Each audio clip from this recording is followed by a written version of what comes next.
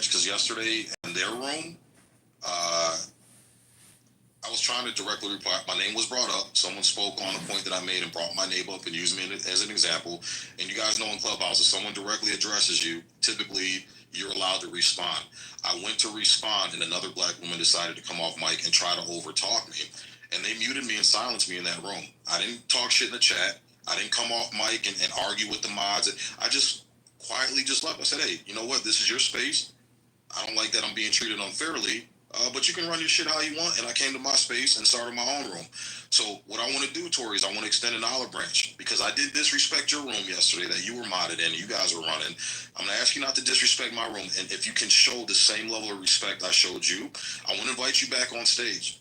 But I want you to be calm, cool, collected, and let's have a conversation. So let's see if we can give Tori a chance to try to show black women in a positive light that they do have some self-control, decorum, and grace and femininity. So if you want to come back up, you're more than welcome to. Come in Shibu and see how this goes.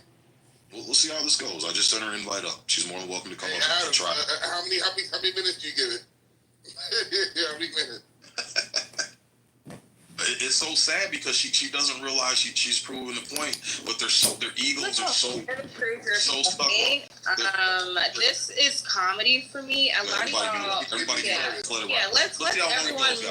Let everyone mute up. I am the ghetto poor. Hey, Cray, I'm ghetto poor. I live under a bridge and I smoke meth on a daily. I'm also a single mother who's on food stamps. So the stereotypes you all think about me are 100% true, and I'm just here to abide to them. So if you think black women are ghetto and poor, I'll be that example, right? So yeah, hey y'all, I'm here, ghetto broke poor Tori. Yeah, bro, you just said whack and disingenuous. That was disingenuous. No, guys, this is my life, and black women are 100% right. I'm a fat, obese woman Tori. I'm gonna let you and Dr. Goddess rap for a second. That's a black woman. No, I don't need to rap with her. Goddess knows me, and I know Goddess. Oh yes, you do. Goddess knows what's up. Yes, you do. I would expect. Yeah, Goddess knows what's up. I would expect you to show another black woman some respect, and let's let her finish. She was coming off mic to say something, and you ruled. Oh no, you're not gonna try to defamate my character. Goddess 100% can speak. You're doing it yourself. And she can do whatever she wants. You're doing it yourself. I just wanted to make sure that I wasn't disrespecting her. So let's let Dr. Goddess. Yeah, let Goddess go. Let's let Dr. Goddess go, and let's see if you can show at least another black woman respect. Go ahead, Dr. That's not gonna happen. That's not gonna happen. Women who show women respect themselves first. So that's not going to happen. And respectfully, men in these spaces, stop asking women to do things they're incapable of. You hear me? Let's speak some actual logic in the space. You're asking women to do things they're incapable of. They don't want to do it, meaning they don't have the ability to try, even to build the sense in their mind to even begin pulling it out as a thought. So while we're speaking to small-minded beings who are married, yes, they have houses and cars and pay bills, and they say they're satisfied and the dick is good and their children are fed and they eat fruit and they go to the gym, and no, they're not. She lives a great life, right? This is how black women with a great life speak. Let's wake it up, right? Let's wake up the truth. This is how black women who are married, whether biracial or racially loyal, who have money, who have assets, equity, credit, right? They have degrees. This is how they speak in America. This is what the equation is equaling and resulting out to. So the disingenuousness or whatever it is that she's coming on the stage to feel like she's going to divert or passive aggressive or push to the side, we're already aware of the dissatisfactions that are taking place in your reality. This is a energy of just I guess men are calling it Jezebel, but I'm saying that it's more, I think it's the wigs, y'all. I'm going to be honest. I think it's the wigs, and they need to let their brains breathe. Black women, take it off your head. The cap is capping you. You're in the cap. I call them capzillas. You turn it into a capzilla. Take the capzilla off and let your brain breathe, because when you don't breathe through your nose, that means your brain dead. And this is the issue that we're having. Women putting eyelashes on their eyelashes, nails on their nails. This is a lot of advancement and enhancement that's not helping. And enhancements are supposed to help you. They're supposed to make you feel better. You're supposed to speak better. These high class women are speaking such low class language. I'm very, very confused. And this is not white man's language. This is what we call American English, correct? These are words in the dictionary. I haven't cursed. I haven't used profanity. I haven't said F. I haven't said MF. I haven't said anything out of context. I've used my words to speak eloquently, to say what it is I want to say. And maybe I come from the ghetto too. Maybe I didn't graduate school either. Maybe my mama is a fat black bee. Maybe my brothers went to jail too. Maybe I'm a slave too. All those things too. But somehow I know how to use my words and get it across to the stage. You see how the whole stage just emptied out so I can speak, because words matter, little girl. It doesn't matter. You sound like the black woman who's scared of who she married. I don't know what's going on in your life. Please don't speak about that. I really want y'all to stop. I'm going to drop it. I'm going to land my plane. Hold on. You see, I'm going to land my plane until I said your name. I'm going to land my plane until I said your name. How does that work? So again, this is the rhetoric, the degeneracy that is being overshadowed. Hold on, let me drop it. This is the degeneracy.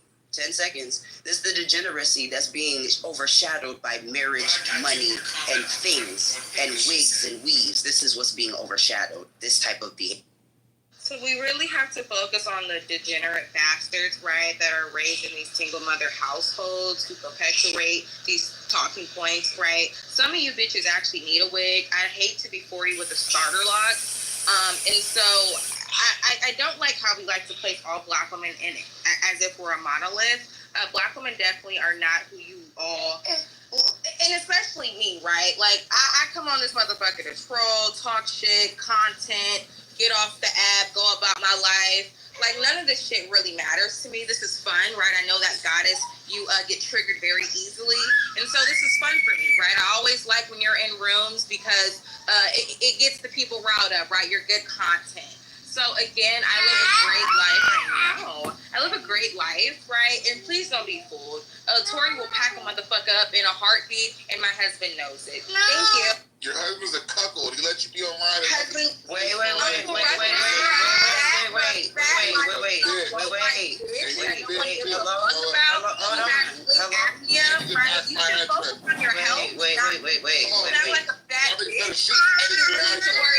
My husband will beat the right, and then shoot you in the head, right? So that's the type of shit we come from. Right? A lot of you niggas think my husband is a bitch, and he's far from that, right? Don't let the light skin shit fool you.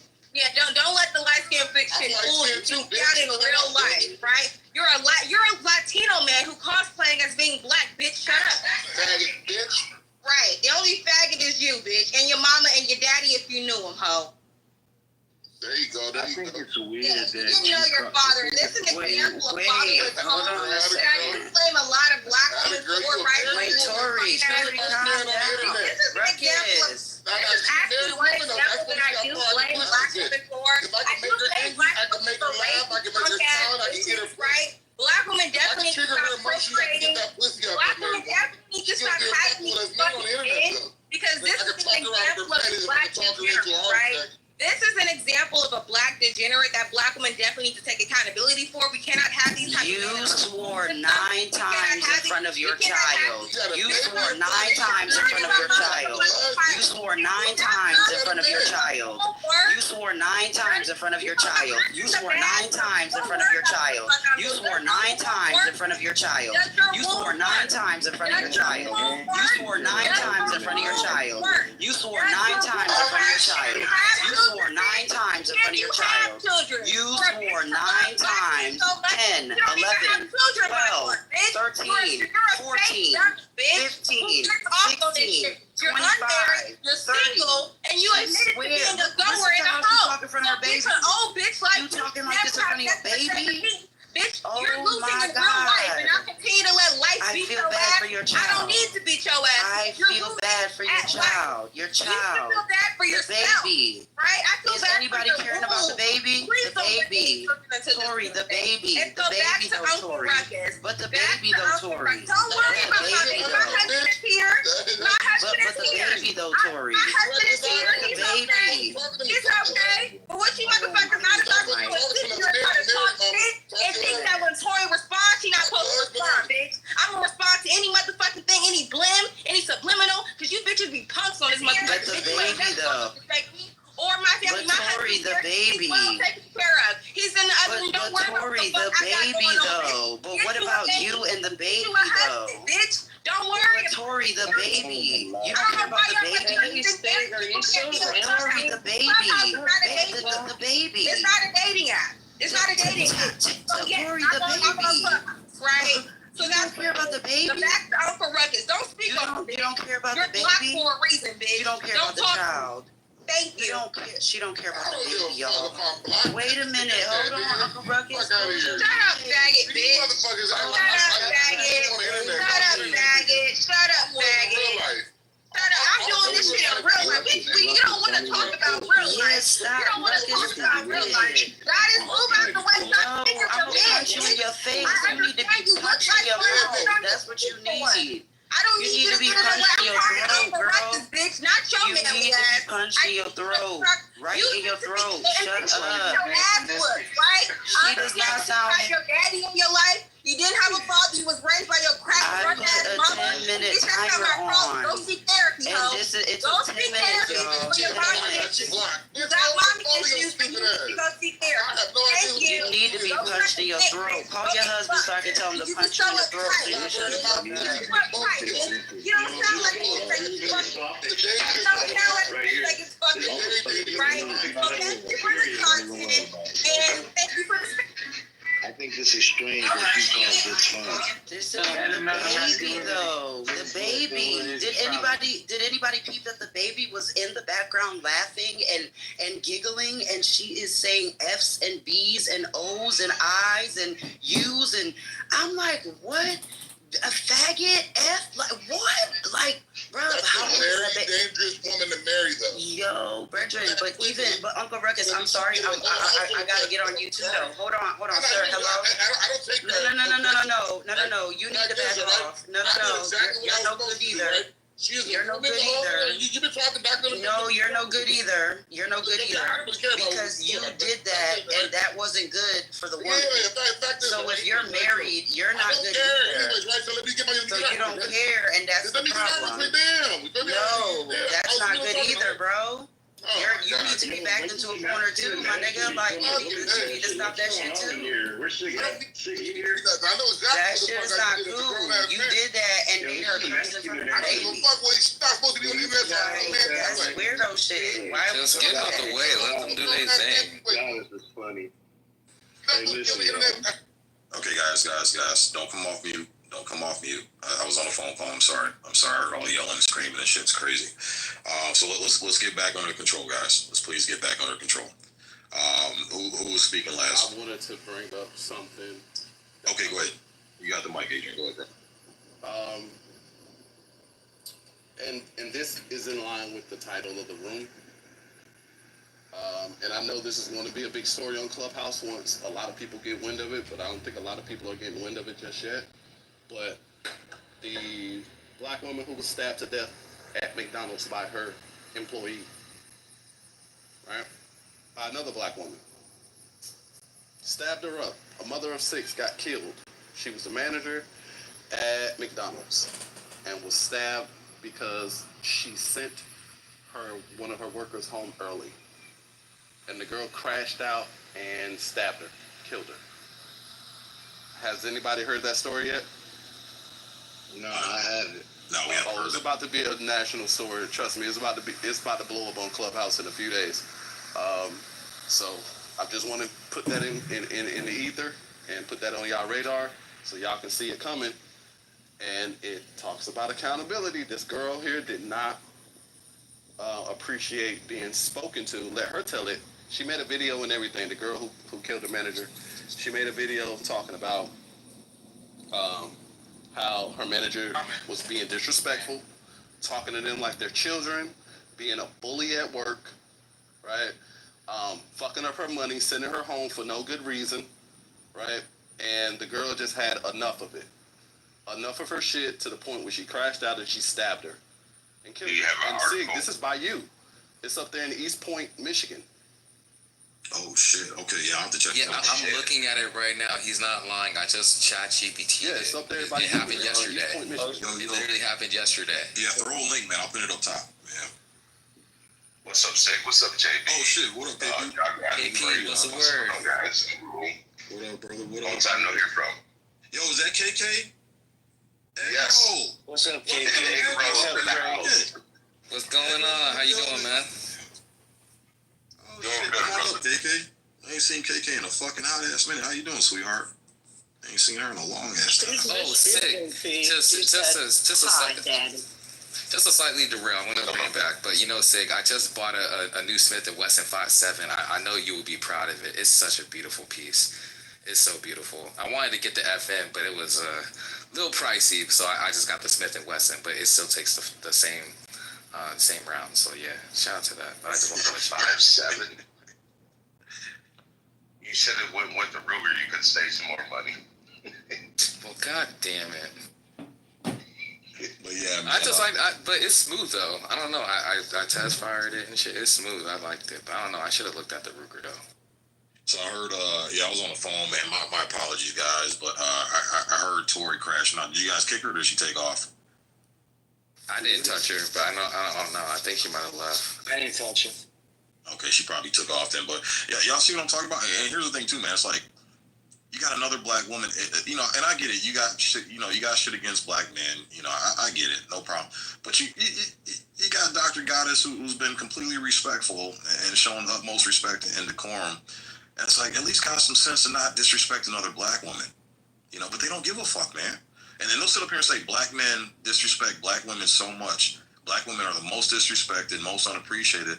But who disrespects and unappreciates black women more than other black women? You know what's crazy, Sig? We didn't even, it's not like we weren't just clowning every black woman. We're not even here we were reviewing a video and discussing that. And for someone to say that, oh, this is fun for me. So getting irate, cussing in your husband, you said, my husband's in the house with me and he's allowing that? But I'm supposed to look at your husband with, like, as a man of respect. Like, what man would allow that kind of energy in his household? But why is that considered fun? That's an even bigger question. Why is going crashing out on the internet considered fun? Because she's not happy. She's not satisfied with her husband. She doesn't respect her husband. Any woman who respects her husband is not going to conduct herself that way. Or Sig, there's no man in the house. Pause. Let's be honest, right? Let's be honest. I respectfully, if y'all's men's that I think y'all is, there's not no man in there. There can't be. And if it is, he got, I'm sorry to say it, but he can't be all the way. He can't be all the way right. There's either a stud, there has to be a stud woman who likes that shit, okay? Or a man who's not standing on square, bruv. It cannot be. A true masculine energy will not. He would have came out the room. If he heard her in the phone doing all of that shit, he would have came out the room. Like, what are you doing? What is all of this you got going on? Even on the app, you would have heard the man in the background. Like, listen, I need you to calm all that down. You would have heard her mute the mic. Something would have happened. She's too loud. All of that spitting on the phone and screaming, a real man would have showed up somewhere in the background. You would have heard the baby get snatched from her. Something. I'm telling you, like, we gotta. There's no way you go from that energy, to now being a loving and caring mom. It's impossible. Like, ain't no way you turn that shit on and off. That's what was like the baby. Bruh, you didn't hear me say the baby though. But the baby. But this is something that y'all need to understand here, y'all. When she first came off the mic, she had every single talking point of a misandrist, right? When have y'all ever known a misandrist to have a man in her life, right? The two don't go together. The two cannot exist in the same space with each other. You cannot be this woman in a loving relationship, a productive relationship with a man, but you're a misandrist at the same time. Either A, he's a bitch ass nigga for allowing you to goddamn have this mindset, or B, he is goddamn finna tell your ass, no, you're not finna talk like that, and we're together. A real man is not going to allow you to have these talking points about men if he's in your life, right? So that should have let you know that she does not have a man in her life. And if she does have a man in her life, it is the weekend. He will be over there to knock her the fuck down, and he's gone by Sunday night, y'all. A misandrist don't have men in their lives. A misandrist is angry at themselves, and they project all of their insecurities and all of their anger onto society because they are the exact motherfuckers that they're talking about. She has a kid with no man in her life. She fucked up her life, and now she's angry at men. I keep telling y'all, this is what feminism did to women, right? Men were supposed to be the guardrails to women on the road of life. Feminism removed the guardrails and gave women licenses, well, not even a license, just gave them the permission to drive cars however the fuck they wanted to on the goddamn road of life. And when you don't have a guardrail, but guess what happens, y'all? Your ass goddamn drive off the road and you crash and burn into a ditch, and now you end up calling goddamn first responders, right? The guardrails are supposed to keep you on the road, to keep you safe. This is what men's functions was supposed to be for women in life. But feminism removed all of that shit and told women, you can drive however the fuck you want to drive. And when people get into accidents on the road, who do they call? They call first responders to come and help them, which are normally going to be men. They call the ambulance, the tow truck, the police, all of that shit. And when those men did not show up to help her out of that ravine, this is where the men bashing comes from. Men ain't shit because no one helped her out of her fucked up situation, even though she was led astray by women. Feminism was a bill of goods sold to women by women that were no good. I'm sorry, y'all, but that's just my observation on things. They removed the guardrails. Who were the women that were no good? And back by bitch ass men. Yes. Can I get added to the queue, please? But but Sig, I put that story to the McDonald's killing in the chat. Okay, cool. If anybody want to go and watch the video of the girl explaining her reason why she stabbed that girl. Jay, if you want to go next, welcome to the stage. You got the mic. Hello, everybody. Hello, Sig. Yeah, I came in kind of probably on the tail end of that. That's not the first time I've heard that particular individual yelling on this app. I mean, she's not the only one, obviously, but someone had mentioned something about being provoked.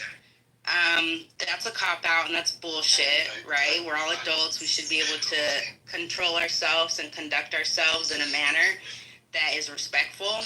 I also agree that she probably doesn't have a man there, because I know my husband would have grabbed my motherfucking phone, okay?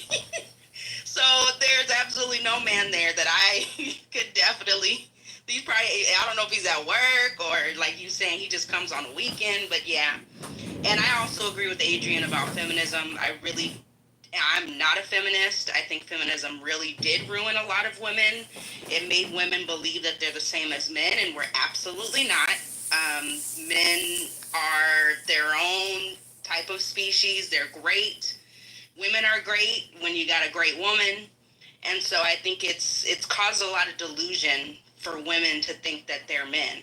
And I don't know about y'all, but I would not want to be a man. Being a man is hard, right? You got to deal with all the bullshit out there. Like you were saying, the first responders, y'all go in a lot of high stress situation.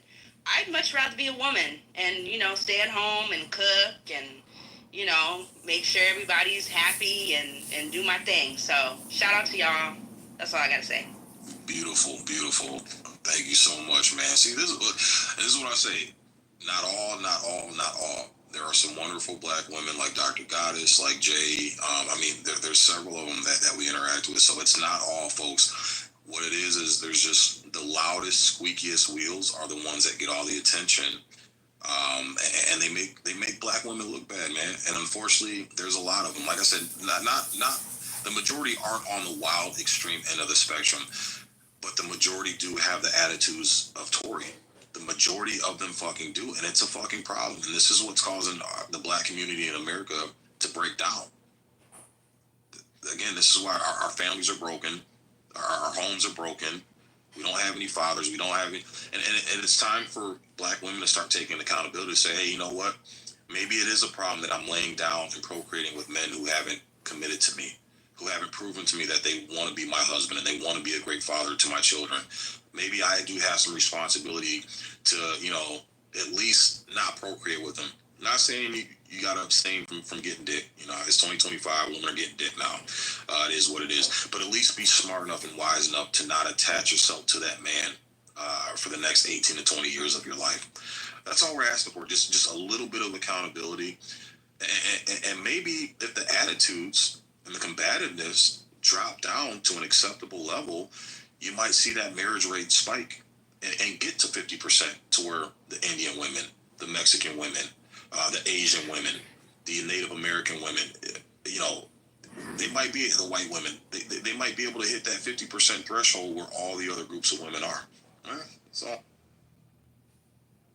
Well, here's the biggest issue. The ears is two ears in one mouth, right? And when you're trying to even attempt to articulate, even ask a question, like I do like that Adrian continues asking that question about are you also talking about the men in your family or the women in your family? Because it gets very daunting when you say black men, black women, and it's like, okay, but you're not talking about your own, right? You talking about everybody else, but not the people that raised you and put you out into the world, and now you have children, and this is what you're doing in front of the baby. And the baby is now going to think this is okay. This is why all the screaming is happening in the background, because you don't tame yourself and you can't tame the child. So I'm just saying, like, it's the single motherhood is a disease. Sorry, but not sorry. It's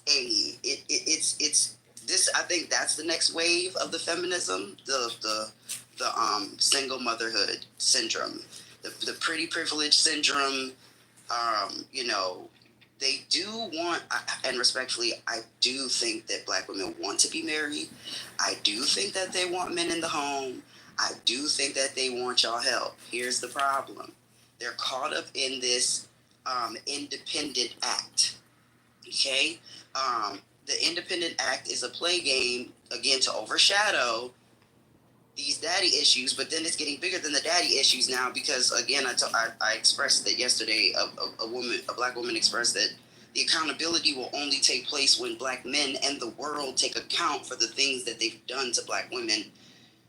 And I'm just scratching my head, like, so what do you like? Do you want us to write a law? Do you want to do you want a parade? Like, I don't know what they want people to do, because prejudice and racism and pushback and discipline and order, all these things are part of being a human. So like it's a part of the world is where we at. So I don't know what extra special toot beep train, or I don't know if they want a car. I don't know what they want. So maybe we should ask them and find out what do they want to take place of this accountability that they feel black men are responsible for. This is what I've learned. So, in most cases, when two humans negotiate with each other, it's usually a point of, this is what I'm offering, and this is what you're getting. That's usually how it goes. When it comes to this whole conversation, these single black American for the ones that keep screaming into their old house about what's wrong. They don't want to negotiate. They don't want to make anything. They want to be given something so they can control it. That's what they want. They want control. And once I figured this out about, like, I'd say 2018, that's when I just decided, okay, I'm not going to deal with anyone I discover or come across that wants control. Because I know what control does. You have every single piece of history to show you what absolute control does when humans have it. For me personally, I wish you the best of luck finding it. If you show up to me and say, this is what I need to do, I'm going to tell you, okay then, so what you're giving me is whatever I want. But that's not going to happen. So I'm not going to waste my time. That's what they want, so it doesn't matter. And he's right. It's about absolute control and revenge. It's about getting back.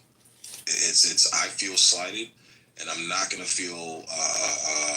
I'm not gonna feel at peace until I get back and I show these motherfuckers who I feel have wronged me that I can get back at them and have that leverage and control. So Isaac's absolutely 100% right.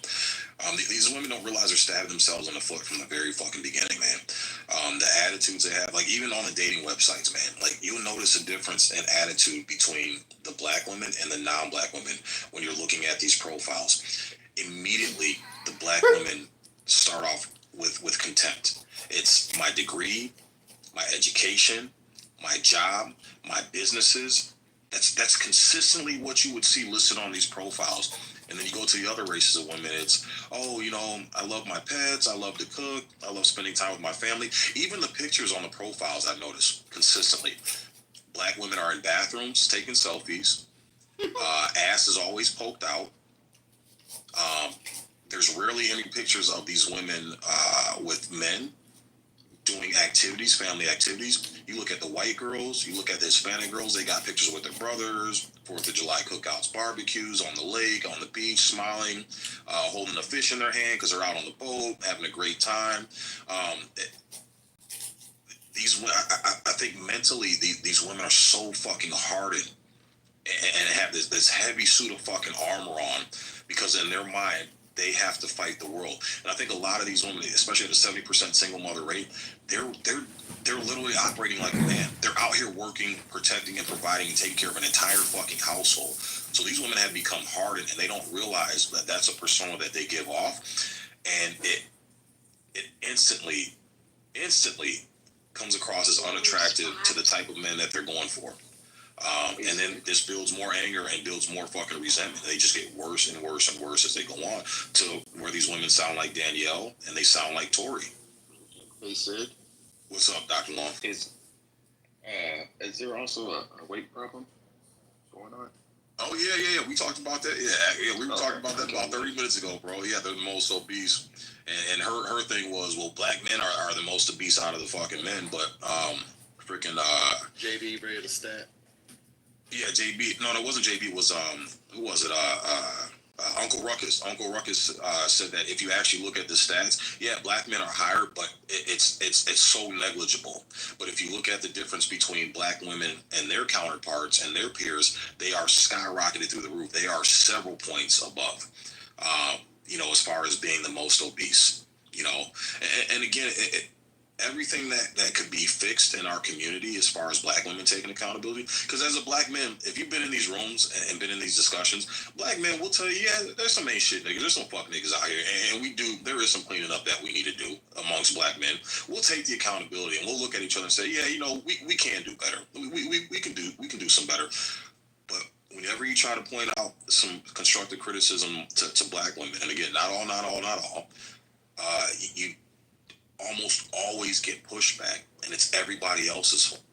Absolutely. Can I say something about the obesity?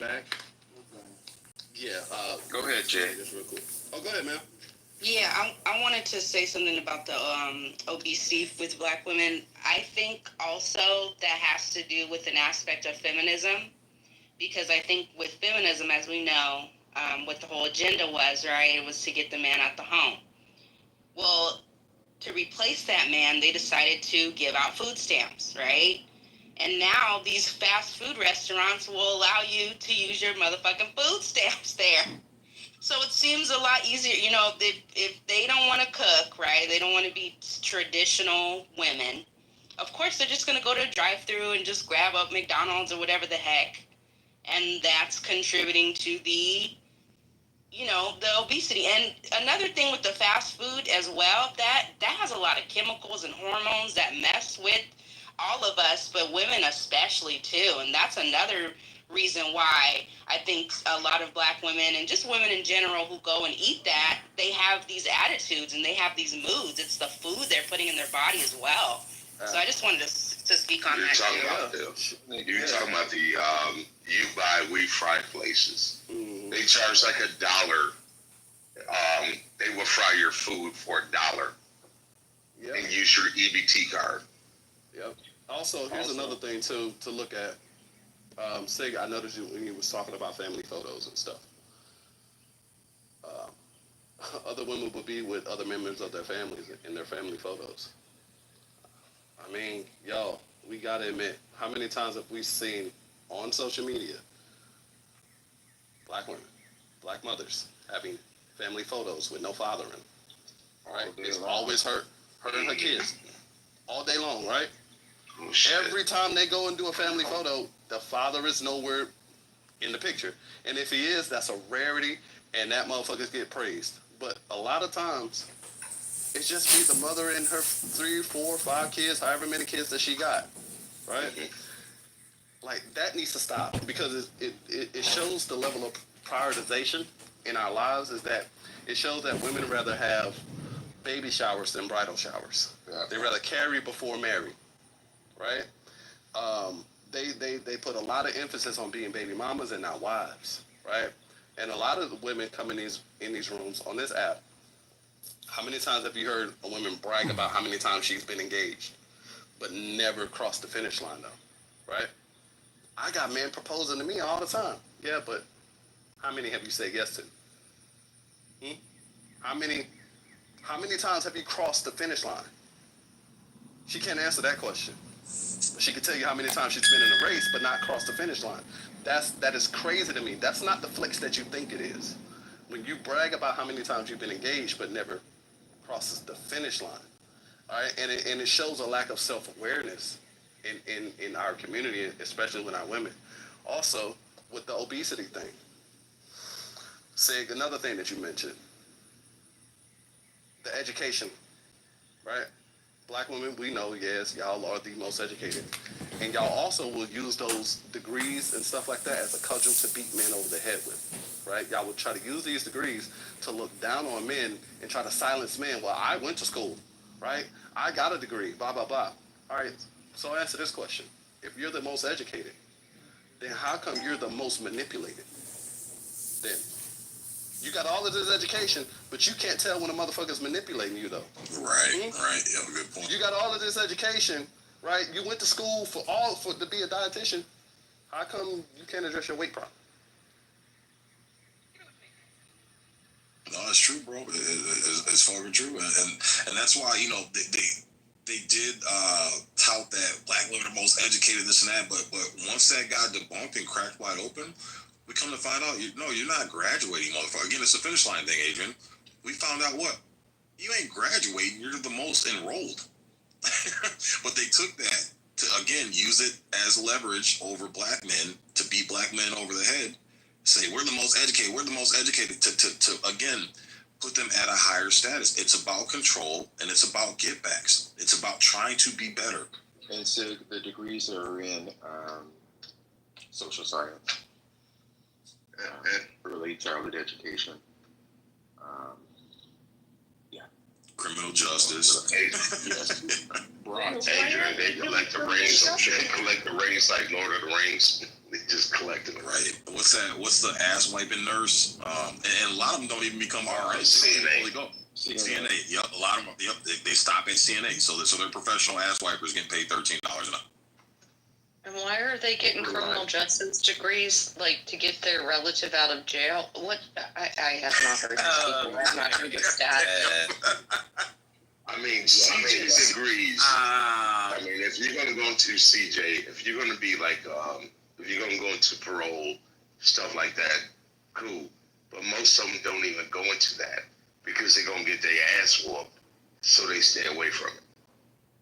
Well, I think the point is that the point that we're making is that there's a lot of starting and not finishing, right? We're getting to the engagement and not to the actual marriage, and right, and the point of getting to the finish line is to start a new race with that individual, like a baton, passing the baton type of race. But the issue is we're not being transferred. Like, when you're married, when you go through the marriage, I'm not talking about, not even bringing up the religious or the law portion of it. I'm just going to the aspect of family, right? The father or a male figure in your family that you respect is supposed to pass you on, right? He's supposed to give you away to your husband. I think this is also creating an issue because women are not being given away to the next leader. It's a baton pass, and it's a whole conversation that's being had. So when we, even go into what Sister J is saying about the feminism, the different waves that Black women have entered, and respectfully, I personally don't think that that's anything to do with us. We just need to back all the way the fuck out that shit because I'm not seeing where we don't have right to speak. I'm not seeing where we don't have right to be. All I'm seeing is that we don't want discipline. We don't want order. We want to be chaotic. We want to be all over the place. We don't want to be told we're wrong. We just don't want to hear, you got to get in line if you want good things. You do have to put on a certain act, and the things that we're assimilating to are not uplifting us as a whole. And it's always about the individual gender and not the whole race. I just remember some. I like that. I like it. There's another point that I've been noticing. So when you have a group of Black men talking about their issues with dating Black women, they usually bring up, I don't really see a lot of qualities she has to be a mother, a wife, anything like that. And sometimes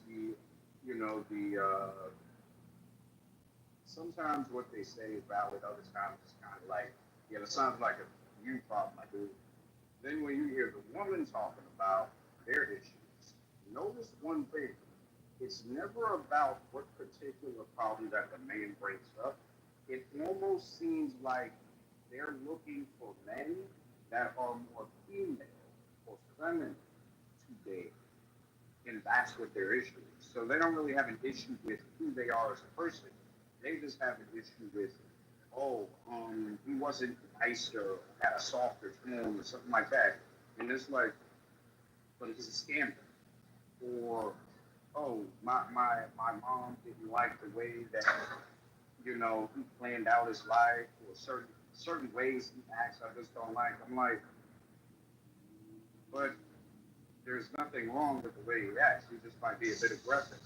The thing I'm noticing with Black women, when they complain about a lot of issues, some of them, they're more talking about how the guy was not as feminine or soft as they like, rather than any actual problems. Anyone else notice that?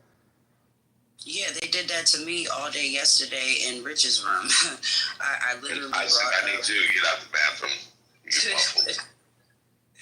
They did that to me yesterday, all day yesterday. They literally bullied me and did not speak to any point that I was saying. So it's not just you, Isaac. It's not just men. It's anyone who wants to ask questions of logic, sensibility. Like, if you're trying to have any conversation that is opening up the mind to let them look at themselves in the mirror, it immediately turns. And Adrian just said it, the accountability. If a person is not ready to hear or look into their own lives or see that it is spewing out into reality and creating people's actuality, then it's going to seem like an attack every time. They're not going to speak to any point that you're actually bringing up to have a conversation. So literally, it's not just you, it's across the board. People have a tendency of, when you hold up a mirror to them and show them exactly who the fuck they are, instead of them addressing what they see in the mirror, they rather talk about the dirt underneath the fingernail of a hand that's holding the mirror. Shit that don't matter. Ooh, that's a bar. For real. Don't matter. Yeah. They talk about shit that don't fucking matter. That's not the issue. who gives a fuck about address what's in front of you first. Let's have a conversation. But motherfuckers don't want to do it because, like I say, accountability will always seem like an attack to those that are not ready to face the consequences of their actions, man. I'm going to keep saying this shit. I'm going to keep fucking saying this shit because it's true, man. And accountability is not gender specific. This shit is universal. This shit crosses all racial lines, all goddamn gender lines, right? It applies to anyone. But motherfuckers rather talk about ancillary bullshit and try to become a landscaper and move the goalposts from this end of the field to that end of the field to shit that don't fucking matter. Nah, that's not what we talking about. Let's talk about the shit that's right here in front of you first. But they don't want to do it. All right, KP, you can hear me better now? Yeah, it's a little bit better. Yeah, I think you got Bluetooth in, so it's way better. It's way better. But it is better. So what I was asking is, does it seem like a lot of black women are looking for men that have more feminine traits rather than who they are in person? No, what these black women, specific types of black women are looking for is Tupac in a business suit, a corporate Tupac.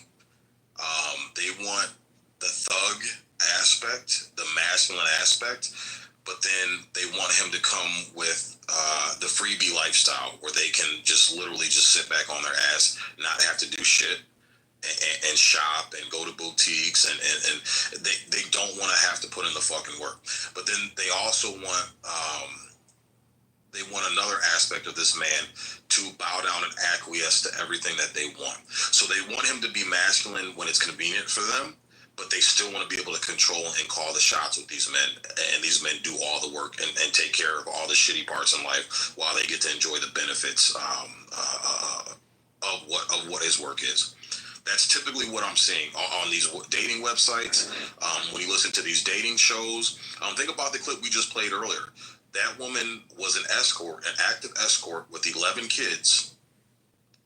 And what does she want? She still wanted a man that made six figures. She said she preferred if he was a millionaire. I agree with Isaac. Yes, because they are raising these effeminate males. So I agree with you. And how are they raising these effeminate males though? Like when you look at it, because there's no male figure, no masculine man. They raising these punk boys. Well, no, but how are they raising them, KP? Look at these son husbands that are very common in the black community. And that's what I'm saying, they're effeminate. Well, no, but hear me out. Listen to me. Listen to me. Look at how they act. Whenever they get disrespected, who are the first ones they want to jump up and defend their honor? It's these fucking boys. But then they want these boys to cow down whenever they get pissed off and upset. And that's why they're effeminate. Because a man would say, hey, you're wrong. Sit your ass down. You're not going to risk my life because you're loudmouth ass. That mother-husband thing's a real thing. One of my friends is, I've been, for years, you know what I'm saying? I remember when his dad left or they divorced or split up or whatever. I can remember that. And, after that, bro, my homeboy became his mom's boyfriend. She got mad if she didn't get no gifts on holidays, Valentine's days. Hey, Mom, I want to, we going to go out of town. Well, you going to miss this, and I want you to be, I used to be like, bro, we used to talk about it. And to this day, he can't shake it. But then when he get with women, he's like, he can't keep a girl.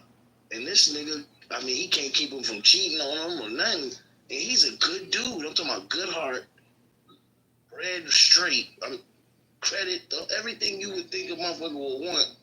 My boy got it. You know what I'm saying? And I don't know. It's something about when that daddy leaves, bro. It does something crazy. And this is what we're dealing with. I think a lot of those women, they don't want. You hear him say shit like, we want to cut our brains off when we go out, and it's like the most ridiculous requirements, you know what I'm saying? From some of the like people that just come on. So can I just say one thing about the accountability part? and that is that I believe that it is a parental problem. I don't know if you've ever been out and about, or maybe within your family, where you will see a black mother with her child, whether it's a boy or girl, whatever, and they will make a mistake, they'll spill something, whatever it is that they do, and the penalty for that mistake is so severe. Like, I've seen little black children get punched, cursed out, smacked up, like for something really minor. And so it becomes a problem in their lives. They're not loved when they make a mistake. And so as they get older and they are clearly making mistakes, because we all do, the first thing that they want to do is deny, right? They don't want to accept the responsibility, because in their lives, any mistakes that they've made, big or small, has come with such severe punishment. I think that there's a problem there that has not been addressed, and it's coming from their childhood and how their mothers are treating them. It's actually also too from the dislike of the father and the man that was chosen. So it still goes back to the accountability of the woman. Women are doing this thing. You want the autonomy. You want to have full control of what you do, where you go. How you dress, everything. And again, not allowing fathers to be present, whether you want to co-parent or not, or whatever the case may be. Being upset at the father and not allowing the father to be present with the child, regardless of how you feel about the man, is what's causing the breakdown. Mothers are disliking fathers because of the choice she made, and then abusing the child in public, and now the child is going to turn into a social anxiety, feminine gay boy who doesn't know which way or whatever, or even because it's so respectfully, I'm gonna drop this last little piece. Look up Trevor's Project, because Trevor's Project is the result and equation to what you're talking about, Thunder. The children not being helped through and built up and putting confidence in, especially young black men. They are not seeing fathers. They're not seeing examples. They don't have uncles, brothers. They don't have men around them to show them how to really chop wood and go play basketball and do stuff that boys are supposed to go do. Jump off a tree and scrape your knee or something. Not put on nails and women's heels and strut around like this is. It's a very terrible opposition. So again, I'll say it. Single motherhood is a disease because it's diseasing our boys, and I want boys to be boys, not tuck their peepees underneath their legs. And this is what Trevor's Project is about. It's about they're literally promoting that all children are trans. Okay, they're saying all children are trans. Really quick. Just really quick. They're saying. But I want to piggyback off of Dr. Thunder. There's a lot of black boys that get beat on by their mother, and the first thing that comes out that woman's mouth, "You look like your black ass daddy." It's like, what? I hear a lot of young boys say that. They've been spanked, and the first thing to come out that woman's mouth, "You look like your black ass daddy." Crazy. And you have to really look at the root cause of that. It all stems back from slavery. People like to say that's just an excuse, but honestly, even scientists have recently confirmed that memory is genetically ingrained. It's not just the short and the long-term cognitive ability of the mind, right? And we see the effects of it still to this day. Why would a mom say that about a child who looks just like her?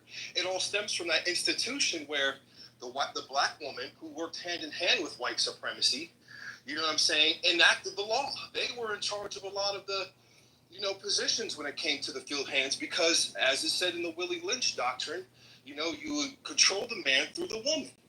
You know what I mean? What? Yes, it's the fact. Go ahead and finish, but let's break this down. Go ahead and finish it, but we're gonna break this. Right. And then it even shows today just like the mentality. Everything that you guys have said, it's fact. It stems from that. Like, why would a black man, a man that looks like you, have to go through these hoops and hurdles, have to make six figures, be obedient to your will, yet be masculine when you want him to be? Meanwhile, you can go to a white man who has literally everything in the opposite direction, and you'll bow to him, obey his every command, whether it's sexual or anything thereof, and there's no talk back. There's no conflict whatsoever. You know what I'm saying? Like this just happens out of a vacuum? No, it's because of the fear of God that they instilled in the black woman for hundreds of years, right? So for a black man, because their mind has been genetically warped through those hundreds of years of literal conditioning, right? For a black man to even have half of the value of a white man of no value, he has to have that for them to even in their mind think that it's okay for me to date you. Because you're not worthy of a superior race. That's the break. That's the program. Okay, let me help you out, brother. Let me help you out. There's no such thing as willingness. That was all a lie. So you can kill that argument. No, I don't need help. That's a known doctrine that's been around for some. No, it's not, sir. That was a lie. That's a fucking lie, man. It's not true. That's not true at all. Google it, bro. If you look at the language, how it's written, you did not speak at that time. No certain individual ever wrote in New Age English. That's bullshit. That's how it got disproven. Yeah, thank you, doctor. I mean, clearly, some people do like to defend that institution. There really is a divide within the black community between light and dark skin for a reason. That didn't happen. Hold on, before you go into the light skin versus dark skin, let's go back to what you originally said. Let's break this down. Yes.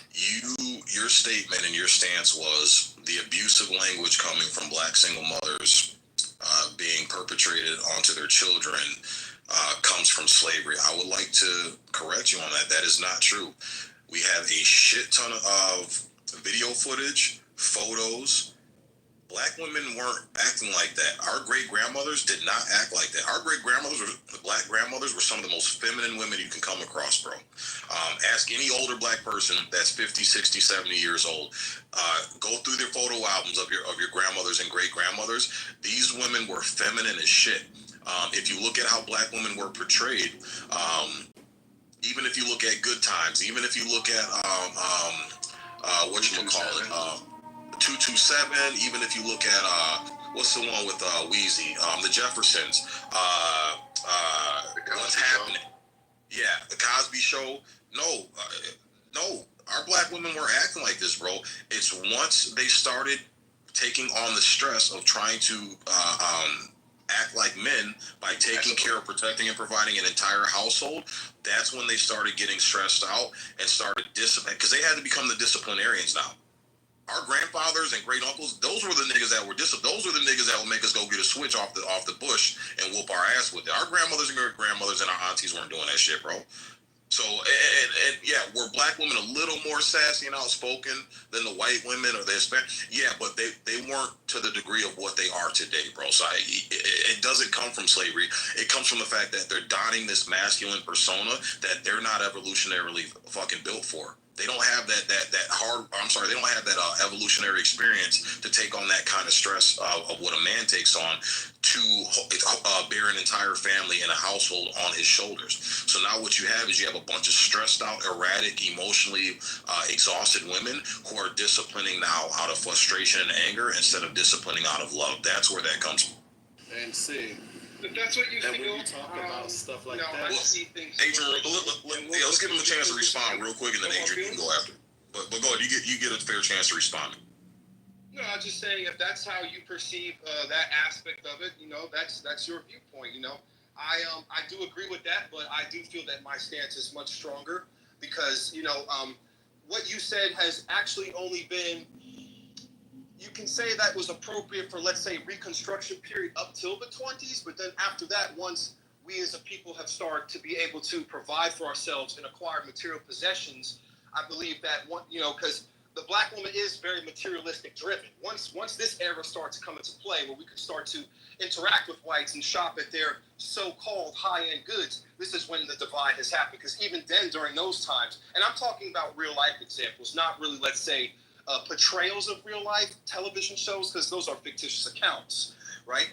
We've seen this in the divested movement as early as the 50s and the 60s. So again, you have your stance, I have mine. Thank you for letting me talk. You know what I mean? And yeah, I'm going to go with the Adrian. I'm going to go with the Adrian. What's going got it, really. What's up, Sig? What's up, everybody? The sisterhood. Y'all know what the sisterhood code is? Where they don't hold themselves accountable, their sisters accountable for their bullshit behaviors. That sisterhood code here is fucking poisonous and is destructive. It's to the point now where I don't even know if the that sisterhood code rivals the police blue wall of silence. I don't even know which one is stronger at this point. The only time you will ever see women hold their sister accountable is when they have a falling out or some sort of disagreement, right? That is the only time you will see that happening. The sisterhood code, a lot of women will not go through it. They will not violate it, because if they do, they get labeled pick-me's and pick-mishas and mammies and shit like that, right? And so for the women that do violate the sisterhood code and be like, nah, fuck that bullshit, I gotta call you hoes out, I applaud y'all. Because y'all get the most backlash and you get the most bullshit thrown your way by those that do not want to face accountability. Like Goddess, right? Goddess gets so much backlash from women on this fucking app. That shit is crazy. She even actually had a room talking about the unholy alliance or the irrational alliance between black women and the rainbow community. Right? Yeah. Motherfuckers came in that damn room and was on 10 and was like, yo, what the fuck? Disagreed with everything that she said. Even though she was speaking facts, they disagreed. When black men hold black women accountable, guess what? You're a misogynist. You hate black women. Well, let's talk about that. Even if he does hate black women, he hates his mother. Why? And this is going to trigger a lot of people when I say this, but why does everyone assume that every black man was raised by a stellar black woman? A lot of people have ain't shit mothers out here that raised them. They don't never want to talk about that ain't shit mothers. That. Even if he does hate his mother, I'm pretty sure he probably have a very good reason as to why he hates his mother. Because maybe his mother was a piece of shit.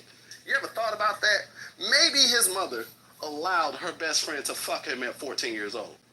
Maybe his black mother did not put food in the house and left them starving for the whole fucking weekend while she went out and got them dropped it low. Right? Maybe, just maybe, she never attended any parent-teacher conferences or came to any of one of his sporting events. Just maybe. So even if he does hate black women or hates his mother, maybe he has a very good fucking reason. Right? Because a lot of men was raised off of toxic femininity. They talk about toxic masculinity to no end, ad nauseum, but they never want to talk about toxic femininity. Toxic femininity, what it looks like is a mother telling her 9-year-old son, stop crying, quit being a pussy, quit being a girl. She's teaching him not to show emotion, so when he grows up to be a man, now these women they're wondering why they're in relationships with men that are emotionally unavailable. Well, that's because he was taught never to be emotional by his fucking mom to begin with. It's cyclical. Toxic femininity is cyclical than a motherfucker. And they never want to talk about that shit. But you know what? Let me stop cooking like a hibachi chef, flipping shrimp out my mouth and cutting my grass. I want to address America. Okay. I want to address America Jonesy when you mentioned about Good Times. You know, that show was designed, I guess, around Esther Rolle to be a single mother. She turned the role down. She said, no, I'm not going to be a single mother. Out of her own mouth, said, no, it's going to be a united black family. There will be no good times without her. She said, no, I'm not going to do the single motherhood. Hell no. I want a husband. And that's when they got John Amos. I didn't know that. I really appreciate you for expressing that, because that is one of my favorite shows to watch. I love Florida, and I do think that age bracket does have a thing to do with this. You know, my mother My grandmother passed away at 95, and my mother passed away at 68, and I'm 35. So if you see the 30-year, like it's right 30 years, 60 to 90. Yeah, that's 30-year brackets in between, give or take a few years. But I do think age gap between a mother, grandmother, and daughters does matter. And it's changing very drastically. If women who are ahead of me don't have the experience to show me what I'm supposed to and how I'm supposed to operate and move in a world of where men are the ones who move this shit. Like, respectfully, this is what the real fight is about too. Getting into male seats, getting into men's places and spaces and wanting to see what men is doing. I don't really understand it. Florida is a great depiction of doing what you're supposed to do and doing it when you're supposed to do it. Cause she ain't insert herself where she wasn't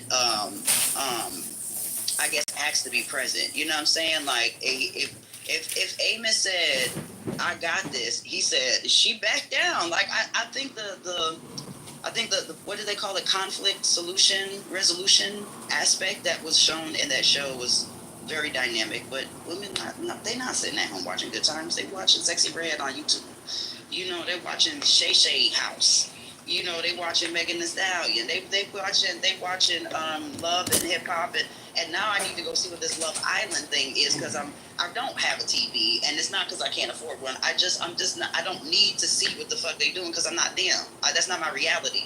I'm not bringing that shit into my house. I'm not bringing it into my reality. It's not my everyday, but I do see it happening because I have eyes to see, and I'm an observer. So all I'm saying is, like, whatever the fuck this new Love Island shit is or whatever's going on is you're going to continue to spew this quote-unquote reality TV. And as long as people have the reality TV in their reality, black women are going to continue doing this movement of the wave of feminism, whatever the fuck is going on. So, yeah, thank you for saying that. Can I give a little pushback to the Florida Evans standpoint? Yeah, go ahead. Because I said something in the chat about Florida Evans, and this is just my observation, in my opinion. Right? It's not universal. But I think what KP said about her her stipulations on doing the show is admirable. But I'm highly critical of the depiction of her on screen, right, in the show. I said Florida Evans was arguably one of the worst black mothers on TV in TV history, and here's why I say that. Florida Evans single-handedly kept them in the ghetto. She, by herself, kept them in the ghetto.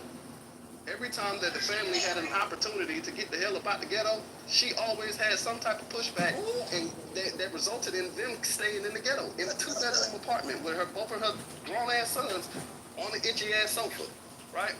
All right, case in point, when JJ got a legit job just painting for Sugar Daddy, Sweet Daddy, right? Sweet Daddy was just gonna pay JJ good money just to paint portraits, something JJ loved to do. She made JJ feel bad about accepting money from a pimp, right? Even though it was an honest living, JJ really wanted to paint and make money. She made JJ stop. 2, when James and them found money, when he found a bag full of money and brought it home, she made him return that shit. She made him feel bad about that episode. Yeah, she made him feel bad about finding some fucking money that no one was coming forward to claim, and that money could have been enough money to get their ass into a 3-bedroom apartment. But Florida Evans, with her sanctimonious, self-righteous ass, made James feel bad and made him return it. 3, when James got a new job, a good job paying him good fucking money, she made James feel bad about working at that goddamn job because it was taking up all of his hours and he wasn't at home. Do y'all know how James died? Went to Alaska. Yeah, do y'all know how James died? James died on the way back from his job, his good paying job, and died in a car accident. Yeah. Right? Which was some bullshit. Because why I say that's some bullshit? Because look what Florida Evans did afterwards. Right? The whole entire time. Remember when JJ painted Black Jesus and their fortune started to change? Because they had a Black Jesus hanging up in their home and they started getting good luck out of nowhere? Right? Florida Evans argued with Michael up and down. I like white Jesus. The only Jesus that's hanging up in my house is this white Jesus, right? She said I only know 2 things that was in my life. That was my mama and this white Jesus. And when she made them take down that black Jesus and hang white Jesus up. And Michael had to go into the Bible to show her that Jesus was black. And she was like, what the hell? I didn't know this. He was like, yeah, mama, it's in the Bible. So they hung black Jesus back up. Their luck started to change. She did all of that shit just to marry an atheist after James died. Remember the Carl? Yes, she got with Carl. Carl was a fucking atheist. And she married a goddamn atheist after being such a devout Christian and using those Christian values to keep them in the fucking ghetto, only for her to turn around to marry an atheist that had an STD. That is some bullshit. Adrian, that's when the show went down. They killed off John Amos. They killed him off because he said, you know what, I'm tired of people of my color being depicted as poor. He said, hell no. Right. That's why they killed him off. Florida Evans kept that whole family in the goddamn ghetto in Cabrini Green, Chicago, because of her sanctimonious values. Because she didn't goddamn want to get the fuck up out of goddamn ghetto. And that's when that show went down in quality, man, because they started promoting. Here's another thing. Hold on, here's another thing, y'all. When Thelma was about to marry the goddamn football player. Yes. Remember Keith? She was gonna get the fuck up out the hood. Keith was gonna take her ass out the fucking hood. And what happened? She wanted goddamn JJ to take pictures at the wedding, and that's how Keith fucked up his knee walking down the aisle. He tripped over JJ. And they ended up all on staying with Florida in that goddamn, in that home, in that 2-bedroom apartment. Y'all don't remember that shit? I remember. Florida Evans kept him in the fucking ghetto. She kept him in there. He was a good man. He was good too. He would have been a good husband.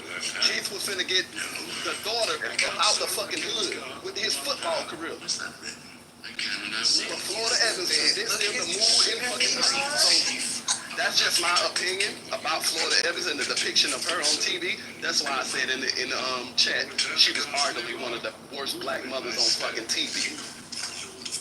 That's just my opinion. But you know what? Let me go back to cut my grass. I gotta go back to my grass, man. Damn. Right. All my life I had to fight. That's what he just expressed. All my life. I gotta go back to my grass. You know, cause you fried grass sandwiches just now. You put some mustard, whatever the fuck. You just put some hot mustard on the catfish. That's what it is. Now, goddamn it.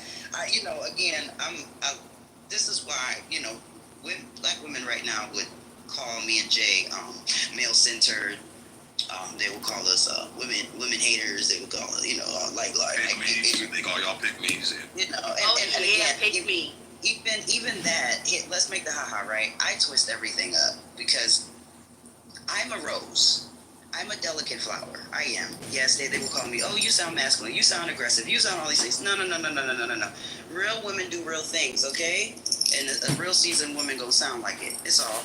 It ain't nothing too hard to understand. But what we're expressing is, if you don't like men, I think that's the whole point that I'm trying to get to. If you do not like men, honey, it's okay.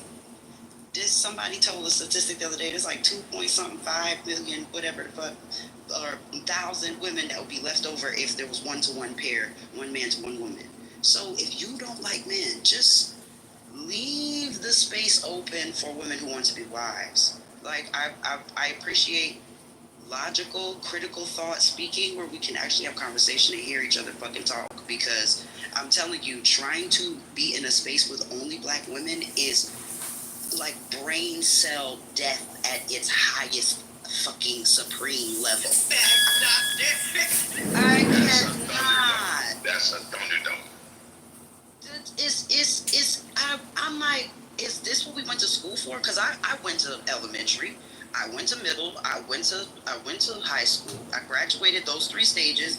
I didn't choose to go to college. I didn't get no associates and all that stuff because I found out the scam early, and I was like, y'all not about to put me in debt. So I moved along from that, and I went along and learned some skills. I learned some trade. I got a few certifications that I can utilize throughout my entire lifetime that I know people are gonna need forever. So I'm just saying, like, pick your battles. If you don't want to be accountable for the choices you made in life, and you don't want no one to say anything to you about it, one, don't come on Clubhouse or social media or any open public act forum speaking about anything that's impersonable to yourself, because people they clearly don't like opinions, and people have opinions and mouths to speak. So I just be thrilled, like, just keep it to yourself. So just keep it to yourself, because men want women, and men are looking for wives, not unhinged, out of order, chaotic liabilities. Respectfully, they don't want fucking liabilities. That's not what they want. They don't want LLCs. They don't want limited liability businesses for women where they have to buy insurance, the highest life insurance and business insurance for you, because they don't know when you're going to spaz the fuck out and jump off a goddamn bridge and take the business, the house, and they babies with your fucking crazy ass. Goddamn it, no. You know, if I can't have you, nobody can't have you. What the fuck is going on? Lady. I want to know, doctor, where the fuck have you been? I'm cracking. She be on here. She just be in the rooms and the spaces and shit. This is my first time having an encounter with you. Yo, you dropping dimes like Magic Johnson. She's sharp. She's sharp, man. She's fucking sharp. She's fucking sharp as shit. And You sick. You never told me about her. if you look at your back channel, I answered your question for you. Okay, I'll check it out. But see, you know what's fucked up, man, and this is what I don't like, because this is where the racism narrative comes in, that black women push so hard that, you know, the country, America's racist against black women. But no, they're not racist against black women. There's just so many Danielles. There's so many Tories. There's so many of these ratchet ass bitches that come in and disturb the scene.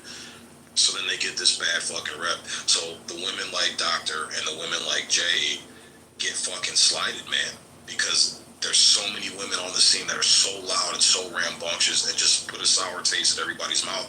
Then the whole world starts saying, yeah, fuck it. It's just not worth it to fucking deal with black women anymore, because I know the odds of getting a Tory and a Danielle are more probable than getting a Doctor or a Jay. And that's what fucks black women over, man. Hey, see, you can go back to... Stay optimistic. Stay optimistic. Jay's a wife, so... Hey, you can go back to the barrel of shit with diamonds. You wouldn't give that analogy. Yeah. It's if I got two barrels that I gotta select from, and there's diamonds and shit in both barrels, and the goal is to get as many diamonds as I can. One of the barrels has 70% of shit and 30% of diamonds. The other barrel has 40% of shit and 60% of diamonds. I'm going to the barrel where I have the best probability of getting a fucking diamond and don't have to sift through as much shit. And unfortunately, that's just kind of how it goes. And it's, you know, and again, you know, we sit up here and joke and talk shit or whatever, but it's honestly sad that, you know, so many good fucking black women don't even get a fucking chance, because there's so many fucking bonquishas out here, you know, chucking shit at the wall and checking the fuck out. And that's why a lot of us black men are divesting. Not that we hate black women. It's just that when we typically come across black women like Dr. and Jay, first they're already snatched up because they're so fucking rare. You know, they get snatched up really fucking quick. So we don't even have a chance. And then it's like, damn, I don't want to sift through 70% of fucking shit. So I'll just go to the barrel that has less shit in it, man, you know? Hey, see, do you remember a few seasons ago in this one, where they had the narrative shit? All male black babies should be aborted. Oh my God, I've heard that. Does anybody remember that time? Really? Yes. Wow, I didn't know about that. Holy shit. Do y'all remember that whole saga? I remember exactly when. Yes. Yeah. You know, and if y'all remember eugenics is a big part of that shit too. If y'all remember the eugenics. Exactly. Motherfuckers around here was championing the sentiment. All male black babies should be aborted. And it was 123. And it wasn't coming from white people. It was coming from our own women. It was the femicide too. A lot of the femicide. It was the motherfuckers goddamn championing this shit in the exoticals. Remember the exoticals? That whole movement. Year and a half ago. Right. Yeah, that was like 23. Yeah. Right? The misandrous black women that was on this motherfucker had a whole club, had a whole movement, and they were being led by the Pied Piper, which was a gay black man. Right? Wow. That was leading them down that fucking. Their leader was a gay black man on this motherfucker. Goddess know who I'm talking about. Goddess don't like that motherfucker. Right? The whole Exoticals was championing aborting male black babies. Remember when the lady got hit in the face with the brick? And she indicted every fucking black man on the planet. Right? These are the same ones who danced on the graves of Kevin Samuels. Dude wasn't even in the ground yet. The news wasn't even 45 minutes old. And they on this motherfucker. They had a clubhouse parade literally going in every fucking room. Ha ha, he's dead. Fuck Kevin Samuels. Fuck black men. They literally had parades on this motherfucker. Because the motherfucker who was slicing through their bullshit was dead. And they were celebrating that shit. This is not the Mandela effect. I clearly remember that shit happening. Do y'all not remember that shit happening? Oh yeah, and Sig, I don't know, you were around when Kevin Samuels was on Tommy's stuff on his platform and say, you know what, you need just to clean up your act. And him and Tommy got into it because Tommy wanted to be raw. That's how far back I go with the red pill. There was no such thing as Kevin Samuels back in the day. That was what, 2014? When we was all speaking together, saying that 2014, 2016? Yeah, 2016. But I mean, but even then, KP, like, you saw the same song and dance, you saw the same shit. It was black women. There's some shit you need to work on, and just instantly, bro. The weapons came out, the tanks came out, the fucking RPGs came out. Like it's like you can't hold these women. B-52, just this motherfucker out the shed. Like I've never seen a group of people who you can't just have a civil conversation. Just say, hey, there's some improvement you can do. You know, we're not asking you to be perfect. You know, we're not. We understand our black women are a different category of women compared to the other races of women, and that's fine. But like I said, the Harriet Winslows, the Claire Huxtables, look at the women. What's that one show where they were all in college with Dwayne Wayne? Different World. Like, look at how those black women. We understand our women. You know, our women are our women.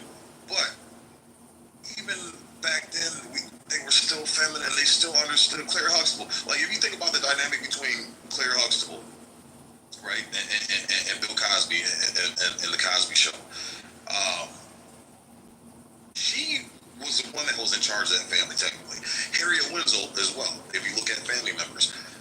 That was technically a matriarchy, but you know what? They never drastically overstepped that boundary to step over the husband or the fucking man. They still had a level of femininity and still had a level of submission and still had a level of fucking dedication to that family, building that. You remember in a different world when Kareem had to go off on the light-skinned girl he was dating. When he had to snap off. You can go look it up on YouTube. He had to snap off and say, woman, don't you ever talk to me like that. And she grabbed that motherfucker and said, I love you. Oh my God, I love you. I remember that, yep. I remember that, yeah. Oh, He just got his with that. Yeah, man. Yeah, yep. Yeah. Mm-hmm. She knew her damn place. But she was trying to challenge that space that I'm going to take over or you got to get the fuck out. And he was like, nah. Yeah, I told you to be quiet. Yep. And he told her ass when he walked up to her ass in the cafeteria, he was like, look, I love you. I don't like fighting with you. We gonna go home, we gonna talk this shit out, and we gonna resolve this issue. Now come on. Right? And when he walked away, she looked at her girlfriend and was like, bye, I'm gone. She got up from the table. When they was in their own apartment, he had to step up to her. Yeah. She was like, I love you. Like, there you go. Exactly. Like, she knew her place.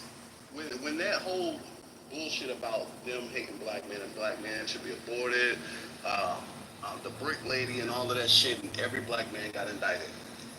When it came out to that she was actually lying, that girl was actually lying and she was scamming motherfuckers, did we see an apology? That was her second time. That was her second time. Exactly. Did we ever see an apology tour from those women who indicted black men? Nope. Not that I need an apology from the likes of women like that, but it's just nice to show that you have some sort of integrity. And the fact that motherfuckers did not have any integrity to come on the app and apologize to the men that they indicted and excoriated shows that you're not dealing with integral people. These people's moral compasses are fucked up out here, right? Just like the girl that was just in the room. You sit up on this app talking all of this shit about black men, but your ass is a single mother sitting over there. That says more about you than anything. You're doing all of this and belligerent behavior in front of your baby, but you want to try to sit on your moral high horse in this goddamn room and look down on the motherfucker. I hate a person that try to look down on people or walk with their nose in the air knowing they got big boogers.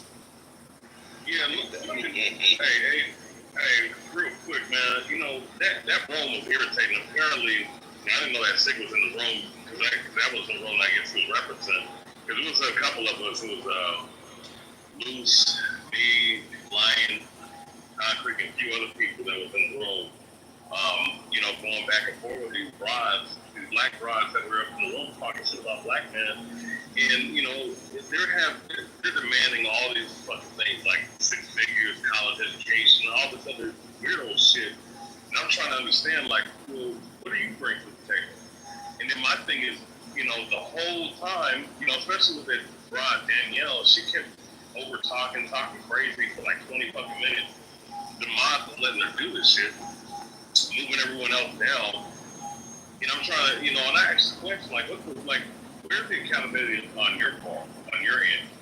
Because it seems like you're putting every fucking onus on what's going on black men. And you see this shit all throughout social media, whether it be on YouTube or X or Facebook or Instagram and all these other fucking sites and shit. And all you see is the same stupid rhetoric. But, and then, she's throwing out fake statistics like black men are the most divorced or something like that, or the most single or unmarried. Was that me or him?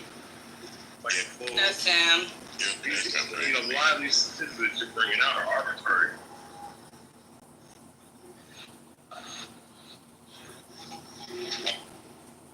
Breaking up. Yeah, Racy, get a better signal so he can come back. Yeah. Because you were breaking up, brother. We couldn't understand it last. Yeah. Do y'all know how Derrick Jackson got his prominence? Derrick Jackson, right? Y'all remember him?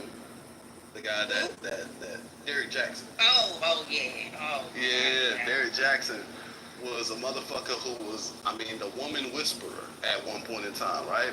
Women lapped up, ate up every fucking thing that he spewed the fuck out. Only for him to come out to be exposed to be a piece of shit motherfucker, right? Now, when he was doing all of this shit, black men was trying to tell black women, hey, stop listening to this motherfucker. Because men know how to threat assess better than women, right? That's just a fact. Men threat assess better than women. This is why when women are with their men, they feel so comfortable just being aloof and being oblivious, being in their phone. That's because they know that us men are going to check our mirrors, we're going to check the surroundings, we're going to threat assess better than them, right? So, men try to tell women, hey, stop listening to this motherfucker. He's a scammer. Like, this motherfucker ain't shit. Those women defended him and said, you know what, y'all just some haters. Y'all just don't like a man exposing y'all toxic ass, blah, blah, blah. All right, cool, fine. You're going to learn. When it came out that he was a piece of shit motherfucker, cheated on his wife multiple times, all types of shit, tried to gaslight her in real time on the live, all of that shit. He broke that woman down mentally, emotionally, psychologically, abused her in every fucking thing. He was the exact motherfucker that he was trying to tell women about. But, you see any women abandon camp? Nope. I'm going to tell you why. I'm going to tell you why they did not abandon camp. Is that when you ask the average woman to describe her ideal man, Watch her describe a goddamn superhero. Right? They're gonna describe a goddamn superhero. This motherfucker gotta be physically fit. He gotta be a certain height. He has a straight teeth, all his hair. Goddamn. I mean, all the women want him. All the men want to be like him. He's financially stable. Blah, blah, blah, blah, blah. Right? That's Derrick Jackson. Derrick Jackson checked off a lot of that shit on those women's lists. And they ate up all of that shit because in their mind, he was the perfect man. Right? Even when he got exposed to being a piece of shit, they still did not abandon camp. They didn't. Even more, they ate it up.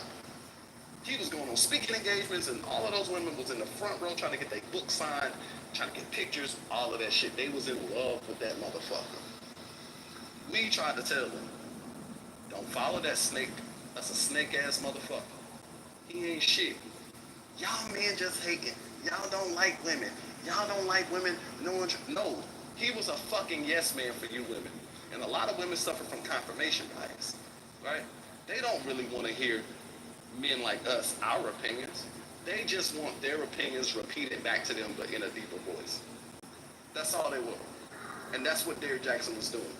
Repeating back to them all of their opinions about men, but in a deeper voice. Yeah, that's true. Yeah, Derrick Jackson is proof that women like that lie too. You know the worst part about that, Adrian? So who remembers the person that was facilitating most of the financial burden in that relationship? It wasn't Derrick Jackson. They literally did up and gave kudos to the exact man that they complain about. He was every single stereotype that they hate. A man that looks off woman, Derrick Jackson. A man that likes women, Derrick Jackson. Basically, he was all the abuse side. They told this to the women. Derrick Jackson was a literal fool. He was an ugly fool, but nonetheless. And they still go on all this. So every time I hear these people complain, I just laugh at the fact that they literally, he was so rich that he was able to leave his wife. That's funny. Yeah, that's crazy. I need you to stop talking to fucking Kimber Silken. The fuck is going on? He said work with him to his family. That motherfucker got 2 cans of the shrink. What's up, Pepe? Welcome to the stage. Oh shit, Pepe in the building. What up, Pepe? Just listening. Man, you don't let anybody in here. And Derrick Jackson was a total joke. But that's what they want, though. They want the dude who's aesthetically pleasing and financially pleasing, but they want to fucking control him. They still want to have the control and the say so, man. So this man, a man who co-signs their fucking bullshit. And that's all they want, man. They attacked his wife, see? Did they? Yes, they attacked his wife. I didn't know he was married. Yeah, they talked about she was homely. She wasn't aesthetically, like none of this shit. They attacked her for being the victim of his bullshit. That's crazy, man. Dude, like I said, the most attacking of black women I've seen, I've personally witnessed, is from other fucking black women when you don't agree with them. You don't co-sign their fucking narrative, man. It's so crazy how disrespectful that they get. And it's like Tori, the way she showed her ass in here, dude. I'm like, nobody called her out of her name. Nobody yelled or raised their voice at her. She got the utmost respect, even though she came in here and showed her fucking ass. And then you got 2 fucking upstanding black women just trying to have a conversation, and she just totally fucking, oh my god. So it's horrible. Sig, this is what I've been asking men to kindly do. Just kindly, respectfully, stoically, confidently. Don't respond. Just don't respond, because it shows who you are, and it bubbles up who the truth is. You know what I'm saying? The topic, everything. Just backing out of the response because they don't want to hear anything, like you said, that's not of the narrative, not from a black woman, not from a black man. They don't want to hear from no one. Not even their own. I mean, honestly, I think if their own babies was to look at them and say, "You're a bad mom," that's probably the thing that would turn over the pot cover. If the children actually look at these women and say to them the things that they don't like from early on, not waiting till teenager. No, children expressing like how we did back in the day. Like if somebody was ugly, we said you was ugly. You know, we didn't know if you was a girl or boy. We tugged on our, no, daddy, mommy. Like, what is that a boy? Is that a girl? Like we didn't know. And if we didn't know, we asked questions. But children are not allowed to speak aloud. They're not allowed to express themselves. Young boys, I'm sure young boys are seeing things that their mothers are doing and they want to say something, but oh, woe is me if they express to their mothers that are paying the bills and taking care of them and putting clothes on their back and feeding them and giving them their whole entire life, because she's basically promoting that he doesn't need his father. He does. You don't need him. You don't need him. You don't need to talk to him. You don't know. And if you do have a relationship with the father, it's at bare minimum. So I'm just go ahead. Go ahead. Guys, there was some classic. When Amber Rose came over here to the Masculinity Mansion, and Sig went upside down on her ass. That was. I remember that. Yeah. Amber Rose brought her ass in here trying to fucking promote that slut shit, man. Oh yeah, we went off on her ass, man. Yeah. That's what we need to start doing as a society, man. We just need to collectively start shaming this shit, calling it out, not giving it any fucking room and space. And you're right, Dr. Goddess. The biggest reason why I do entertain these type of women, because I like to use them as an example. That's the only reason why I give them any type of space. But normally, I don't. I shut it down. I don't even respond. Like yesterday in that room when they started getting all wild and shit, and then started muting and doing all that stuff. I quietly leave. I'm not gonna sit up here and argue and waste energy. And especially in your arena where you got the biggest mic in control, ain't gonna fucking happen. Come over here. Yeah, come over here and just like Victoria knows, I didn't argue with her. I'm not doing that shit. What I'm gonna do is I'm gonna let you show your ass and prove to the world that the point we're trying to make reigns true. You're going to be the fucking example. And again, they're too stupid to fucking realize it, but that's fine. They let them be that way, because all it does is prove to the world that what we're saying is right, and it opens people's eyes to say, hey, you know what? They got a point. Now I know how to navigate around these types of women, and then I know that. Again, what I love about, like I said, women like you and Jay that come on the stage and are classy and extremely feminine is it helps people to show that, hey, there is a difference. It's not all black women. It's just a certain type, and we know how these women maneuver and navigate in the world to stay away from them and avoid them. But we know that women that conduct themselves the way that you women do, those are the women that will give a chance and will associate, and we won't judge the book by the cover when it comes to women like y'all. So hey, Sig, you see that story up top, right? Yeah, I was just reading it, Adrian. Yeah. Now I'm gonna ask you a question, right? And this is a whole entire. I mean, this shit is fucked up, bro. It's fucking me up right now because I'm looking at who is the real victim here in this whole entire story. The woman who got killed, right? She is a mother of 6. Those kids, their father is in prison, right? Now, she got killed by another black woman over their differences, right? And I'm asking myself, who is the real victim here? Because if you listen to the person who did the killing, she's on live video saying that, hey, this woman was a bully at work. She didn't know how to talk to people. She was fucking up people's money. She's not taking accountability for when things get fucked up at work. She said, yeah, this McDonald's. Okay, yeah, I see what you're saying. Yeah. She said, when we get busy at work, this is McDonald's, and we have a rush, of course we're gonna fuck some orders up. She is the manager. She's not taking accountability for anything that she does wrong. And when she try to when she do fuck up, she'll try to cover it up and try to pawn it off on other workers, right? This is what the girl is saying. She said, I'm tired of her fucking with my money. She's sending me home early. right? I got bills to pay and all that shit, and she's at work. I have to work with a fucking manager who's a bully, and I got tired of that shit, right? And so the girl ended up killing her fucking manager. I have to say that, hey, even though this woman got killed, she still has 6 kids. All girls and 1 boy. She got 5 girls and 1 boy. Those kids are gonna have to grow up without a mother. And who's to say, hey, she wasn't being toxic to them at home themselves, right?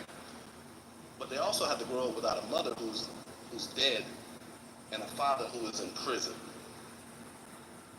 All because their mother got taken away by another black woman.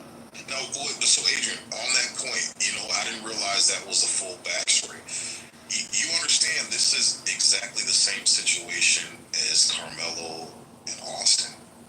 Is that one person bullied another, the other person got fed up and stabbed the other person because of bullying.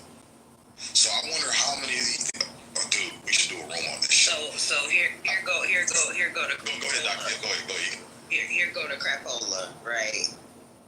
I'm a reveal, all right? I'm gonna put a revelation. I'm a first generation Caribbean American woman, right? And I'm gonna be honest. A lot of these bitches should have got their motherfucking throat sliced a long time ago, cause I'm sorry, I gotta twist the knife a little bit. I gotta play devil's advocate. Some and not all. Listen, black women are fucking bullies. They bully. They is mean. They mean, bruv. So and the fact that if you're seeing them doing it to each other is because this is exactly what we're talking about. Some of them. I'm sorry, and it's gonna sound it's gonna sound fucked up. It's like, whoa, slow down, goddess. I'm telling you, I was bullied by black women. Me too. These motherfuckers are not nice, bruv.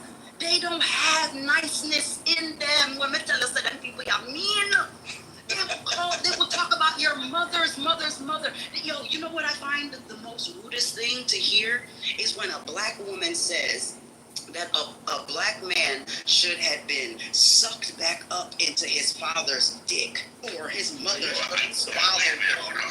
I'm like, what? Girl, Are you an Islander?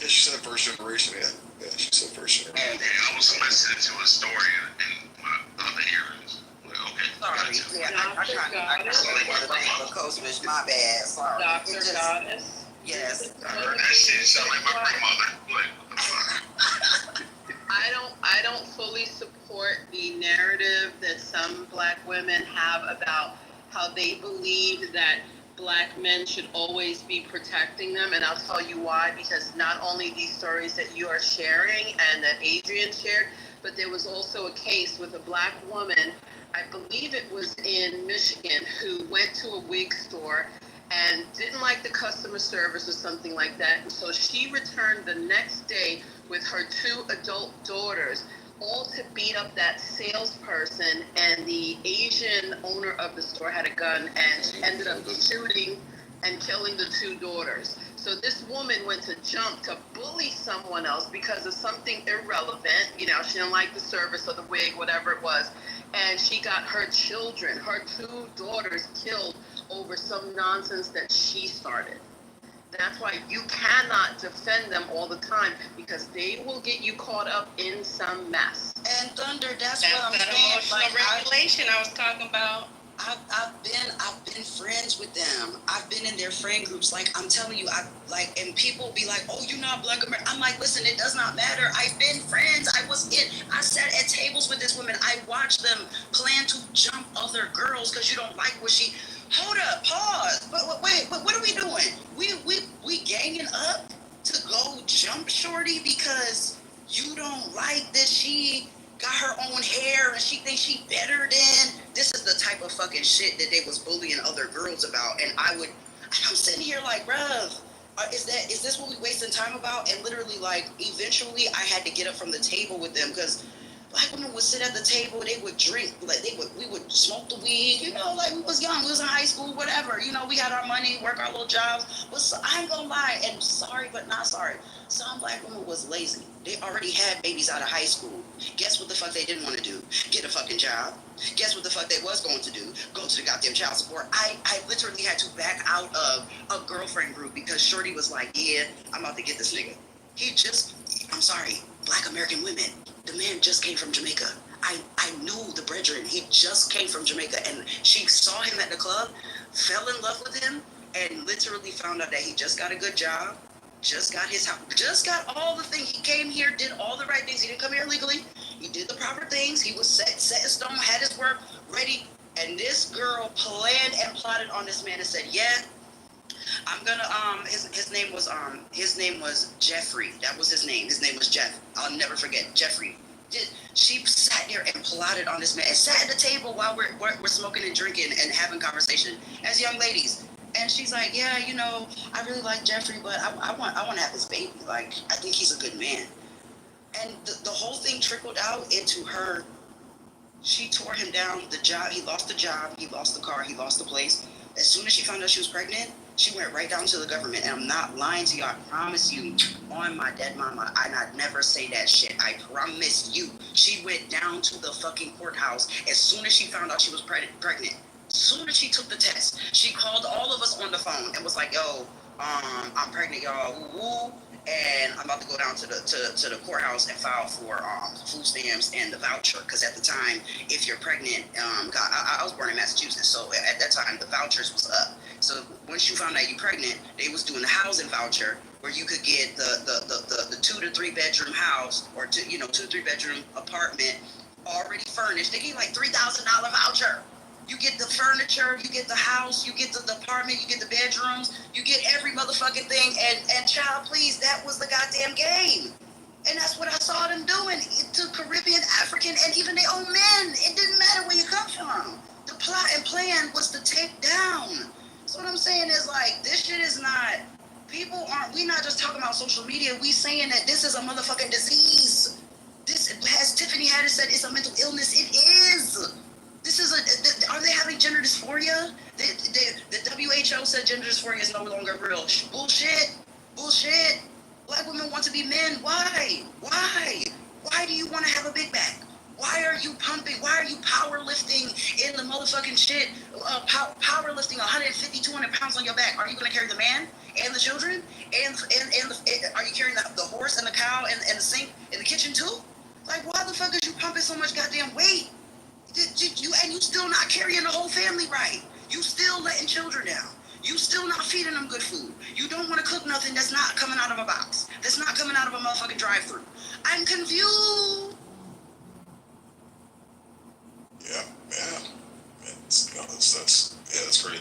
And to that point, Dr. Goddess, it's real because we all don't know each other from fucking Adam.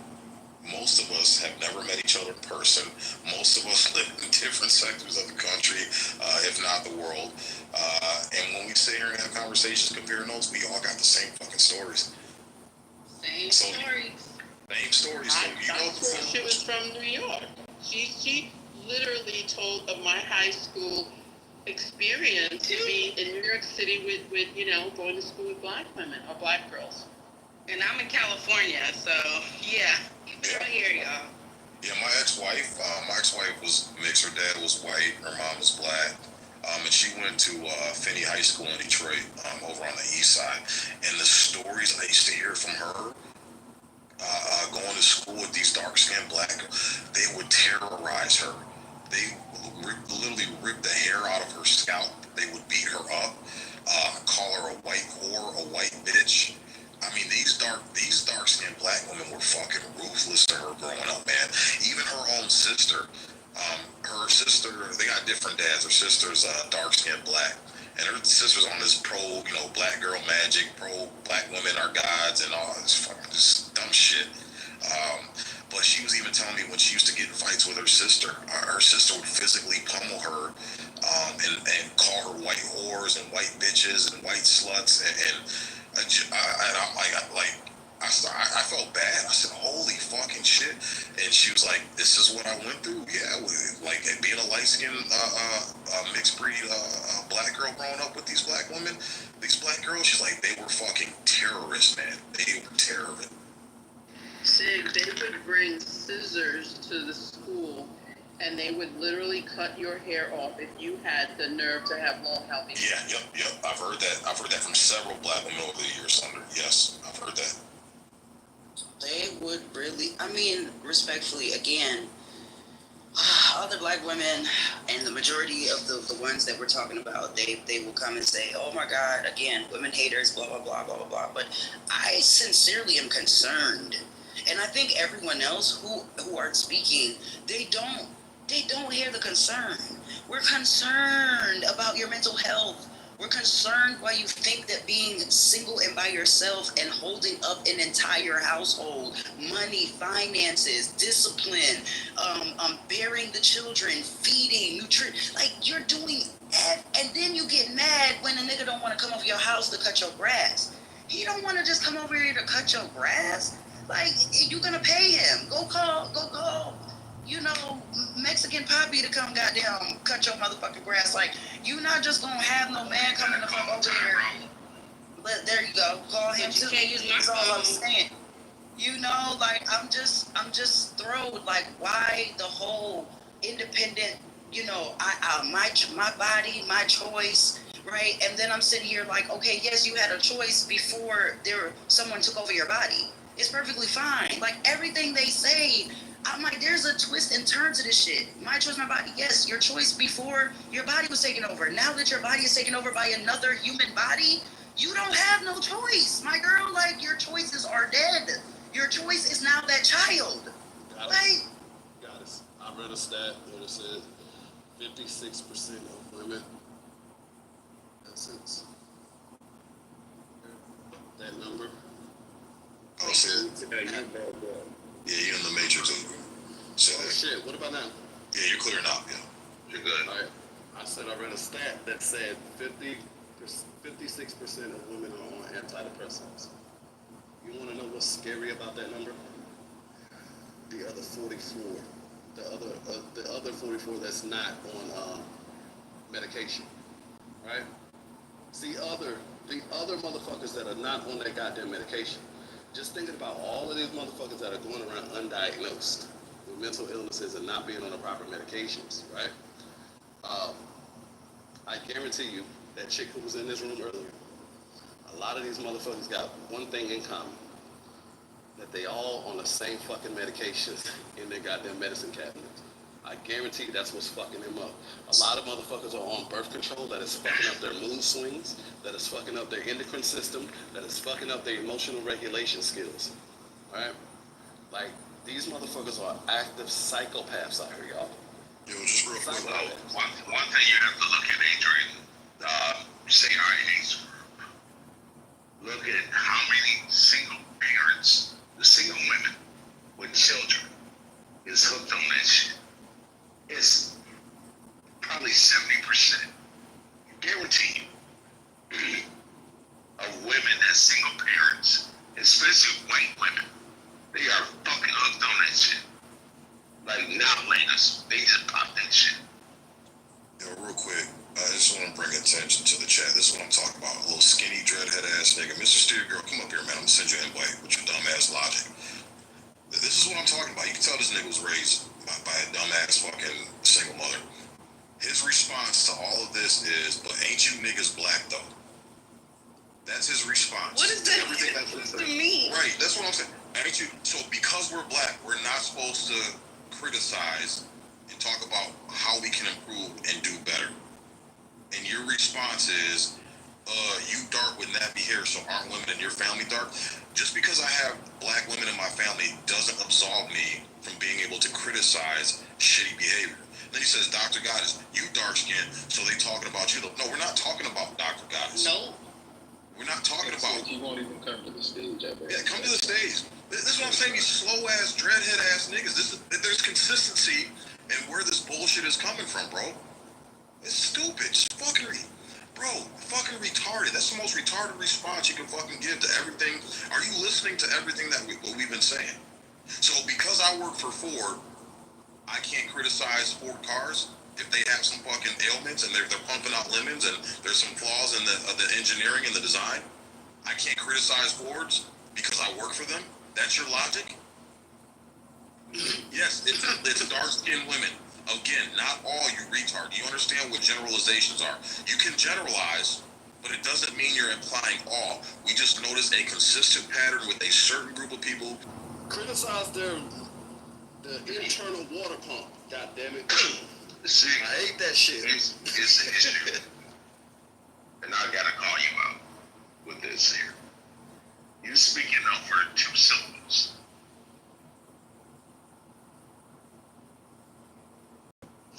Hi. What's going on, you talking to a bunch of dumbass I'm entering the Minnie Mouse Mansion. Oh, I'm bringing my leftover fried rice, but I have fresh egg rolls for your shit. And it's Friday night, so I'm gonna get some sushi, and you can't have any. So Sid, I had to come up because I thought was a gentleman, but it's not a gentleman. It was the lady in the chat saying that I wasn't allowed to speak on you, Sig. And I wasn't allowed to have an opinion or criticize because I'm not a black woman. And now you're sitting here saying another black man is telling you how you can't criticize at all. So I have a question. Does the black community have a criticism problem? Yes, we do. Yes. Okay. I'm just asking for a friend in the chat. So if we have a problem, it had to start from somewhere, right? So the predecessor of the criticism or lack of criticism in the systems that have promoted the criticism and the issues that we're having start with the pale skin, clear skin. So it's fine. So are you willing to take the criticism where the root where it started at? Or because we're not up here having the problem just because we don't like each other. No. Absolutely. Okay. But I'm just trying to understand why, from my observation and my lived experience, why the black community is more critical upon not only their own, but people that want to understand their community more than anything else. They say you don't belong, you are not invited to the picnic, you're not allowed to have an opinion, unless you're not exactly what I look like, then you're not allowed to. And Sig, don't be mad at me because I got a selfie picture. He's fine. Okay? He ain't mad. He ain't mad. He's not mad. Good. What's the question? No, Jay, hold on. I was asking Sig, but okay. I know what you was asking, but I'm on the stage too, and I've actually been questioning a little bit, not even like Sig's stance, but just more so, why do certain particular women feel like it's necessary to insert themselves in conversations that they are the fucking predecessors of, like the feminism we're talking about? We're fighting for y'all shit. This is the reason why we fucked up. So we need to find out why the fuck y'all women don't want to criticize each other about the dumb shit y'all do in y'all goddamn houses. Y'all don't listen to y'all men. Y'all want to be in political spaces. Y'all want to fight with y'all motherfucking men next in the goddamn army. And now black women have got mixed up in this goddamn shit. And we trying to figure out what the fuck is wrong with us. But we know what the fuck wrong with us for real. We just don't want to hear it because y'all don't come into space and actually represent and say, you know what, feminists start with us. We couldn't cook clean. We couldn't go outside. We couldn't be ourselves. We couldn't wear our hair. We couldn't speak without our men. You know, men were wife beating us because that's where the wife beaters come from. Let me help you out. Right? Let me help you out real quick. Just saying. This is the person you're speaking to. Is very anti-feminist. Very anti-feminist. That's fine, but I do need promotion of Eurocentric white American points, which is very important. Okay, so not white American. She's not white American. Okay, well, listen. You can call it what you want, but my eyes see what I'm not black. That's the issue. Are you European? I'm not black. Scandinavian, Slavic? No. Czechoslovakian? Is that my opinion? Are you an Anglo-Saxon? What are you? Nunca, never, nicht. Okay. Ladies, Can I say what I am? I'm a friend of six. So you're When someone was trying to clap back in the chat about, oh, he's this and that, but he'll divest and pick a white woman and whatever. I was the person I said, well, I mean, can you, maybe there's a reason from his experience he makes the choices that he does. Judge him for But there's that. black women who And can the censor man, him. I thought it We don't was need the you to do man. it. We don't need you to You know, do I'll it. We rest got in my you. femininity and let you go ahead. Hold on a second. Doctor, I don't know you like that. I don't know you like that, and I don't know these white women either, so I'm just doing what I can. her night. I don't know. You sound like a white woman. Like, what you want me to say? Oh, you want me? Ladies, please read the room. KP is trying to establish. You want me to talk like this? Dispatcher, you want dollar now? Now on your nail. That's what you KK, shut the fuck up right now. AK, chill. KP's trying to moderate. Go ahead, KP, you got it. Look, doctor, you don't know me. I don't know you.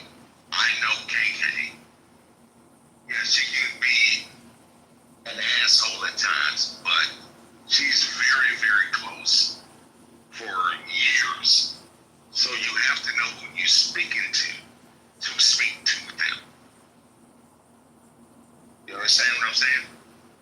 Because if I came into your house, I would not talk to you aggressively. I have to know you and build a relationship. So just be mindful of that. What happened? Like, I'm confused. I am too. I'm very confused. What's up, Mr. Bird? I don't have a long time. Hubby and I are in Copenhagen, so I just wanted to say hi. Wait. KK, you said hubby? You got married? No, it's the girl. Oh, okay. What's going on? Black man gonna confuse an Asian woman and a black woman at the same time. Okay. Got remarried. I was like, okay. Well, let's do this. Let's reset, y'all. So yeah, Doctor, KK is our big little sister. Like, yeah, she. It's a smart woman. She was married to a wonderful Marine who lost his life in combat. I mean, beautiful fucking family. And she can be an asshole at times. Okay, Black Marine. A black Marine. Hold on. Can I ask a question? Real quick. Let me just reset. Yeah, 1 second, Doctor, please. And I promise I'll let you go. But what I want to do is, we got a lot of respect and love for KK. And she does have a fucking mouth on her, but this woman is smart. She's got a beautiful family, beautiful black baby. She was married to a fucking amazing black husband. So this is, she's got our respect and love and admiration. She's part of the family here and been part of the family for years. But what I want to do is I want to reset and let KK and Doctor just kind of redo this because I think your guys' conversation was very interesting. Hold on, but before you do that, I just have to ask you a direct question because you say you know this individual, correct? And I'm here in space, in correlation. I did not know who she was, didn't care who she was because she was in the goo. She wasn't on the stage and not expressing. So my question is, in your experience with this particular individual,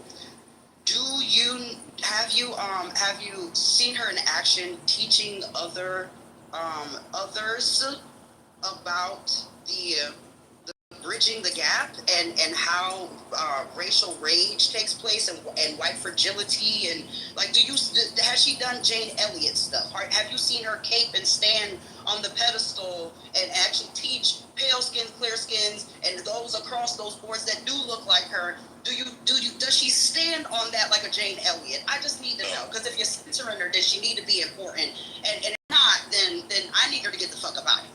Okay, so for one, to answer your question, no, what she stands on is truth and principle and honesty, and that's why she's got our respect. And she doesn't play any favorites to any skin color, any class, she just tells the raw, uncut truth how it is. and that's who KK is. And as far as her getting the fuck off the stage, like that's never gonna fucking happen.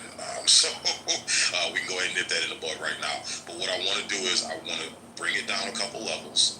Because what you ladies were getting into was very interesting. I want to reset it and give you guys a chance. So let's let KK restate her premise. Doctor, you will have the mic next to respond. And Mrs. DeGroote, we see you. We love you. Good to see you, sweetheart. Pretty ass smile. But let's reset it with KK and Doctor. So KK, you got it. Doctor, you can respond. Thank you, Sig. And I will lead with this because I am a woman. Dr. Goddess, I apologize if I said some words that you may have misinterpreted because you do not know me. I apologize that I didn't convey what I wanted to say that would be palatable for all voices and ears on stage. I directed it to Sig. I listened for a long time in the audience for a reason because I said, you know what, this is a particular conversation and I'm really intrigued and interested to know why this is. Listen, I've heard this conversation with Sig multiple times for years upon years. Right? But then when Sig brought up like, oh, this guy said another black man calling me Sig is a black man, this and that, and I'm thinking, well, that's odd, that's a lot of criticism. Then I thought back into the chat, someone I thought was a man, because it was very masculine energy, it turned out to be a female, so I apologize for assuming that you were a man. The man or the female was saying in the chat like, well, you know, Dr. and Jay, they wouldn't take you, and Sig wouldn't want you because he divested and he would only pick the white woman.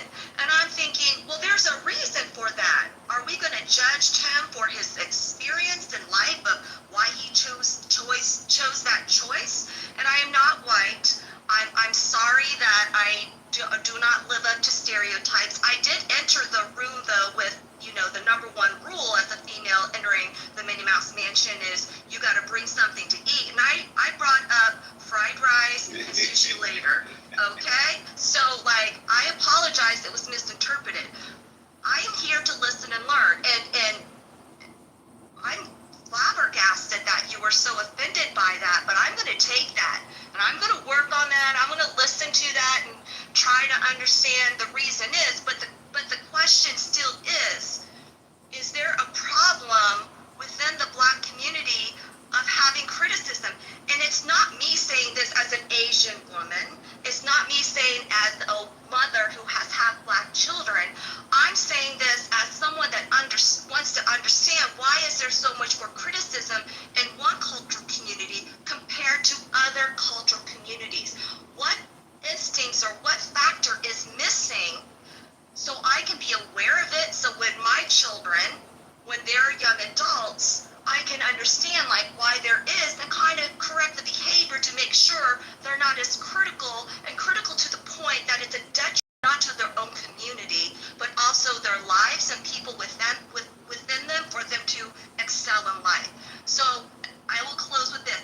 I apologize. I don't want any woman to feel like I'm attacking her in that position, but at the exact same time, I'm not allowed to ask the question because I'm not black. I don't get a half a ticket to the barbecue because my children are half black.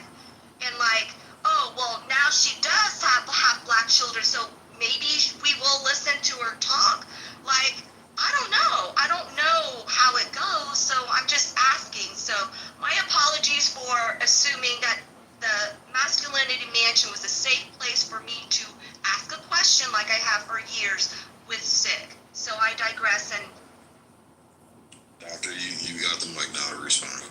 Yeah, so somewhere in there was like some fragility and then like some condescending vibration, and then the apology didn't, you know, I don't I'm in Las Vegas. I don't know where everyone else is, but Las Vegas is a very interesting place when it comes to prejudice and race.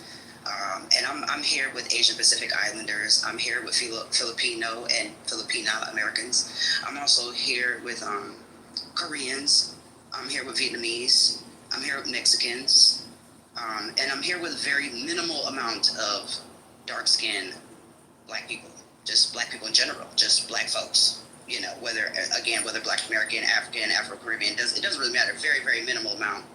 So the prejudices that I go through daily are not your own, but they are a part of the different things that have been pushed through systems. So what I don't appreciate is when I get the feeling that a particular set of persons are more versed in my culture and who I am and what I go through and the criticisms and acts that we as us in the culture and community that we're talking about that we need to get with and understand between us, because there's other things that are going on in your own that needs to be addressed that has actually been detrimental to this particular set of people that you're talking about, that you say you love and care about so much, i.e. the Asian hate bill that was thrown over on fucking Black people that we didn't even have nothing to do with that shit, and they pinned us in the middle of that shit, and I was like, I don't even understand. We eat Chinese food, we eat pho, we eat pho, we eat ramen. You know that ramen is the Black college students goddamn go to. We made ramen motherfucking famous. You can even go to the nail salon. You know, here without an issue. I mean, I'm just saying, like, we've adapted and utilized services from all different cultures. I just personally don't. I'm not excited to hear that someone wants to, you know, be given space, because Jane Elliott was I love that lady. I love her because she took time to teach her own people about the things that they need to fix so that other communities can go ahead and do their job within their own space. Because I do think having minor intruders, and I'm gonna call it, like, I feel it or see it, intruders in spaces and places where persons are sincerely trying to unpack their own racial prejudices within their own race, and then other ears are listening. You do get to take things back, but are you teaching anything is all I'm saying. Like, are you teaching persons to show respect to beings that are constantly under prejudice eyeball? We're constantly underneath the racial line. We're constantly being battered and pushed down because we don't get space and place to be individuals. Like, just talk about it without other people listening and judging or asking questions that we can ask ourselves. You're asking the question that we're literally doing right now. I know she's gone, but I'm still gonna finish my piece. Like, we're literally doing the criticism conversation right now. So it's like, why do we need you? Blackism bullshit. No, it's not about blackism. It's about the conversation. Yeah, that's what it sounds like, Doctor. Sounds like It's about the conversation we had. Can you let me just finish? Because I didn't interrupt you when I had to wait, right? Just let me drop the piece. Okay, all right.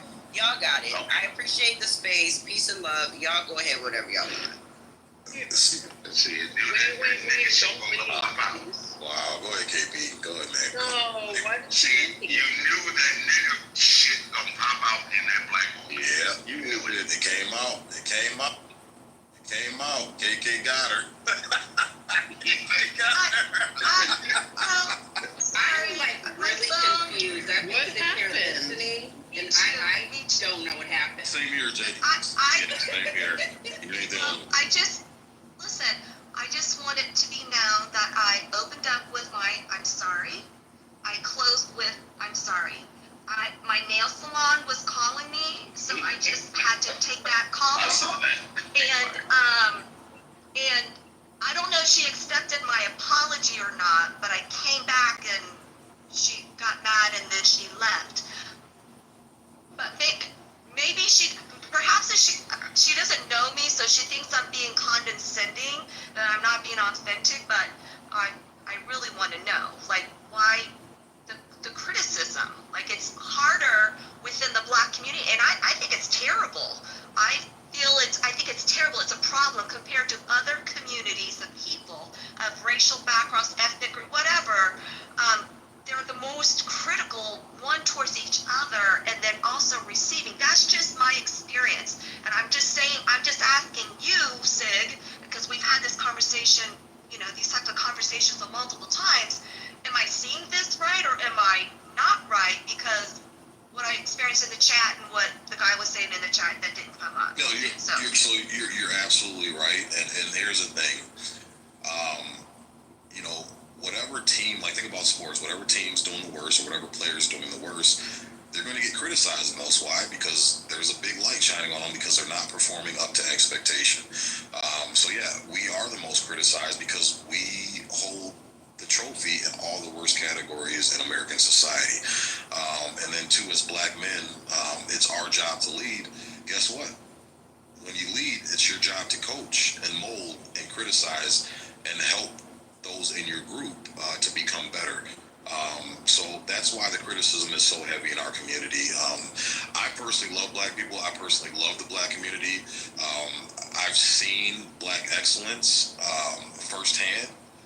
You can laugh all you want, but I actually do. And when you care about people, you're honest with them and you criticize them and you tell them the truth, so then that way they can see their flaws and they can grow and become better. I think when you don't care about someone, you just shrug your shoulders and turn the other way and you keep it moving. You let them keep acting the goddamn fool and looking like a clown. So. But she was triggered by KK specifically because I've been in the room since you opened it, and I mean I spoke directly to her and she never came at me that way. You know, so I don't understand. That's why I usually don't like to have these conversations, because it's always about wanting to hear the opinions from people who are not within the community. I don't know why that happens, and I believe that when you love people, you tell them the truth. You have those honest conversations and you say, look, this is what's going on. It's not about KK coming in here or anybody else coming in here to say, black women, you're bad. It's about having that honest conversation to say what we see going on and how do we help? Like, how do we make this better? Right, exactly, Thunder. Jay, I know you wanted to go. Go ahead. You got the mic, sweetheart. Yeah, I did want to say something. Yeah, that was just a little bit weird because I thought everything was going good, but you know, things happen. I get it. I even fight with my husband, so I get it. It's all love. I think that when we get into conversations about people can't say anything about another nationality, I call them nationalities because I do believe there's one human race. I think it's very weird. I think we all can have opinions about people, whatever they look like or whoever they are, no matter if they're black or whatever. I was raised to deal with everybody. Right? My grandmother and my grandfather were Christian. I think they were the real Christians, the kind who loved everybody. I mean, we had all kinds of people in our house. Filipino, Hispanic, Asian, of different Asian nationalities, black, white, you know, all of them were welcome in our home. So that's how I grew up, right? So I don't like to make blanketed statements about anybody. And I also don't like to, but I also think that there's a place to have generalizations about specific types of people, right? I know we've been talking about black women. I'm a black woman. Y'all can talk about black women. I don't give a fuck because I'm not the black woman y'all talking about. So talk about them bitches. I don't like them either. So you know what I mean? I don't know. I try to look at things logically. I try to look at things factually. KK can ask whatever she wants to ask, and that's it. I don't understand what the problem is. That's really what I want to say. But here's the thing. Once you get a precursor, I try to just think to her, yo, this is our OG. And you just keep going and then you flipped it to race. Now you want to be one of these militant buttfuckers. Yeah, that was weird. That was extremely fun. I mean, what does it matter? Was the problem. Exactly, Jay. The precursor was the problem. They didn't say who I was. They just said hello. Obviously I knew them because I was, shucking and jiving with them when I entered on the stage. But she was so bothered by what I said, and she's like, "Well, how dare you?" And I'm like, "Oh, what, curious? This is a good time to have this open conversation." I didn't just jump in the room and jump on stage. I listened to the audience for hours. Yeah, exactly. Participating in the chat, whatever. She's been a dominant female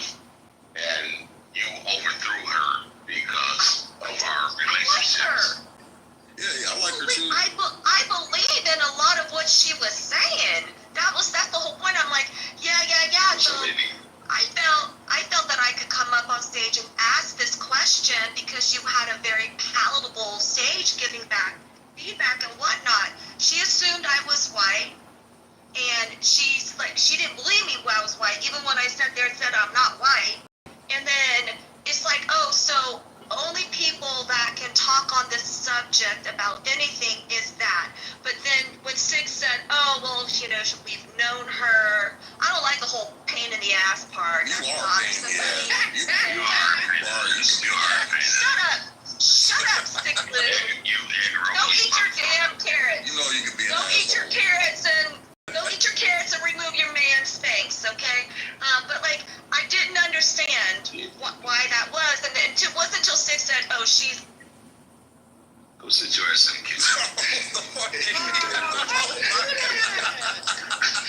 There it is. Real quickly, I want to say this too. This is the elephant in the room. We all know that too often black women are jealous of non-black women, particularly white women. Someone really offended by that. That was AB. That wasn't me. Don't blame Yeah, let's get that's your boy. AB. But yeah. So none of it was rude in what you said. What it looks.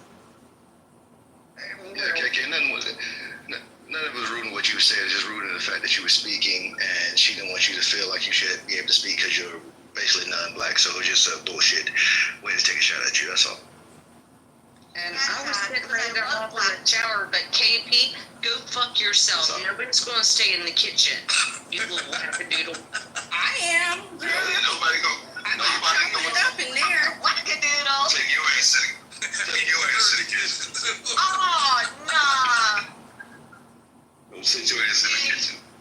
This is what they doing to make sure they stay skinny and don't have to eat beer I'm till telling they're Mama they put all the about that. food out of in the kitchen, they ain't eating.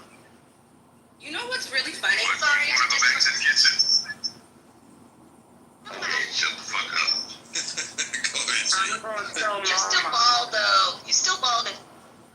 Yo, let Jay go, and then we gotta give the mic to Mr. Groove, man. We gotta hear Mr. Groove. I was just gonna say it's so ironic that people come on a voice app and get upset when people use their voice. Right. The group, how's them babies? Babies are fantastic. I just wanted to come say hi. I got a notification that KK was speaking because I stalk my Asian Korean like there's no tomorrow. So I was like, oh, I have to say hi. But anyways, love you all very much. That was quite interesting to witness. We love you too. Oh, thanks, guys. But yeah, it's good to see you guys. It's good to say hello. It's been a minute. It's a little bit difficult. The little one is 17 months, so he's a terror because he can walk, babble, and he has a death wish. And every 17-month-old has a death wish. So yeah. Anyways, it's good to hear from you guys. It's good to see you all. Yeah, good to see you too. Tell the hubby we said hello. Oh, I will. Give him some dap. What up, brother?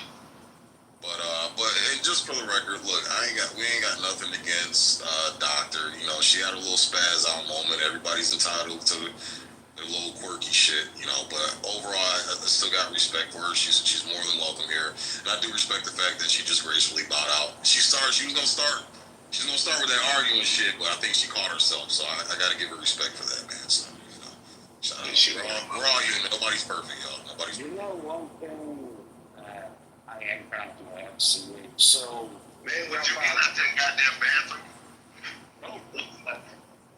You sound like you got the phone next to the toilet and we can barely.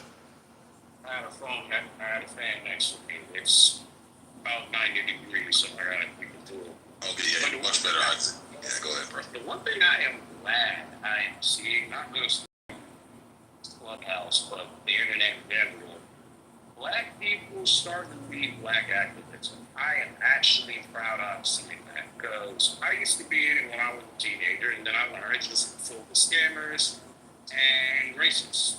That's literally it, scammers and racists. Now that people are getting out of it, and I think Dr. Goddess, she's well on her way out. I'm glad they're doing it because this might actually start solving the problem that a lot of black Americans have. We cannot progress because the ones that are doing the progression movement are the loud and racist in the world. You can't get anything done. You can't get business, you can't get sympathy, you can't even go to the courthouse because it's going to be like, all right, let these people stay for 20 minutes so we can start getting back to business. So yeah, the less black activists we got, the more logical people we're going to have, and I hope Dr. Goddess does get out of that so she can come back to the conversation and learn KK is not a typical Asian. She knows how to make something like food. That is true. That is true. Collard greens, cornbread. She greens, maize, she. I didn't know how to make that. I had to learn how to make that. That's for sure. But anywho, it's probably not as good as many. AK gonna have sushi and chitlins. If you ever want to know what No, I ain't doing that. No chitlins. What? if you ever want to know what Hell with I don't never eat chitlins. Yo, if you ever want to know what it's like to eat collard greens with chopsticks, hit KK up. What? Don't ever wash your collard greens in the bathtub, okay? You'll be fine. Sorry, I'm not Kamala. Not Kamala. Oh, by the way, Judge Joe Brown is in another room on Clubhouse right now. Oh, that's your boy, KP. That's your boy. Yeah. With Dr. Julio. Well, yeah, but at the end of the day, it's like we got to get off this black shit, man. And anybody can criticize anybody. And that's where we need to get at the end of the day. When you're fucking up, anybody should be able to call you on your shit. Shut the fuck up, listen to it, and if it's valid, take it, fix it, keep it fucking moving. If it's not valid, then be a civil adult and just rebut civilly. Don't get all fucking butthurt and offended, and that's the fucking problem, man. You know, goddamn, it's so fucking annoying that a lot of us are so on our fucking high horses that we're above reproach when it comes to other people calling us out on our fuck shit. We're all Americans at the end of the day. Black, white, brown, yellow, red, who gives a fuck? We're Americans. So if the black community is doing horrible, we're only as strong as our weakest link as Americans. Then it's all our duty and responsibility to help get the black community on track. If the Asian community is doing shitty, it's all our fucking responsibility to get the Asian community on track. That's how. Isn't it ironic that the group that has the highest opinion or the most opinion about everything, or the number one group that try to marginalize everybody else's opinion on that? Ooh, and that's fucking ironic. Yeah, good point, Free. Good point. Yep. Absolutely. What's up, Aladdin? Welcome to the stage, brother. Hermit, welcome, man. Good to see you guys. Have you heard, by the way, that in the comic books, Black Panther is white now? No. Did they change him over? You gotta make some money. He's white. Yeah. Yo, you know, are you fucking kidding me? Yo, Alan, speaking of Black Panther, you know what's so funny about that fucking movie? How the racial undertones of that movie? Like Which one? The first one. Think about this, and I saw a dude break this down. This is not my original thought, for the record, but I saw a dude break it down, and I was like, damn, there's so many racist undertones in that movie. So if you think about it, you remember that scene when they go to like the caves or whatever to meet with that other group to gain allegiance with them? Those guys are like dressed up in like the fur, like coats or whatever. So in their so their original greeting was hooting and hotting like monkeys. Ooh, ha, ha, ha, ha. You remember that scene? So they depicted those black men as monkeys, making monkey sounds and acting like monkeys. Then the drink that made Black Panther like healed him, whatever, was like a purple. It was a purple color. It was a purple fucking. Yeah. Yep. And then when the fucking spaceship or whatever landed in the hood with those black kids playing basketball, what's the first thing the black kids say? Let's fucking hack it up and take it to a chop shop. Let's steal it and fucking take it to a fucking chop shop. Well, even in the first scene, to have two black men fight each other was stupid. Well, yeah, I mean, that was in another review I saw. It's like, in the modern age, are you really going to decide the leader of your country through physical combat? I mean, there's even that part of it. Yeah, but isn't that how all animals do it? Like, think about lions. That's just how animalistic people are anyway. Yeah, I know, but we do it in different ways. In the United States, we have debates between the candidates. We don't have Hillary Clinton and Donald Trump in a ring fighting. I'd hate to see that. I'd hate to see that, motherfucker. Oh, I would too. know who win. I mean, that was just another point. I mean, but yeah, there was a lot of that. And the fact that, I forget, what was his name, Killmonger? The idea that, the uncle and the little kid who becomes Killmonger are living in America, and Black Panther comes and kills Killmonger's father. Well, bring him back to Wakanda. Why are you going to leave him there alone? He's still your relative. It's like in 300, the deformed guy says, I want to be a soldier. And, the leader, I forget his name, said, Leonidas says, no, you can't be. You don't leave them there to wander off to your enemies. Either kill them or put them to work. There was some kind of genuineness was also in that movie. Yeah, go sit your ass over there, go cook. There was some genuine scenes, like the black female were unnecessarily angry all the time, especially with the black man. Well, that was his original girl. Well, that's historically and accurate. I mean, come on. That was like one of the most accurate things. He always had a female girl.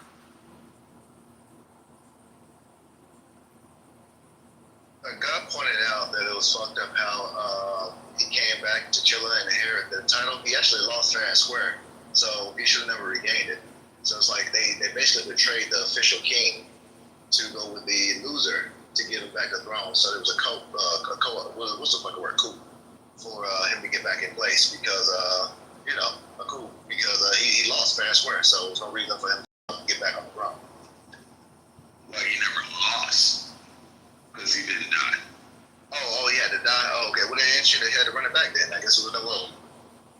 And that's when they ran it back. And once Killmonger took over and took the juice, and they both took the juice together.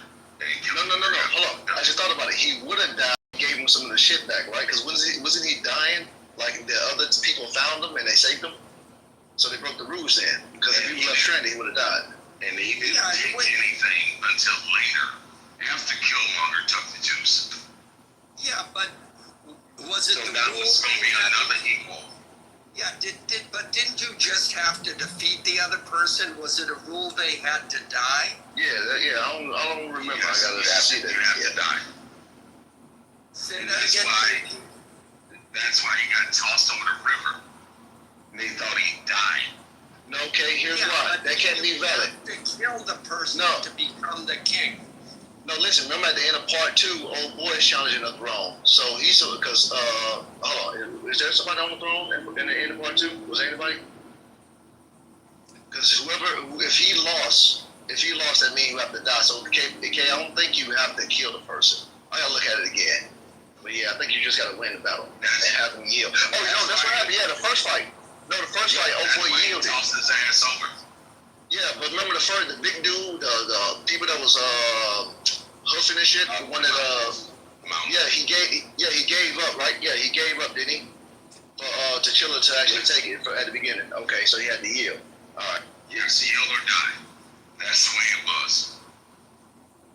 Yeah, you didn't have to die. So you're right, Free. So it's yield or die. That's the way it was. But he was saved, so he should have died. If he wasn't saved, he would have died. So he didn't die, so he had to go back to reclaim it. But Killmonger already took the juice and burned up all the fucking plants and shit. And they said, well, we got a little bit of juice left. And that's when he took the juice. He said, okay, we're going to make it equal. Because if you look at it, he was never challenged prior to. He became Black Panther only because of this shit that happened to his father got blew up in that building. He just took it through lineage. He really never had to fight anybody. And he just whooped Big Boy's ass. He really was never challenged. Well, Well, in any event, I think in the comic books now, there's who knows what'll happen. Maybe everybody will start using mayonnaise in Wakanda. I don't know. And put raisins in the potato salad. Alan, nah, bruh. No, I'm just kidding. And that's why I think they're gonna skip. They're gonna skip because he ended up in that last one. He had a son. So he may be the next Black Panther because the Black Panther and Storm married each other. Yeah, but it's really kind of dopey because why are they loyal to this one particular family when there's a number of tribes who can put forth a candidate who can maybe better than this one particular family? If you think about it logically, though it is still a comic book. You're talking about Stan Lee, he was writing this shit. Yeah, well, I know, but I mean now. Even now, it's like they're loyal. The storyline is loyal to this one particular family. When, if I understand it, it's not necessarily anybody could become Black Panther if they're the strongest person, So. And that's why they twisted stuff up. That's why they're going to do it different. It's not 616. It's, I don't know what universe it is. Now, Dr. Doom is Tony Stark. Yeah, I think the main thing is Marvel is done. That's the big. Yeah, because it did make everything sissified. Oh, yeah. Iron Man is now that Riri, that teenage girl, who, by the way, is so much better than Tony Stark ever was. Iron Man is Dr. Doom. Well, the character is, but the new Iron Man movie came out and it bombed.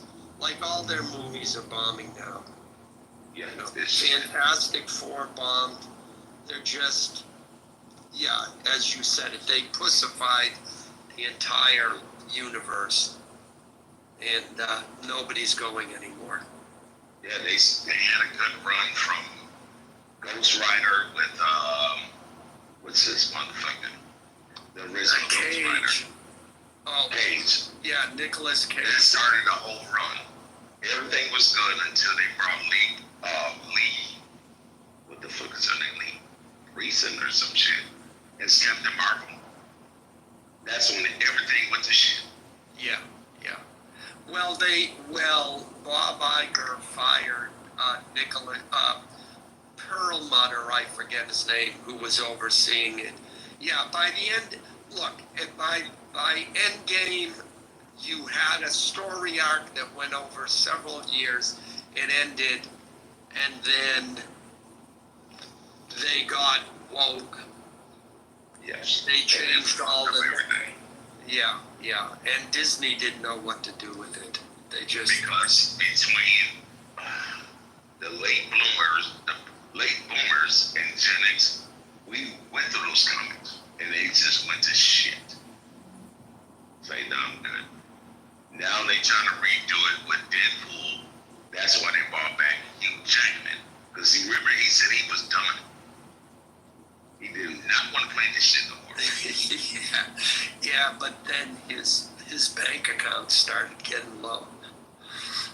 And they brought him back. Great movie. Yeah, I just... Thor was done. Horrible what? Because Thor was done.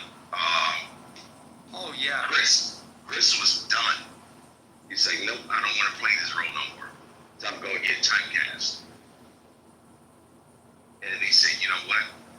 They moving in a different direction. And now he's back on the edge again saying, nah, this is some pussy shit. Nah. Mm-mm.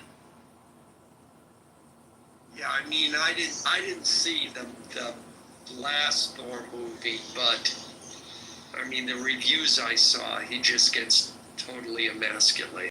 Yeah, it was terrible. Yeah, it's just terrible. Yeah. That was trash. Yeah. I always say superhero movies are movies for boys that girls can watch too. That's what Superman movie is. Trash. Yeah, I heard it's complete. Yeah. How you gonna put this motherfucker back in the original suit? Come on now. It's stupid. Because James Gunn like doing goofy shit, and I like James Gunn. He's a good director, a good writer, but he has a habit of trying to undermine seriousness in the stuff, which is competing with Marvel, because of course he's worked for Marvel. So he's trying to bring the element or whatever. It's like, no, fuck all that. I don't mind the darkness, but of course, if it's too dark, it's going to be a turnoff. But I also don't mind the comedic part. But if it's too goofy, then it's not good. It's back to Marvel again. So it's like, have a fucking good balance. And that's part of the criticism I heard, that he kept killing good moments that could actually build the story and pull people. Because the last guy that played Superman was a great actor. He left. Did Henry Cavill typecast? Yes. And he did what was that movie? The Witcher. What was it? No, not the series. He did another movie. He was like a secret agent, and nobody knew who the fuck he was, and it became a great success. I think it was like one of those 007 type movies. And he had a great role. Argyle or something like that. I didn't see it, but it was like Argyle or Cargyle or some shit. Same shit. I don't remember. It's been. I know you did a Mission Impossible. That was pretty good. Yes, there you go. When he had a mustache, no beard, nothing. Yeah, that was good. And yeah, he played a great role. Yeah, and then they brought it. Came back to Superman. It's like, okay, I'm gonna do it again. Yeah, if you ever watched the Tudor series about Henry VIII, he's in it as well. Tudor? Okay. The Tudors. It was on Showtime probably at least 10, 12 years ago. But he was in there early in his career. Yeah, it's a good series. But yeah, that's my ex-wife shit. She loved that English history shit. Yeah. But because that's all the Game of Thrones was about. All English history. Yeah. And nobody knew about it.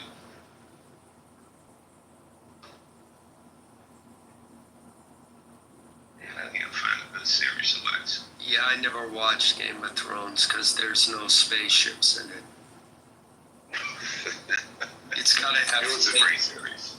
It's got to have spaceships, or I'm not interested.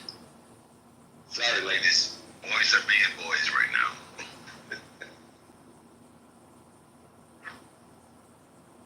Well, but see, that's the thing about all of those movies. I mean, I remember that one of the actors saying, I mean, look, we're grown adults and we're dressed up in these costumes.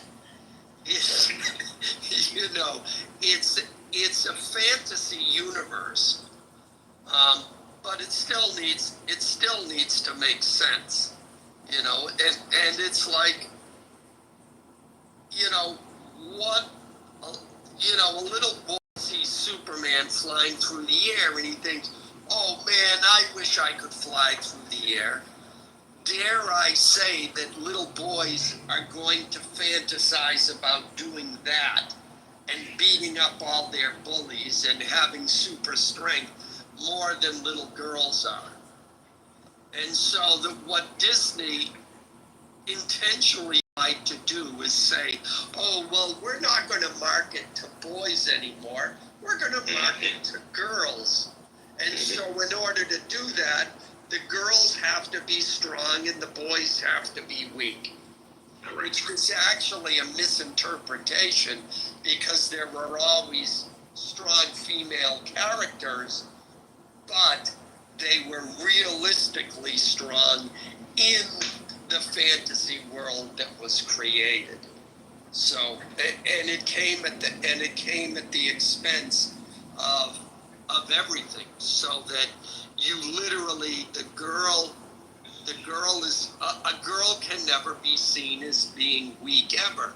So literally, you have a scene with the girl hanging off a cliff by one hand, and if the boy is there, or a woman, and the man is there, and the man can save her, the rules are that the man can't save her. So what will happen is he will try to save her, he will screw up, and she will somehow end up saving herself.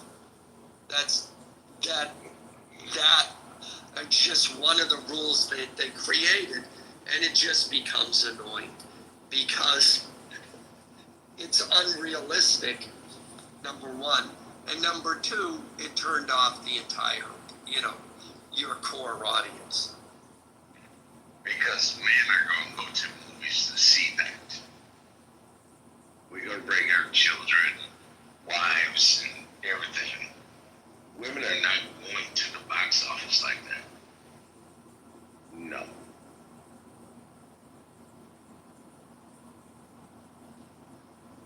Anyways. Yeah, you niggas are comic book nerds, man. I can't fuck with this conversation. Yeah, did you see the John Wick stuff? Oh yeah, I got the whole the 4 DVD collection. I got all. Yeah. There you go. We're bringing Sig back into the conversation. Yeah, I can fuck with John Wick. That's my boy. Yeah, they fuck that up now. They have made our guns. John Wick.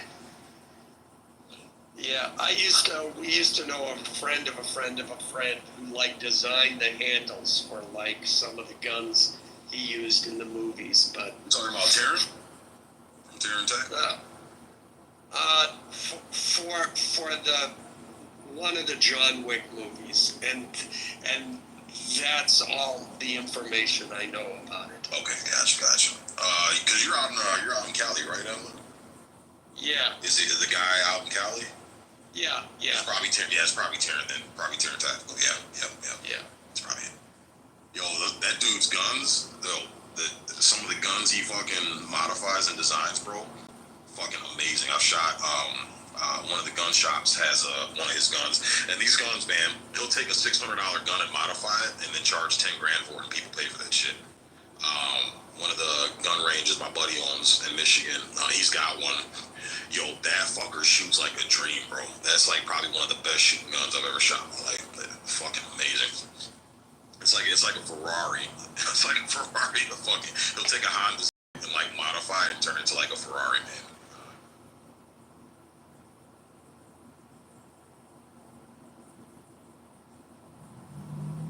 KK, where you been? What you been up to?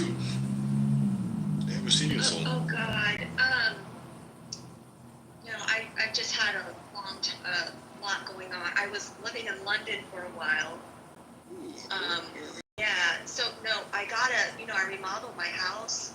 I got an offer, off-market offer. I couldn't turn it down. It was too good. So I accepted it, and then planning that they were going to buy my furniture in the house, everything, the curtains, everything. And then, so I was planning on moving, and I was like, well, this is the time to put my personal goods in storage and go live in London, because I just work over there. I'm over there a couple times a year. Lived over there. It fell out of escrow. When the California fires happened, and then during the fires, since I was out of country, I ended up moving a couple of veterans into my house that lost their home. So I had two or three blended families living in my house, in my guest house. And then when they moved out, there was some damage to it. I get it. They had kids, whatever. I'm kind of a neat breed. And then then the fire maps changed. So when they changed the fire maps, it changes your insurance and fire insurance you can get and the cost of it. And I'm like, what am I doing? And I'm like, I don't have any place else to, move to. So I just came back to the house, and then took my house out of market, but then when I was overseas, I lost access to my Clubhouse account, my Google Voice, and my Telegram. So it was like between devices, right? So I had to switch devices and everything. So, anywho, that's where I've been. So, sorry, I killed your room. I didn't mean to. No, you didn't kill shit. You good. I feel bad. No, it's all good. We've been talking for hours about it. You know, topics get random. I liked what she was saying, though. I agreed with her. That's the. Yeah, that was weird. I don't know what the hell. Yeah, because when he could. Because I'm sitting there like, okay, maybe it's me. Let me just shut the fuck up and try to follow this shit. I'm like, I'm fucking lost, man. I'm like, I don't know what the fuck. No, I was really trying to lean into empathy and retrace like what I said that would be problematic, and that's why I apologized. Started with apology, ended with apology. That wasn't the intent. But then when she started going down, like, have I done my work? And it's not something about the Asian hate bill. I'm like, oh my Lord, I don't know what's going on right now. But I was trying, and the thing is like, I think she thought maybe I was coming after you, and I wasn't. I was asking you a question. Okay. You know? KK, that's what I caught that. So it seemed as though, you know, I came in at the tail end, but I don't know, Sig, if you guys started formulating. I know KK and I have both, like, not been on the app for a while. Yeah. So I don't know if you guys have formulated a deep relationship, and then KK, like, boom, comes up being KK with, you know, that being your sister, and that lady didn't know that, and so maybe she was like, why are you talking to Sig like that? Because she kept saying, we don't need you to talk to Sig. You don't need to talk to him like that. And I was like, man. Okay, that makes sense. Okay, that's now makes sense. Okay, yeah, I'll give her some grace. She didn't understand the dynamic. Okay, that makes sense now. Yeah, because I was lost. But I was calling Sig in the chat. Right, but I have like I'm very much that way. You've been calling me fat for years, KK. That's why I was like, I gotta lose weight. I'm tired of this little that Asian woman making fun of me. Look, you are remedial teaching. Hello, Marie. Okay, that makes sense now. Thanks, Mr. Groove. Yeah, I was gonna say, I think it really was just she was being quite protective, and she thought this, you know, first and foremost, she thought KK was white, so she was like, oh my goodness, you know, there's a good black man, and here comes this white woman, and, you know, who the fuck are you? And in my head, I'm in the goo like, bitch, who the fuck are you? Right.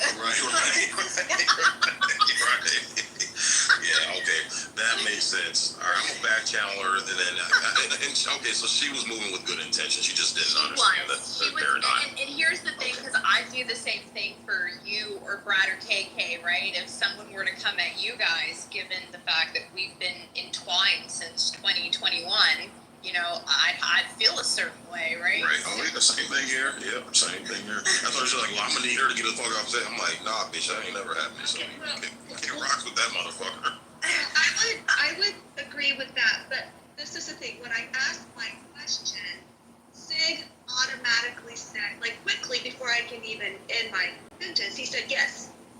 Yep, there is, you're right, da-da-da-da. And that's when she, you know, came off mic and started talking with me, which is fine. So it's kind of like, all right, well, Sig is agreeing with me. Let's have this conversation. And I was willing to listen to her and try to understand, but she didn't even believe me that when I said I wasn't white. She's like, well, you don't sound Asian. And I'm like, what the fuck does that mean? You want me to start talking about coloring nails for $1? Like, not when you look pretty. Your voice feels good. Like, come on. I didn't, like, why would I come up to the stage and, like, I brought, you know, chicken fried rice and teriyaki and I have sushi later. Like, as a joke. Like, why would I? Anywho, I didn't.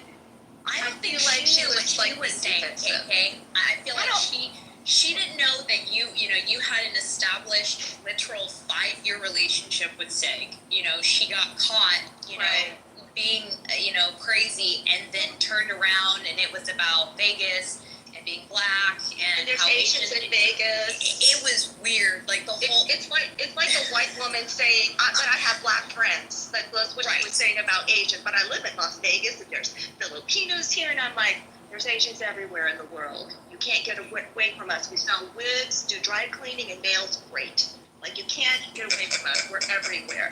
Right. What I did. Y'all drive like shit. Yeah, right. Shut up. Didn't you read in the chat? I haven't had an accident or a ticket in decades. Okay? And I haven't been fat in decades either, Mr. Piggly Stiggly. So shut your trap on that one. What she did say is like, well, you were very condescending. And I was like, oh, I didn't need to be condescending. So maybe she thought like you were being his friend, and that's kind of the point. KK is you came. But she didn't think I was. She thought I was being condescending. Bingo. So I need to be aware of that and correct myself on that. I'm woman enough to do that. But like, when she brought up the Asian hate bill, I'm like, oh, this is some black on Asian hate right now, and I get it. I get it. I get it all the time, every day. And it's sad because I love black women. I love black men. I love my kids. I love the community. I'm frustrated that we can't have like these types of conversations, and maybe I am ignorant in some things, and I'm open to hearing what I am ignorant about, you know, but like to assume I don't know anything and I assume that I'm being racist, and the way I'm asking a question and whatnot was like, no. And even when KP and you guys said like, listen, she was married to a black man, she has, you know, biracial kids and whatnot, she wasn't backing down from that. She was like, I don't care, that doesn't mean anything, right? So that's why I was like, okay, well, I'm just trying to learn. She didn't believe me. That's okay. Yeah, I gotta learn not to sound condescending sometimes. She didn't know what she was saying. Yeah, she wasn't expecting Sig. She wasn't expecting Sig to stand next to you. She didn't realize you guys had a relationship. She was pulling shit out of her ass. It was really uncomfortable. Nothing made sense. And here's the thing. When it comes to community, like, you know, why is the black community a lot more, what was the word you guys, what was it, like judgmental, right? And critical within yourselves and other people. I'm going to be honest with you, that's not the black community I'm familiar with in real life. I don't know if I just happen to have a token black family. I'm starting to believe that based on Clubhouse, or the fact that we mountain northerner blacks just don't engage in urban bullshit. I think this is more of a location and I hate to say it, economical like issue. I do not know black Americans who are middle class that do not live in the city that have this issue. I really don't. Now, are there issues within our own homes? 100%. Are we critical of our own homes? Yeah. But my black family, we take care of things internally. And my dad has no problem saying it with my fucking almost 36-year-old ass, sweetheart, you're retarded, you're dumb, you're stupid, stop doing this. And it's like, okay, daddy, we'll do, right? But it's being critical of the little things, like the guy that was saying, saying to Sig in the chat, like, well, you don't, you're talking about, aren't you a black man, N-word, whatever, like, that's what I'm talking. It's about like critical of the little things. Like that doesn't happen in my reality, KK. Well, not mine either. I've witnessed it. I've experienced it, but in my daily life, no. But I'm trying to understand it. Yeah, I don't think it's real. I honestly, I'm gonna be honest with you. This has to be a socio-economical, urban sort of phenomenon. And not to be rude or classist, but I don't hang out with people of any race in that community. Because I don't like city. Well, KK, you are city, but you're like the exception to the rule. I'm an urban. I'm an urban. Say it again louder. Asian city. Exception to the rule, baby. I'm the black brat. Okay, I'm an urban mountain bitch. Okay, I don't do city. But I don't do it. I don't do it. You're a black redneck. This is the group. That's a fact, Sig. That's an absolute fact, okay? She got excited about some damn tactical pants. Like, what woman wears tactical? Look who she married to, of course. She's come on now, shit. I'm like, tactical pants. I am a Green Beret daughter, Ranger wife, baby. I don't know what else to be. Daddy and husband, fucking both badasses. What you think, man? She's all tacked up. Yeah. But I look great in my dresses. I still hold the classy look. I still have the DC sort of aesthetic, right? I can go the best of both worlds, but yeah, I don't do city people. They're retarded, except for you, KK. Yeah, I don't get it. It's like I said, bottom line, that mentality is screaming urban, lower middle class. I'm sorry. I don't know how else to put it. I don't know what else to say. That's not the reality, KK, that you and I live in, or most of the people on this stage. And so I don't comprehend that world because it's just not our reality. I don't know. Yeah. Sounds rude, but it's. That's the truth, yeah. No, I get it. I've hung out with some rural people. It's the same way, man. They don't want to have shit to do with city slickers. City slickers just come in and fuck everything up and convolute everything. And man, y'all rural people, y'all just got a nice, simple, easy, stress-free world and life, man. I get it. Now you're more suburban. Like you think my black ass get out in the rural area. Fuck that. I don't want to see a nigga feet 5'4". I can't stand a nigga. No. Yeah, KP. Yeah. See, this is what I'm saying. Women, when it comes, y'all are superior when it comes to social cues. Because I would have never guessed that in a million years. Mrs. DeGroot broke it down. She thought KK was coming at me, so Doctor was trying to defend me, thinking that KK was coming at me some type of way. So that's what that came down to. So I will give her grace. I'm gonna actually back channel her and just let her know like everything's cool and apologize for any. Well, that's why I had to stop her and say the relationship. Like they've been knowing each other for years. We know each other, and then she just went straight pro black. Yeah, I call him fat every time. Like, who does that unless you know him? That's because you care about your big little big brother. That's why. Get your shit together. No, you're right. Get it tight. I lost 40 pounds, KK. I lost 40 pounds, so I'm working on Still it. Fat motherfucker. Yeah, no, you're right. Yeah, I can't argue. Yo, what's your jean size, man? Because I got a bunch of jeans, brand new Men's Warehouse. I can't fit, bro. I don't wear jeans, bro. I wear cargo pants, tactical cargo pants. Okay. Oh my gosh, the whole tactical shit again. I swear. They got pockets, man. You know how many pockets some pants have? They're so. But sometimes you gotta put a jacket on and go out with the woman. What are you putting in them pockets? Golf. Fucking knife, flashlight, wallet. This motherfucker always on duty. Snickers bar and a honeycomb. That's what you're putting Oh, goodness gracious. Sig, fasting is the way to go. Here, I'm going to send you this picture.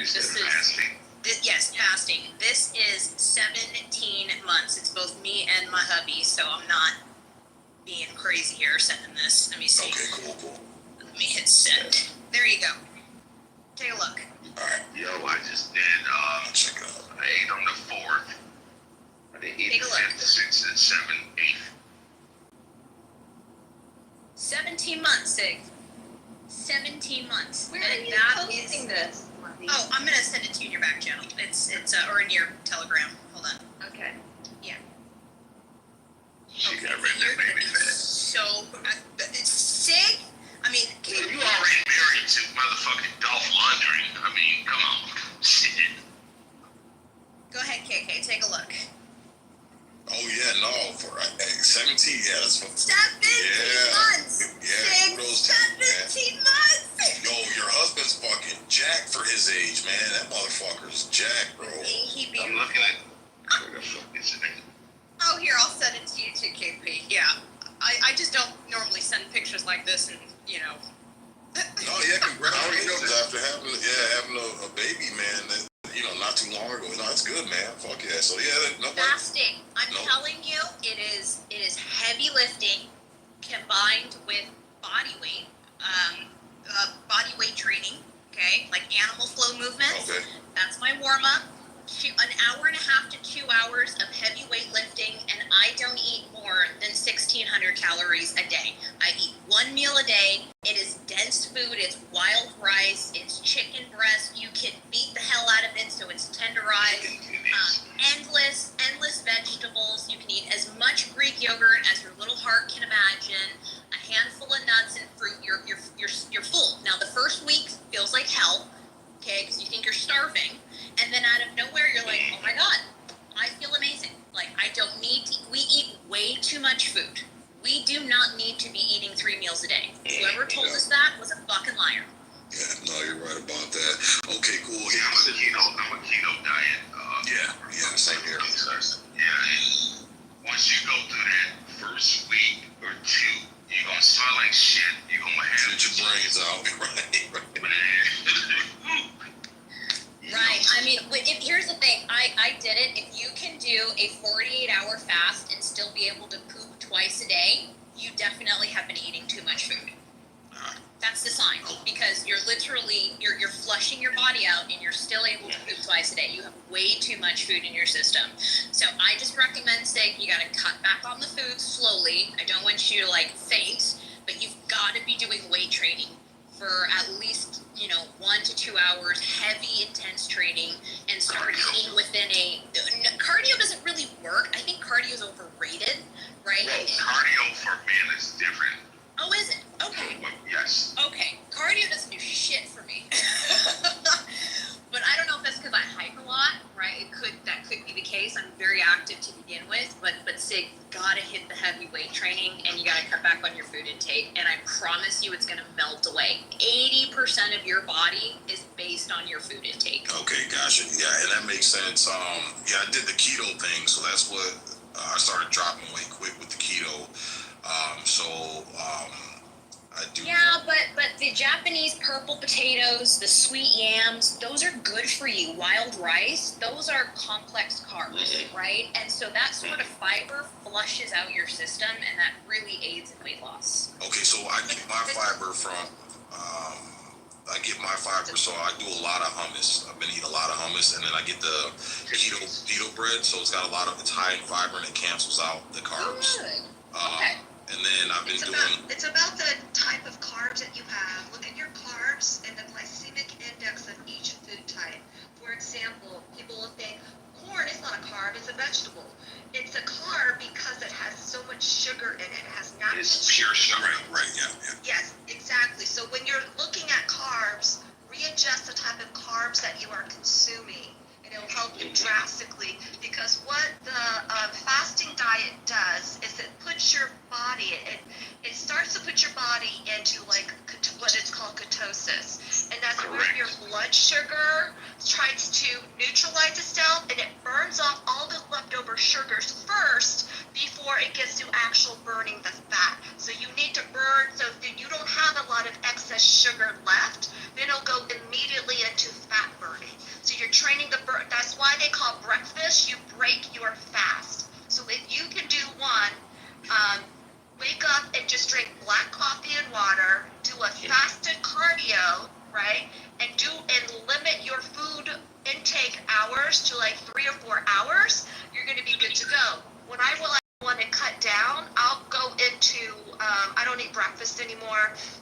I might eat something like at 1 o'clock and then I eat my dinner. But if I want to like lose weight quickly, what I do is I go to 1 meal a day and I eat around like 4 or 5 o'clock. And then that's it. Yep, 1 meal a day. OMAD. So, but look at your carbs. So like good carbs would be like blueberries, right? Yeah. Blueberries are a great carb because it doesn't have a high glycemic index. Bad carbs would be white bread, corn, which has a high Apples, oranges. Yeah. Yes, bad. But then pears are good because they have a lower glycemic index. Like marathon runners are no. Yeah, like let's eat oranges. No, you're gonna up and crash. Eat a pear. It lasts longer. You know when they like kids, they got oranges and whatnot. But that's basically the name of the game. So if you can start slowly of like delaying when you eat your first meal of the day.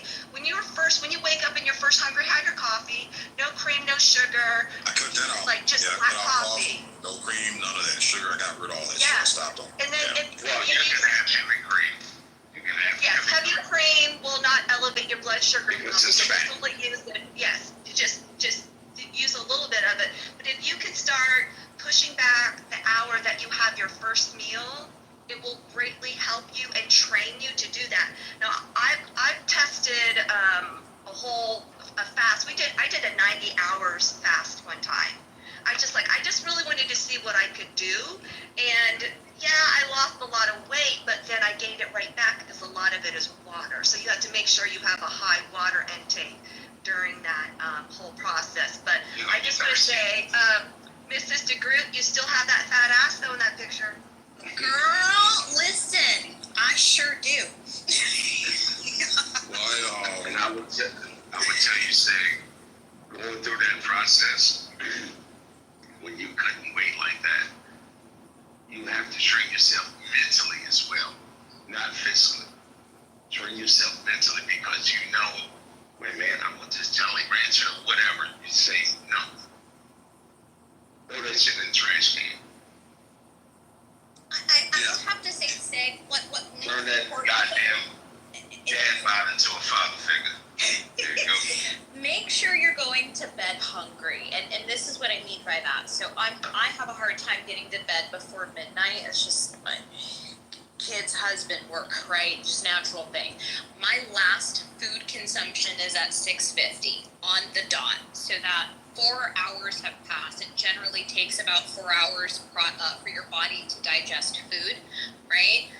You want to go to bed without your stomach working so that you're in a complete stated fast. And again, just like KK said, coffee's a great thing to start, as well as lemon water with a shot of apple cider vinegar. That also aids in lowering your acidic levels, right? So you don't get heartburn. I love coffee. I could drink a whole pot. You'd think I was in the army myself.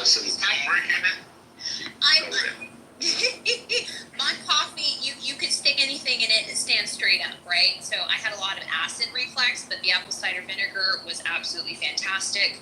Another thing, hun, is you have your coffee, but you need to have 2 liters, which is half a gallon of water a day.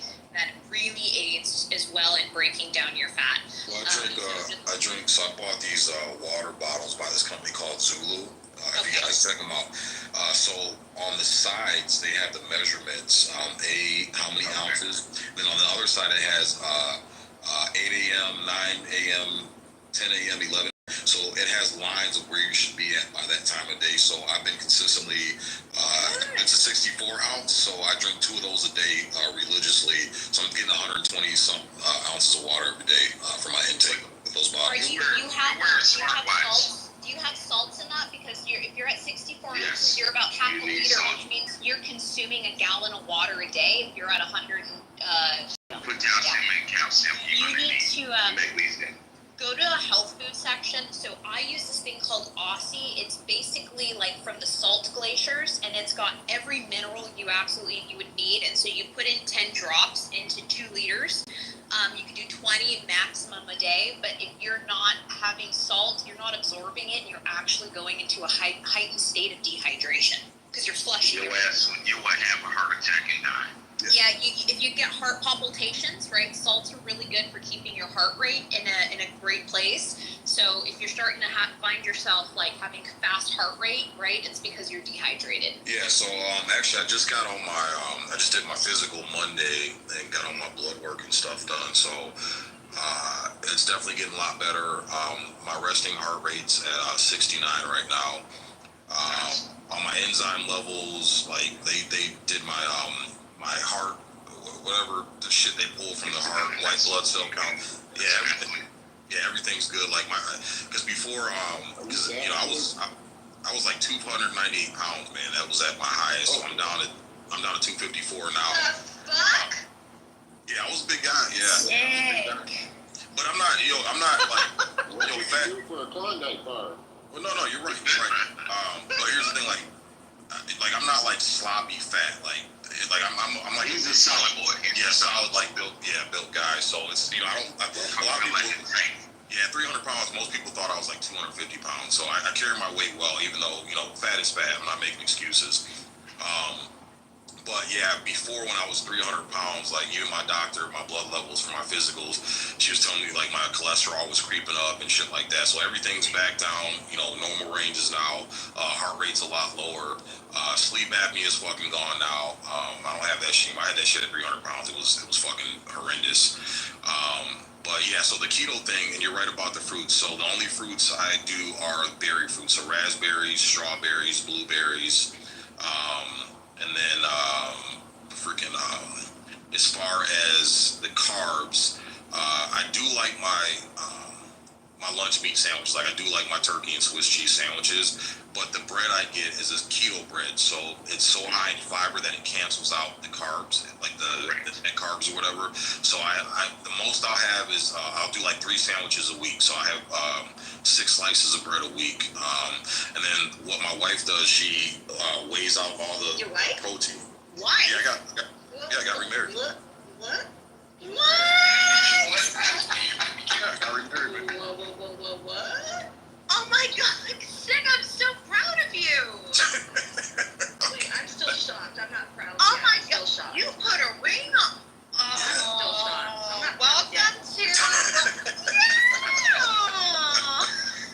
Yeah. Yes, he did. Okay, and do we know this person? No, I do. Yeah, KP's better. Yeah, KP's better. Yeah. Is this KP's. the Snow Bunny?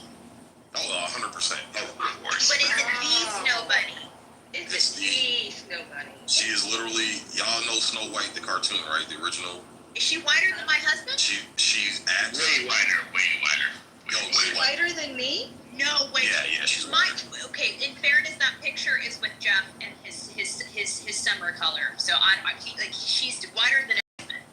She's like, I'll send you some shit. Yeah, give me a second. I'll send you. Is this the girl that you were dating last year?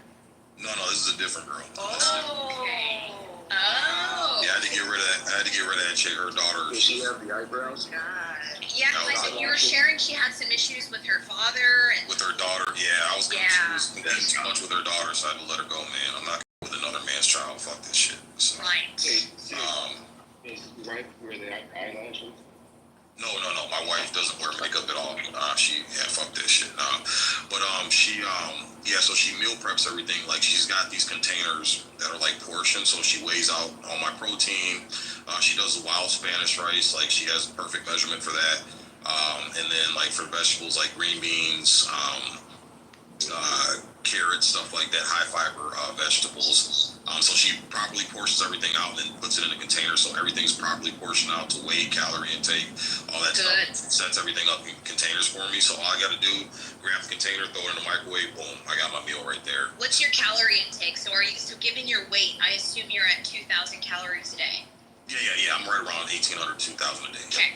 Okay, makes sense. What's your activity level? Like, are you in the gym? Yeah. So I'm going to the gym, and then what I do for activity, I start off doing the cardio shit, but I don't know, man. Walking on that fucking treadmill for an hour, like it just gets boring as fuck. So I'm doing weights. So I'm doing low weight and high reps. Then don't walk, run. Well, I was just gonna say sprinting is actually better than running. You can research this until you're blue in the face. So the reason that Jeff looks like that, my husband is sprinting. That's why. Okay. Jeff, because your body has to, when you sprint, you imagine if we were back in the old days, right? When we had to run away from predators, right? We had to explode. And so our body goes under pressure. It's why high weight, right? Like body under massive pressure, right? It forms beautifully because your body has to go, your muscles go, oh shit, what's happening? Like, why is there so much weight? Well, when you sprint, it's the same concept. Your body goes into panic mode and it starts burning everything.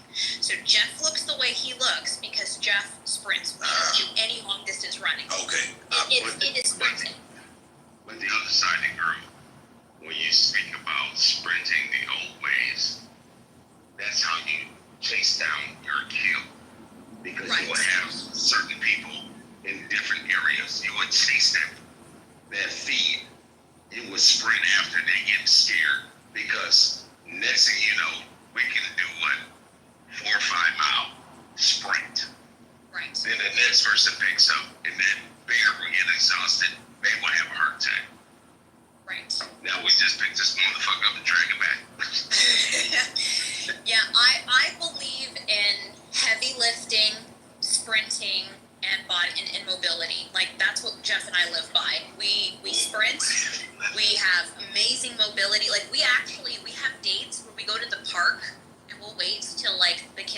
doing something, or it's just the two of us, and we'll go to a park, a legit park, and we're climbing monkey bars, we're climbing trees. Like, I know that sounds really silly, but that's honestly why I'm better at doing pull-ups and push-ups. I shit you not. I can't figure it out. Push-ups will be the death of me, but pull-ups, they're just easier, right? I can pull myself up from a tree.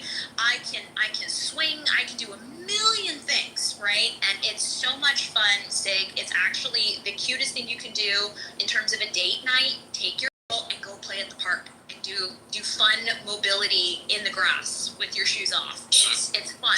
Have a picnic after, and then of course the sex is great after. So KP, I'll explain the heavyweights. So when you're doing weightlifting, there's different weights for different purposes. A lot of people that get like very defined muscles, they're not lifting heavy stuff. They're doing those like 25, 50 pounds. It's just making the muscles look more refined. They pop out. Those are the light, medium weights. Heavy weights, on the other hand, instead of doing tension lifts, which is what the small weights are doing, you are doing load lifts. Heavy weights are what builds actual muscle. Load lifting, that's essentially why you do heavy weights. And I'm not talking like 50 or 75. I'm talking now. You gotta get yourself up to where you're lifting 100-something pounds. That is heavy. Even if you're like a pretty big guy, that's still gonna do a lot of load because of what your body has to pick up. Because remember, the body pretty much distributes your weight across its entire surface, so you don't feel it. Your arms, on the other hand, your legs, if you're just lifting 100 pounds with that is the load building. So that's why you do really heavy weights. And yeah, when I was a teenager, that's pretty much why I was like 5'11" and 260-something pounds, because I lifted and did martial arts. And I could, like, that was 100% correct. If you do the correct workouts, it's not just you'll be healthy, your entire anatomy changes to its more natural state. That's just kind of how it goes. Yeah, and heavy lifting actually makes you lean. I think the problem with these overly muscular people is the lack of mobility. So Sig, I cannot stress this enough. Before Jeff did calisthenics, Jeff looked more like Johnny Bravo, right? Like just massive on the top. He couldn't stretch his back, couldn't touch his toes. I mean, strongest dude in the world, but it was bad. Like he couldn't move.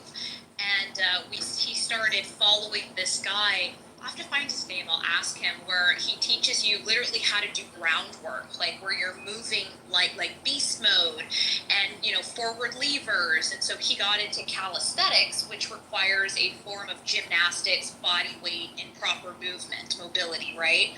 My husband got shrunk down, which was amazing. He can actually move in any direction, and he lifts heavier.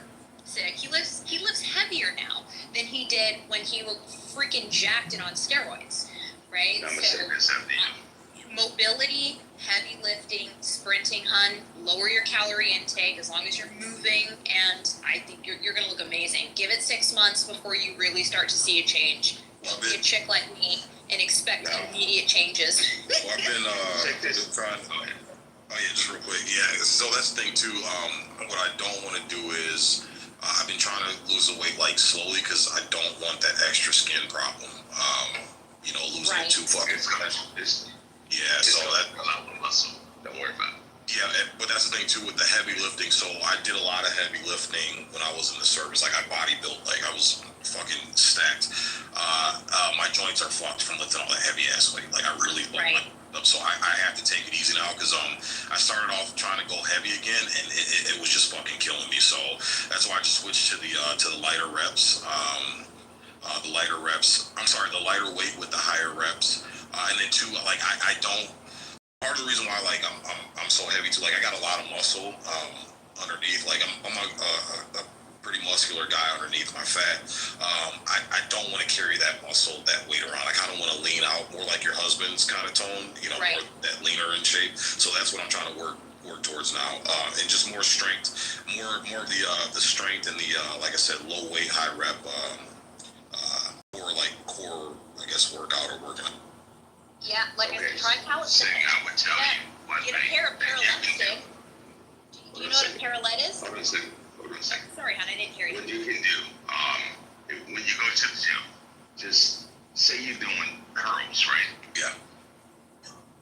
Just do curls on the bar. No weight. 20. Put 10 on. 20. Put 20 on. 20, 30, 20, till you get to the peak. And then you have to pyramid back. Your ass is gonna be tired out. Yeah, that's called pyramiding, and it's called Yes. and stripping. Yeah. So what? That's the way I was taught playing ball. Yeah. So, Sig, I didn't know if you knew this, but I used to be a Semper Fit instructor, so I would get all the fat body Marines during lunchtime, and they were forced to do my workout with them. Okay, yeah.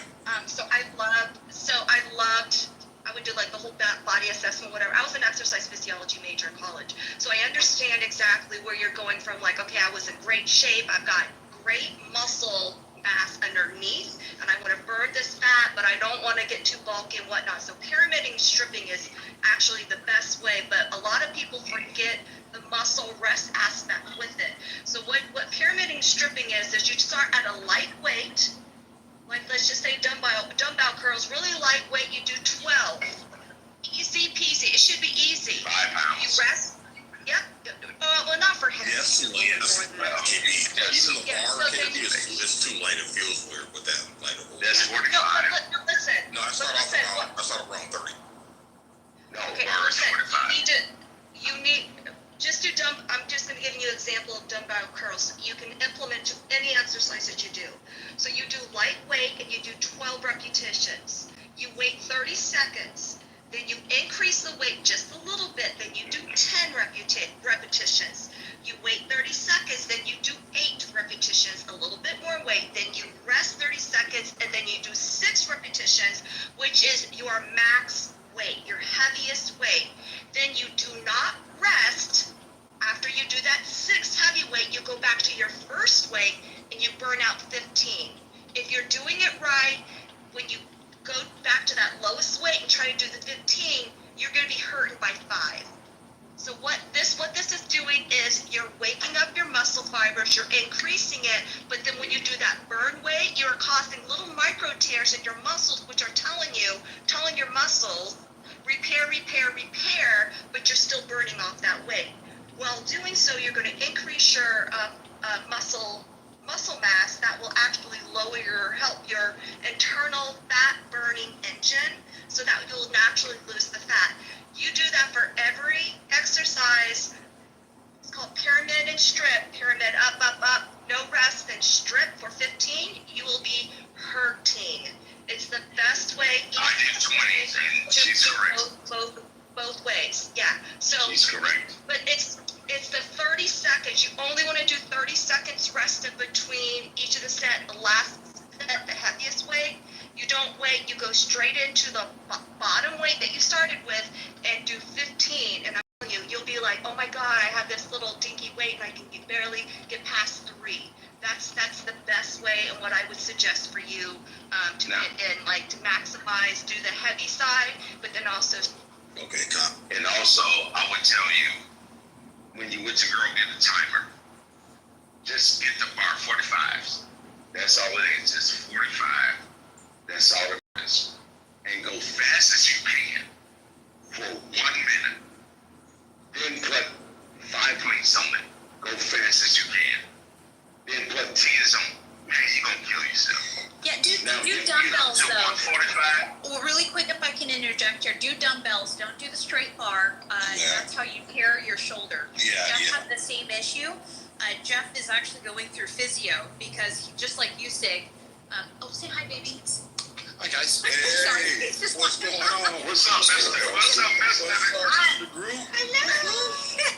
Sorry, we're getting ready to head out. But no, my husband ripped his shoulder because of the bar, Sig. So do dumbbells. Yeah. Don't do the bar. And that's what I do. I do dumbbells anyways, because like I tend to what I don't like about single weight, like even if it's machines or it's free weights, is that one side of my body could be working out and my other side isn't. So I like doing independent weights like dumbbells and shit. Or if I do machines, like I'll do machines with independent arms. So that way each arm is independently pulling that weight itself, and I don't run the risk of one side doing more work than the other. And make sure you do a row machine. Well, I love you guys. Hubby and I are heading out. It was good to hear from you. All right, yeah, good to see you, man. Nice to hear from you, Mr. Degree. Anybody that has like a craving for ice cream or carbs, just send them my way. I gotta put on some weight, so just send them directly to Florida. Another thing, once a week, you better stop. Another thing, Sig, if you can, there are defined, but instead of like the regular dumbbells, try to find those like cylinder weights. Those are very good for full on workouts. So essentially, when you said cylinder weights, cylinder weights. Okay. Yes, cylinder. It's kind of like a bow staff, but you put them on both ends, and you do these kind of similar to bow staffs, but it's weighted. You're working out all of your biceps, your forearms, does good for your shoulders and everything else. Yeah, at first it's gonna burn, I'm not gonna lie, because you're not gonna be used to working all of those muscles out at once. But once you get used to it, trust me, your strength is gonna be so crazy to where you grab something and it feels like you're picking up air. It gets that insane. Okay. I used to have. Look at me. I once started masturbating once a day. I'm now at 8. I love that. Why do we make this so complicated? Love that you're just genetically different. You're a fucking beast, man. Love it. Yeah, you're a fucking beast, man. Aesthetically, go like a fucking Greek god, man. Yeah, well, twice a day, 6 days a week for 2 decades. I mean, it should pay off, right? You got that Quagmire arm. Fucking 2 decades. Never got fucking paid for this shit. I almost feel like scammed. Yeah, I appreciate the advice, guys. Thank you very much. Yo, KK, check your back channels. I sent you pictures of the old lady. You know. Purpose, ladies trying to lose weight. Me losing weight, because KK's been ragging on me, calling me fat ass for a couple years now, so I'm tired of it. You were fatty. Fatty makes fatty. See, it's the weekend. You could work off a lot of that weight over the weekend. Yeah, get sweaty. Yeah, dirty. And what way are we talking about that? Your wife might not agree to it, but that's okay. Tell her that you're trying to lose weight and save money rather than going to the gym. Right. Yo, Sig, check your text. No homo. Yo, I've been working my ass off, bro. I'm gonna send you as soon as I get to my computer. I'll send you a link. You watch that. Ooh, not even a full fledged. Shit, nigga. Goddamn. Goddamn, nigga got incredible Hulk calves. Holy fucking shit, dog. That's not even a full fledged. Yeah.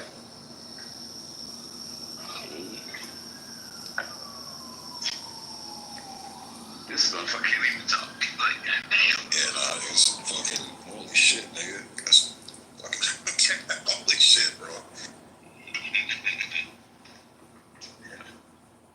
want to make these girls on stage, they might be like, some bad DeVoe shit now. What did you say you're going to do? What's happening? What? I said, what's happening? What did you say is going to happen? No, you were wanting to rub my legs down with some baby oil for competition. I'm not part of P. Diddy's group, but I might be able to find somebody. No, you would do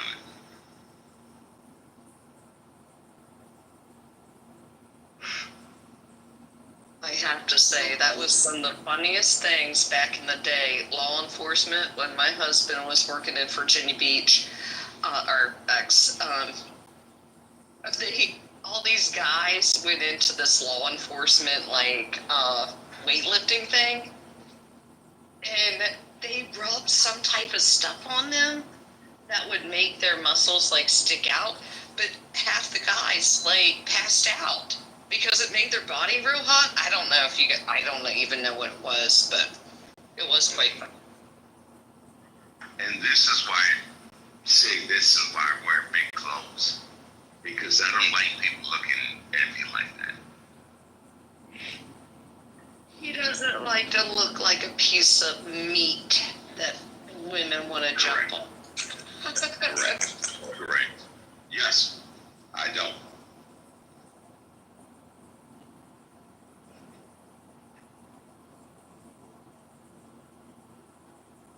Wallace, what's going on, man? That's my nigga right there. Wallace got his black card officially. William Wallace. Yeah. That's my arrow. That's my dog. What's up, Wallace?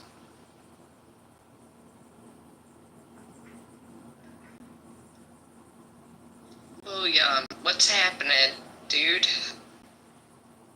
Same shit, different toilet. Just on here.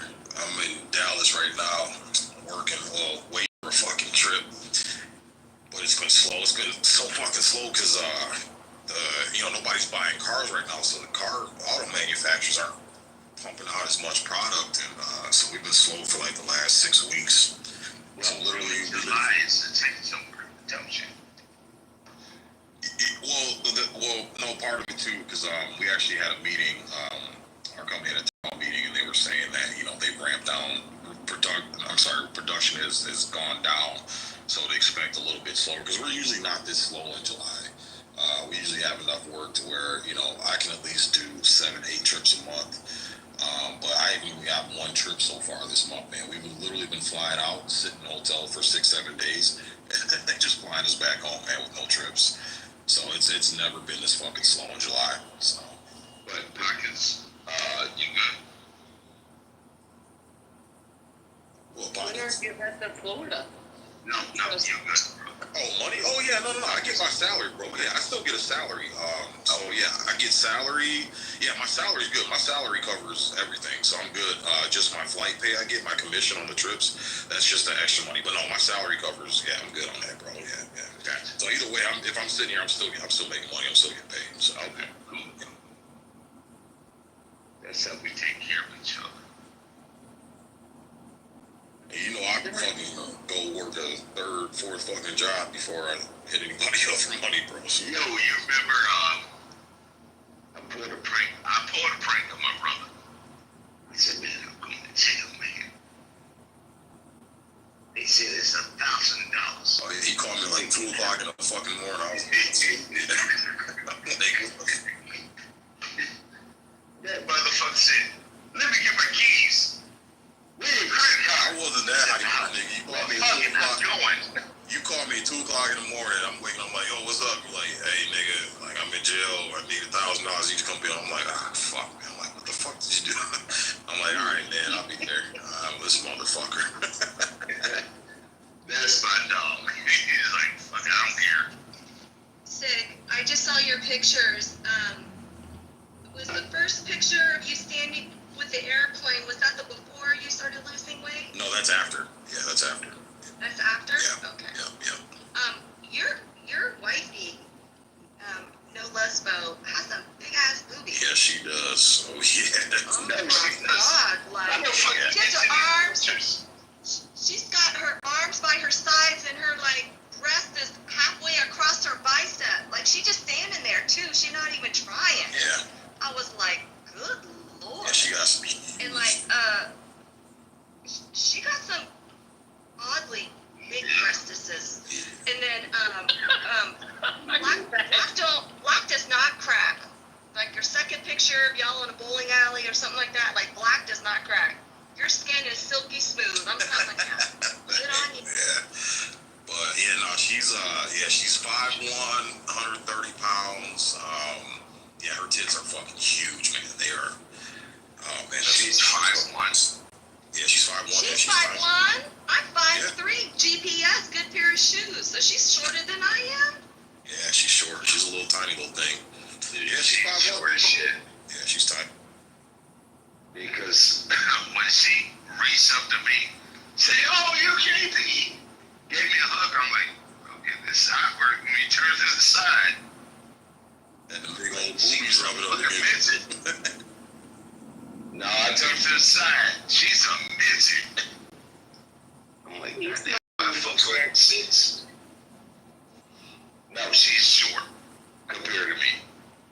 I'm the same height as KK, and I don't look that short up against like 6'1", 6'3" guys. I mean, I'm short, but I'm not right at their wiener size. Well, hey, I'm not going to hug you straight on. This is my brother's now. Fuck no. I'm gonna hug you to the side. And she is a midget. We have respect. Guys. This room has been wild today. We might jump in front of you. No, hell no. That would never happen. It's called respect.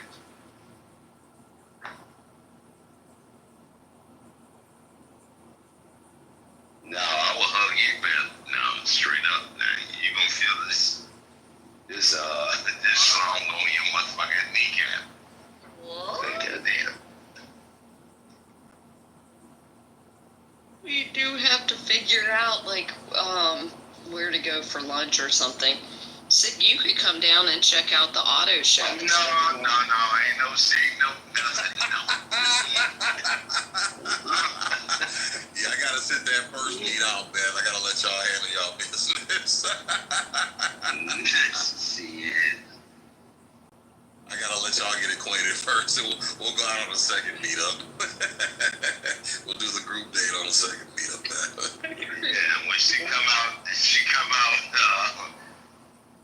yeah, nigga, I would fight you talking about my hoes. Okay. Because her throat got punched out. I gotta sit that one out, man. I gotta let you and KP. Y'all have that first meet, man. I'll sit that one out. We'll get after it. Once you're able to walk again, Ben. Once you're able to walk again, then we can all do a couples date. You already said you were size 0, 117. Okay. When you get that motherfucking belly button pushed up to a third nipple, okay.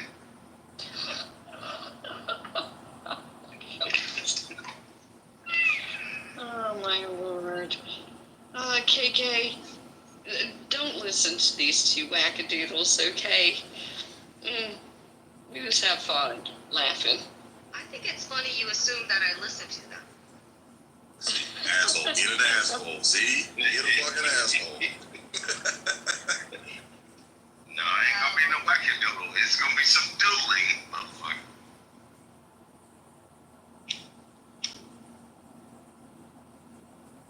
So how was London, KK? It was good. I'm there like several times, not several, but like 3 or 4 times a year anyways. But it's good. It's good. It's changed though, can I tell you, it has changed. Like it's from last year to this year, it's really changed. For better, for like, worse? For worse. Oh, you gotta tell us what it means, spill the bean. Ooh, just the crime.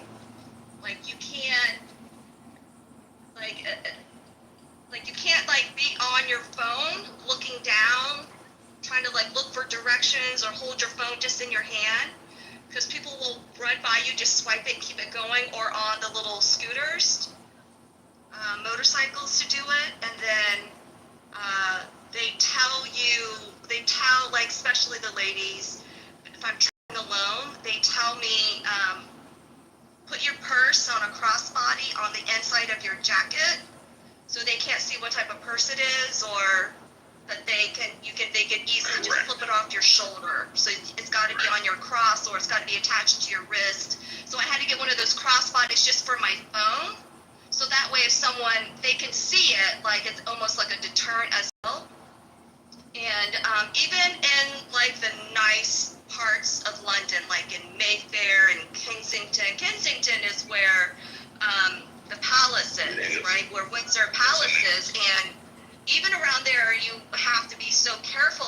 And I, you know, I'm just call a spade, but a lot of them are, the problems are the Somalis, and the Middle Easterners. And the Middle Easterners, they've come over there and I was told at a coffee shop I was declined service. I mean, it was a place that I've gone to multiple times. It's like right around the corner from the hotel that I usually stay in. And it's like, I was shocked. I've gone there so many times, and I usually don't go and sit down and whatever, but I'll go and get a bottle of water, I'll grab a croissant or something, a piece of fruit, whatever, that I take up to my room. And I got declined service. Like there's a person standing there, and I thought he was just gonna welcome me, like, hi, come in, welcome. He's like, can I help you? I was like, oh, I just want to grab some water and, a bite to eat before I go back to my room. He's like, no, thank you. I was like, what do you mean, no, thank you? What? He's like, no, not today. And I said, well, why not today? He's like, no, you can go now. I was like, the fuck? And I looked around, everyone there was Middle Eastern. They were all Arabs. And I'm like, okay. And I knew it was an Arab-owned, little coffee shop or little place. I mean, I've never had any issue there before, but I asked the concierge desk and the manager, and I was like, is there something that I'm doing? And I explained it to him. He goes, no, we'll make a note of it. And I'm like, well, what's going on? She goes, well, they are churning down service for people that are not of their kind. It's exactly what the manager said. So they're basically deciding who can and cannot, and they only want to serve Middle Easterners. They have the Palestinian flag and whatnot. So I'm like, I'm fucking Asian. I have no skin in your little war game that y'all got going on right now, other than I hate people dying on both ends. But literally, that's what the problem is. My client that was there, he's like, I don't wear my nice watches anymore. I go, what do you mean? He goes, I don't even wear my nice watches to Mabel's. And I go, what? Mabel's is like a private-owned social club. You have to be a member just to even enter that place, or you have to be with a member. It's a very high-end social club. And I was like, I don't even wear to Mabel's anymore. I'm like, why? He goes, because there have been men that have been in the restroom and they bump into you and they pickpocket you, or they take your watch off of you. In the bar, the lounge area, they've had a lot of problems with it. And he's like, the crime has gotten really bad. And I was like, wow, I was shocked by it. And then one time when I was leaving Harrods, and the only size bag, Harrods is like this, they're big, popular, department store in the middle of London. And it's walking distance from my hotel, and the only size bag that they had was this huge Harrods green bag. It looks like a fancy store bag. It's a fancy department store. And I only got a couple sleeves of Nespresso pods for my coffee maker in the room. That's all I wanted. They're like, sorry, it's the only size bag we have. I'm like, okay, no problem.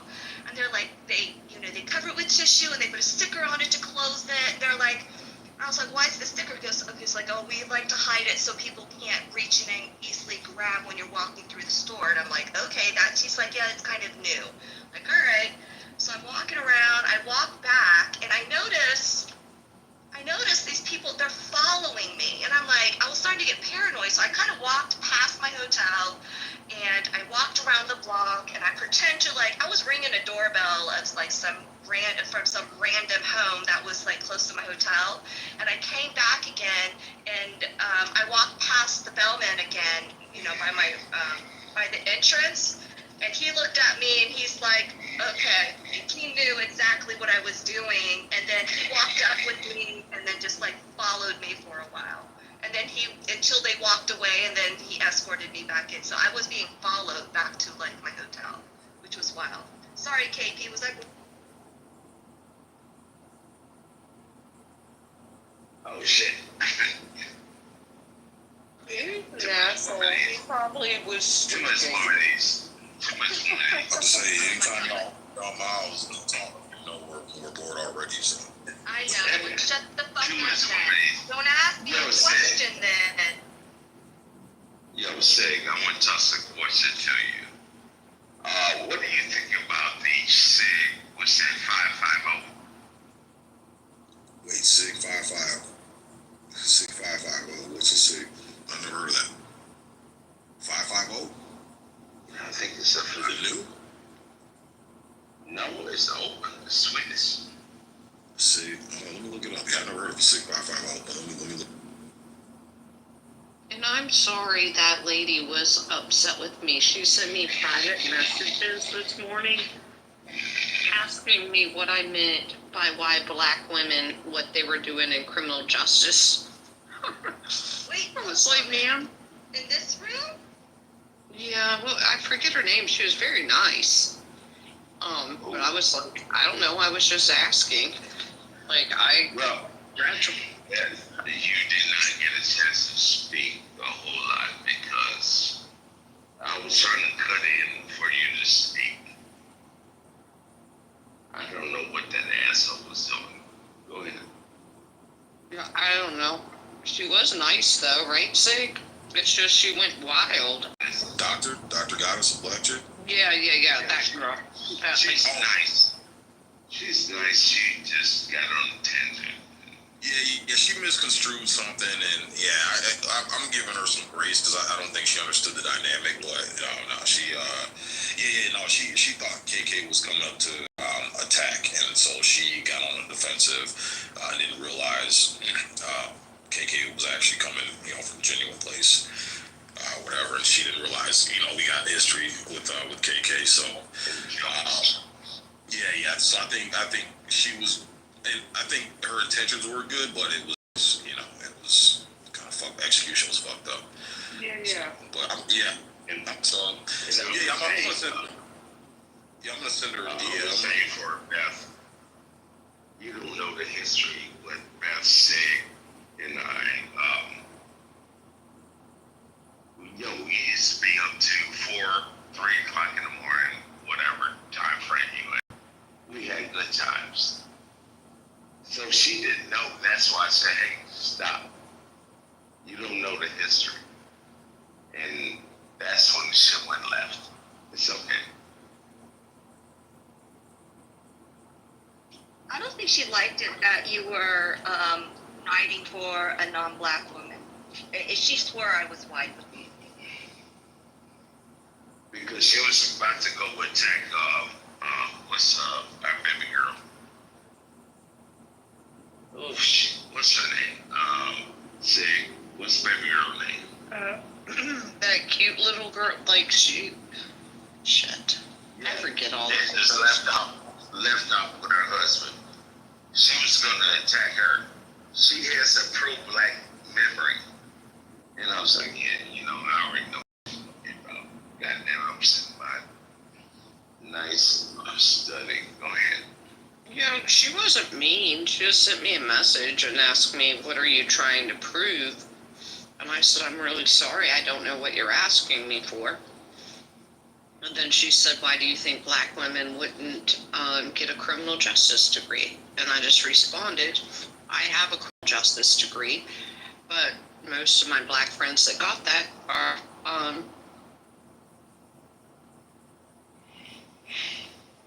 ask a question.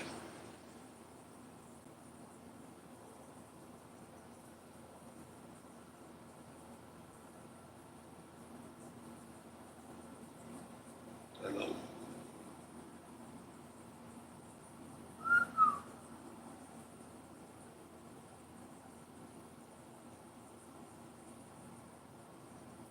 I mean, I do know that every once in a while there is this one girl that comes in here and I forget her name because I just jock her off to the left. She'll send me weird messages. I'm like, oh my god, okay, yeah, whatever. I hope you have a great night.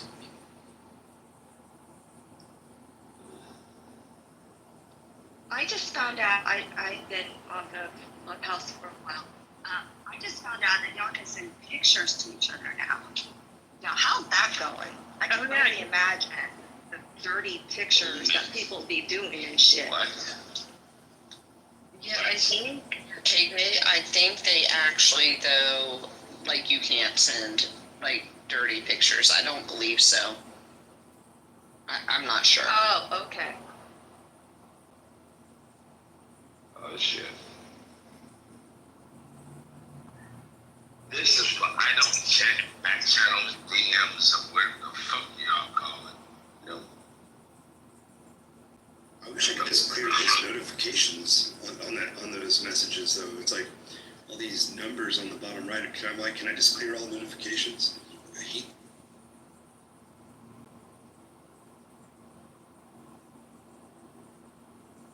Man, sitting outside in this heat and getting drunk. Fuck that shit.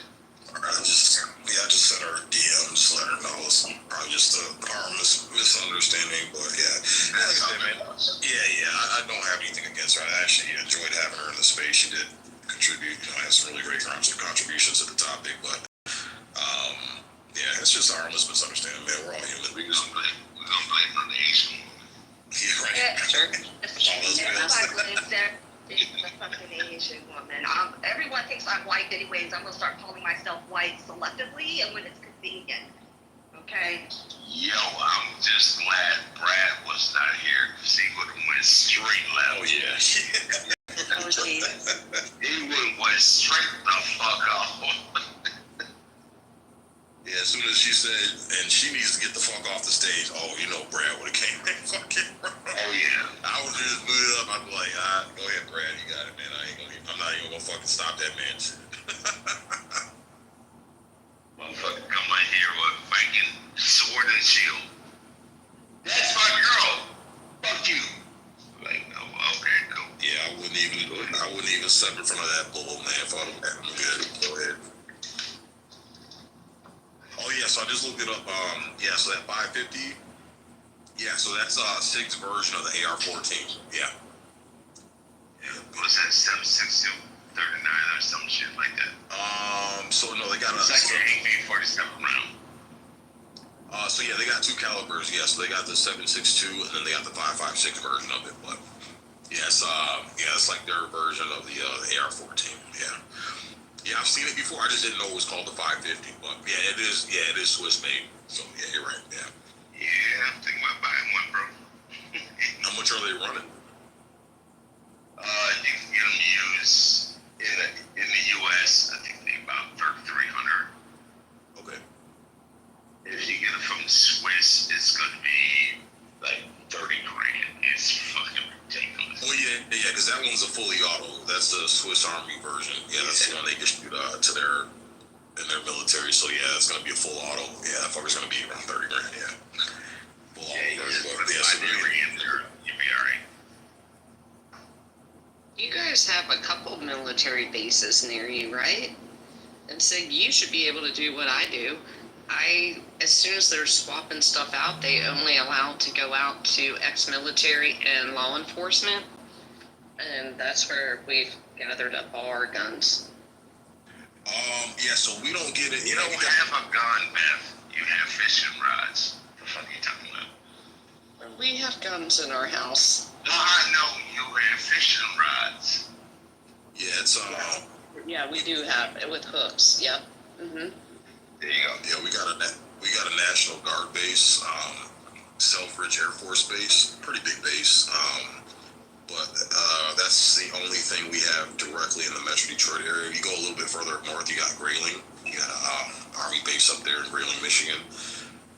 But we don't get any military like trade-ins or anything like that. We do get a lot of law enforcement trade-ins on a lot of our gun shops. So Like you'll go and they'll have like shells that are like they'll mark as LEO trade-ins. So a lot of department issue weapons that they're getting rid of and replacing, they'll sell them. And yeah, you get them at pretty heavy discount too, really good price. But they're kind of beat up though. That's the only thing that sucks. Like scratched up and beat up because these guys, they've been in service for 10, 15 years. So.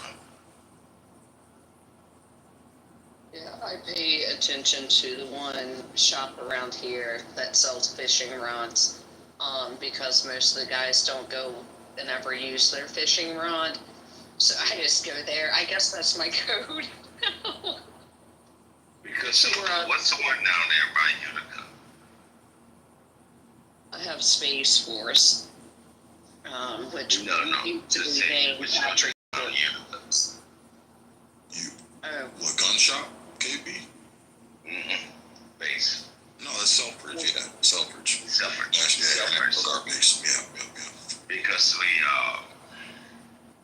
we had ships to go over there, or airmen to go over there for 9/11. We ain't the fuck from here to there. That was the first launch, if you know about it. Man, I'm getting drunk. What the fuck? I'm done.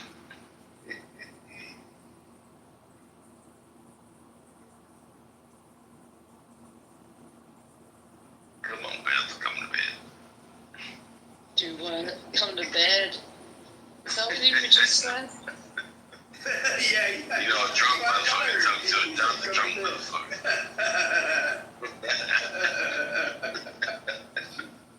Come on, Beth. Come to the hammock. Yeah, it's 3:30 in the afternoon. I just made pepperoni rolls and food for the kids. Yeah. Fuck some kids, they grown. I'm just teasing. Okay, B, planes they got what's up? At Selfridge. They got I know Warhawk.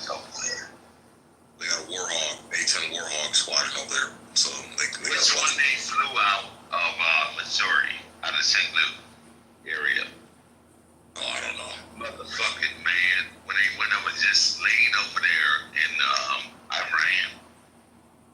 Man, dog.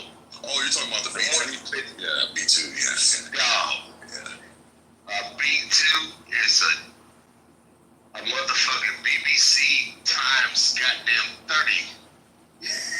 You ever seen this motherfucker? You ever seen them round that shoot at that motherfucker? Yo, I'm telling you, Sig loves, airplanes, but I'm starting into this shit.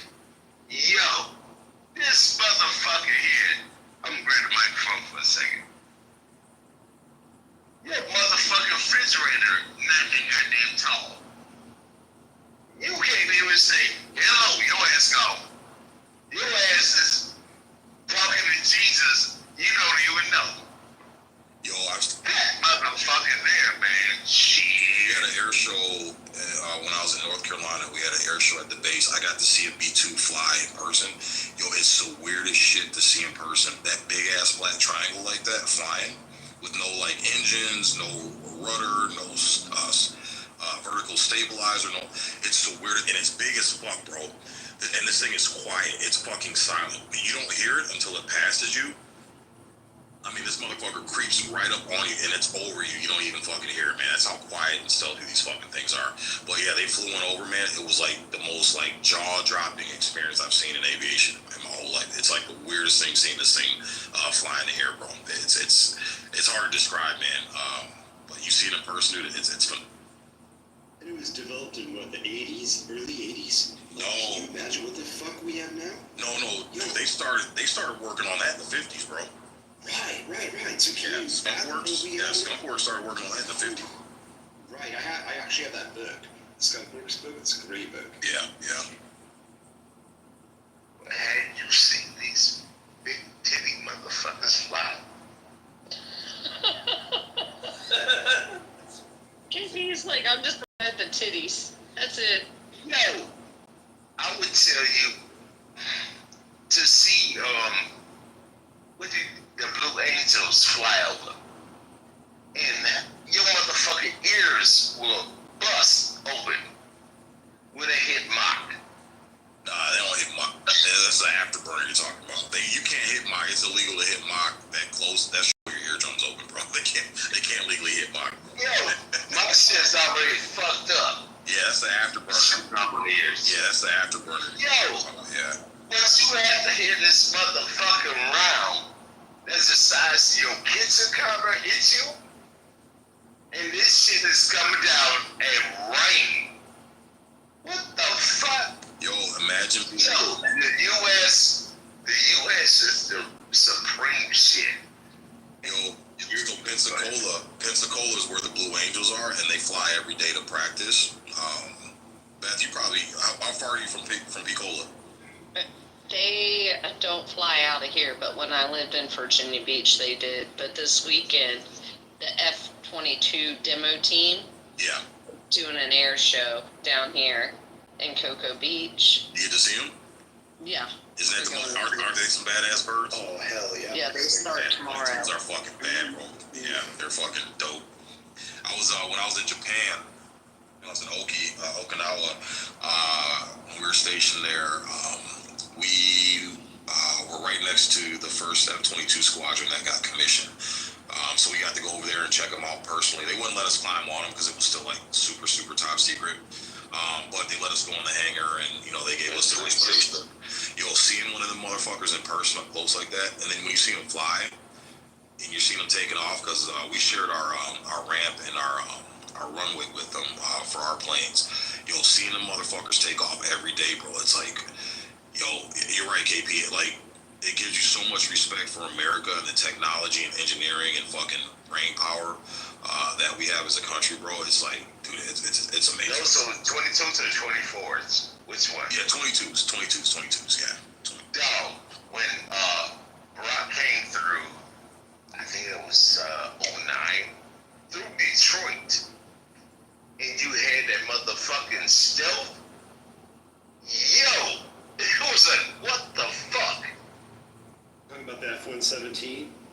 And your motherfucking, your ears are getting blown out because they just shoot. Phew. I said, yo, you better cover your ears. You know what kills me though? You mentioned the A-10 Warthog. That shit will make me giggle fart because when that thing fires off those rounds, it literally sounds like it sounds like a big fucking fart blast. Did you see the round on that motherfucker? That motherfucker is the size of your refrigerator. Giggle fart. Never ever I heard a man say giggle. Giggle fart. Totally. Yo, it's a giggle fart. Yo, when that thing launches, it sounds like it's farting. Like when it's farting shit out at people on the ground. Yo, you know that A-10? That sound kills me. That A-10 Warthog is like one of the baddest. Like, it looks like shit. It looks like a weird ass plane. But hands down, that's like probably one of the badass planes that the U.S. has in its arsenal. So when they designed that plane, they designed the plane around the gun. Put it up in Jumbotron so people know. Okay, yeah, I'll find a link to it. So they designed that. Yeah, they designed that plane around the gun, and that's the most notoriable thing about that plane is the fucking gun. Like Sean B was saying, just a badass fucking gun. But they designed it.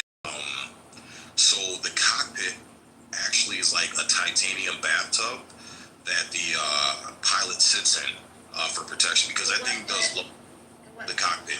Goddamn right, the cockpit, not the pussy pit, the cockpit. Goddamn it. And this motherfucker can hold 40 tons. Let's go. What the fuck? But yeah, the cockpit is sitting like in a titanium bathtub because those things fly so low. Because they just come in and shoot shit up, man, destroy shit. So, a lot of the Hajis and shit, they'll be shooting at it with AKs. Like, it flies so low on its missions, you can actually hit it with the rifle, with an AK-47 or RPG. But those things are designed, you can literally shoot off a wing, it can fly with one fucking wing. Those are like some of the most bulletproof, badass fucking birds out there, man. And when you see an A-10 coming, bro, like, you might see other planes come in when you're out there in the field or whatever, you see an A10 coming, bro, you know you're fucking done because those things get so low and they're like coming right at you, dude. And they're lighting your ass up, man. Yeah, That's and pretty this is a motherfucker that knows this shit about planes. Today, the best ground support to date. Right? Yes, yeah, because well, that's the thing, Sean B. They wanted to decommission them because they're so fucking old, but they can't because of just how fucking bulletproof they are and how vital they are to those low flying missions like that. You really don't have any fixed wing planes like that can get that low and get that fucking precise. When it comes to shooting shit up, shooting tanks up, shooting ground support up, for the opposing side. So they can't decommission it. It's so fucking vital. Which one? The A10 Warhawk. Yeah, the Warhawk. Let me grab a link. Yo, you remember the B-2s? Man, they would drop a motherfucking bomb on your ass. Hiroshima. Goodbye. Yeah, the triangle shape one we were talking about earlier, right? The B-2 bomber. Yeah.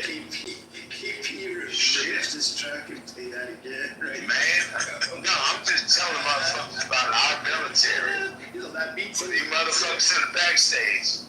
Yo, these guys got some shit that will fuck you up. But that sound of that damn warthog fucking makes me crack the fuck up. I'm like, oh, you got this shit on right. That's how you hear. That's about to fucking big shit on you. Yo, I heard that motherfucker go off. Blank. Bust my motherfucking ears. Empty. Crazy. I salute you, Sig, and everyone else that served. Yo, you're fucked. I like to see someone trying to hold that big cannon. KP, can you imagine someone trying to hold that cannon and shoot that? Hey, you're not gonna pick up a shell like that. You're not gonna pick that shell up like that, No, they won't be able to handle it. No. Because I was thinking, remember, you saw that movie, The Purge, with the guys in the back of the truck and he rolls it up and he's got the Gatling gun, it's like a mini Warthog gun, but not even close to it. That was, what the fuck was that? That's like an Iron Dome. It basically, isn't it the same as an Iron Dome? Isn't it the same, Sig? KP, you guys know? What's that? What the Warthog has? The Iron Dome, what is shooting? Different kind of cannon? It's I forgot. I think it's like 37 or 42 millimeter. They're big ass fucking rounds though. They're like the size of your fucking, like if you took the top of your finger and kind of went like halfway down your forearm, that's how big those fucking rounds are, man. They're humongous. Bullshit. Them motherfuckers off the refrigerator. Nah, they're not that big. Nah, they're not that big. Okay. Yeah. They're about the size of your like from your fingers down to halfway about your forearm. But they'll tear some shit up, bro. Like you get one of them motherfuckers. Even the kinetic energy from just say goodnight. Just by you, you're fucking done. Yeah, you're done. Just say goodnight. That's all you gotta say. Hey, y'all love bugs. Hey, what's going on? I just shot a Gatling gun. I just shot a Gatling. The new age Gatlings. On the stand. It'd be cool to have handheld cannons. And I'm 6 feet. I'm 6 feet, bro. Man, shit. I was like, fuck this shit. Some cackle fart shit going on right there. It just makes me fuck this shit. And I shot, what the fuck was you shooting over there? That they say we were shooting out there. I said, what the fuck? Killed the whole goddamn the stadium. What the fuck was you shooting? What at the gun range? At the number. Yeah. Oh yeah, that's my noisy cricket. Yeah, it's just it's a 6-inch barreled AR, but I got a fucking 3-chamber muzzle brake on that bitch. Yeah, it's loud as fuck. It'll thump your chest, rattle your teeth, man. Yo, motherfuckers like, what the fuck is that? I said, well, I got fire one downrange. Okay. Is that legal in California? Can I get one? Oh, no, it's illegal. Hell no.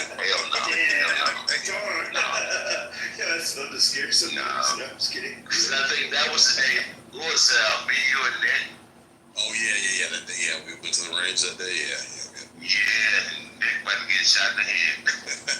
He was just wild, man. Like, what the fuck are you doing? Yeah, Curse, that F-35, yeah, F-35 is badass too, man. F-22. So F-22 is still, when you talk about air superiority, F-22 is still on paper technically a better plane. But yeah, the F-35 is a beast, man. It's a beast of a plane. F-22 is a beast, man. I'm talking about the beast. 86. You're talking about the Bravo version? The one that vertical takeoff, the one that goes up vertically, like. Okay, yeah. That's the 80s version. I was going to ask you, what's the difference between the Marines version, which has a dual jet, and then the Navy version, which is what he's talking about, has a single, and it can stop in mid-air and do like a 360 or a 180 in mid-air to stop. It's pretty crazy. So it's like an alien ship, man. Like on the real though, it's like an alien ship, but that's literally what it is, bro. That's literally Superman. Yeah, so that 35 Lightning II, right? That's the F-35. F-35, yeah. My brother's in serves in the Air Force, and he was stationed in Ogden for about 4 years. He was in charge of the 40 or 50 plus F-35 Lightning IIs. His task was meteorology for strategic air traffic for those kind of vessels, like if they're on missions or where they're heading and making sure it's clear. He's now in Guam. That's I believe where the B-2s either took off or landed from in this mission in Iran, if my memory serves me right. I haven't had a chance to talk to him because he's been busy. He's been working 12-hour shifts. Yeah, so you're right, Wallace. They've got 3 variants of the F-35. They got the Alpha, Bravo, and Charlie. Alpha's for the Air Force, which, it's just a basic stock model. And then, the Bravo version is for the Navy and Marine Corps, which is the vertical takeoff. And that replaced the Harrier. I don't know if you guys are familiar with the AV-8B Harrier. Yeah, so that's when I got confused. I thought the A-10 was going to be discontinued, but it was the Harrier. Yeah. They took the Harrier out. That thing just had so many fucking problems. That bird was a piece of fucking shit, man. It was a horrible bird. We were at my home base in North Carolina. We had about 3 or 4 Harrier squadrons. We actually saw one crash live in person, dude. But those things were always fucking broken, always had problems. So they needed a replacement. So that's why they came out with that Bravo variant, vertical takeoff and landing for the Marine Corps, Navy, simply for the ships, Wallace. So then that way they can embark and debark from the aircraft carriers a lot easier. The cargo bays are humongous. Oh yeah. I went to an air show. It did a low fly. It turned on its side in front of the stands and opened the cargo bay and then closed it. It's like 2 seconds. Yeah, it's like 2 seconds. It's quick. Totally insane.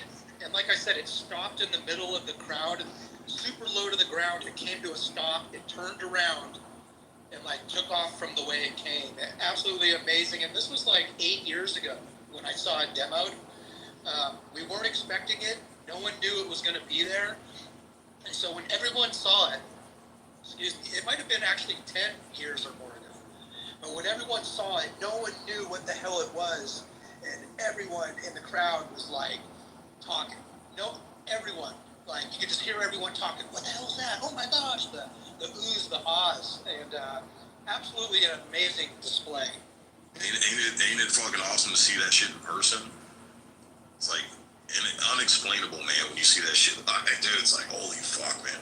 Yeah, no, they're badass birds. Hey, Sig, what is the letter though? Is it F-35? There's F-35A, B, and C. Which one is the one that's able to go just vertical? Yeah, so the vertical one is Bravo. That's specially designed. No, I'm sorry. No. Wallace was right. I'm sorry. The Bravo is for the Marine Corps, and then the Charlie is for the Navy. So the Alpha version is your stock standard one. And if you actually look at the differences, the nose gear one for the Alpha is designed for the Air Force. Air Force has normal runways. So the nose gear, you'll notice, is very, very slender, very, very lightweight. When you start moving to the Marine Corps and Navy variants, you'll notice the landing gear is a lot thicker and it's titanium enforced, just because of so much, what is it called?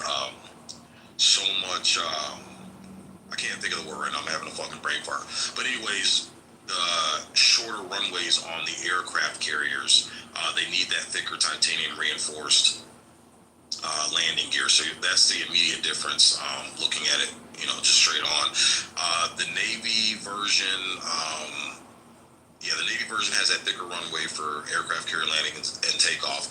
The Marine Corps has the big fan door that opens up in the middle, so then that way it can vertically lift up and take off. I forgot exactly why they needed that vertical takeoff and landing, but for whatever reason, I'll look it up real quick, but the Marine Corps, that's their specialty, and that's what they replaced the Harriers with. But I forgot, man, I read somewhere before, because back during the Vietnam War, I know what it was. The vertical takeoff and landing was needed because the runways were extremely short over in like the rice paddies, Vietnam, when they were setting up airstrips. When we went over there and set up our bases, they're just extremely short, and there was not enough fucking runway. So they needed a plane that could put in the Vietnam territory that would be able to vertically take off and land for that specific purpose. So they got rid of the Harriers and then replaced them with the F-5 Bravo. And I don't really think they need the vertical takeoff and landing because we're not in Vietnam or anything like that. But Marine Corps still likes to have that variant, to be flexible for whatever comes. Yeah, it's actually as told. They say it's safer to be used as a short takeoff and landing compared to as a VTOL. So yeah, absolutely. It's that. Was that F4? Oh, the F4 Phantom. Yeah, that was an attack plane. Yeah, F4 Phantom's Yeah, that's actually my squadron I was in. I was in an EA-6B squadron. We were electronic warfare attack plane. But before my squadron picked up the EA-6Bs, they were an F4 Phantom squadron. And were those trainers in the beginning, I think? Trainer jets?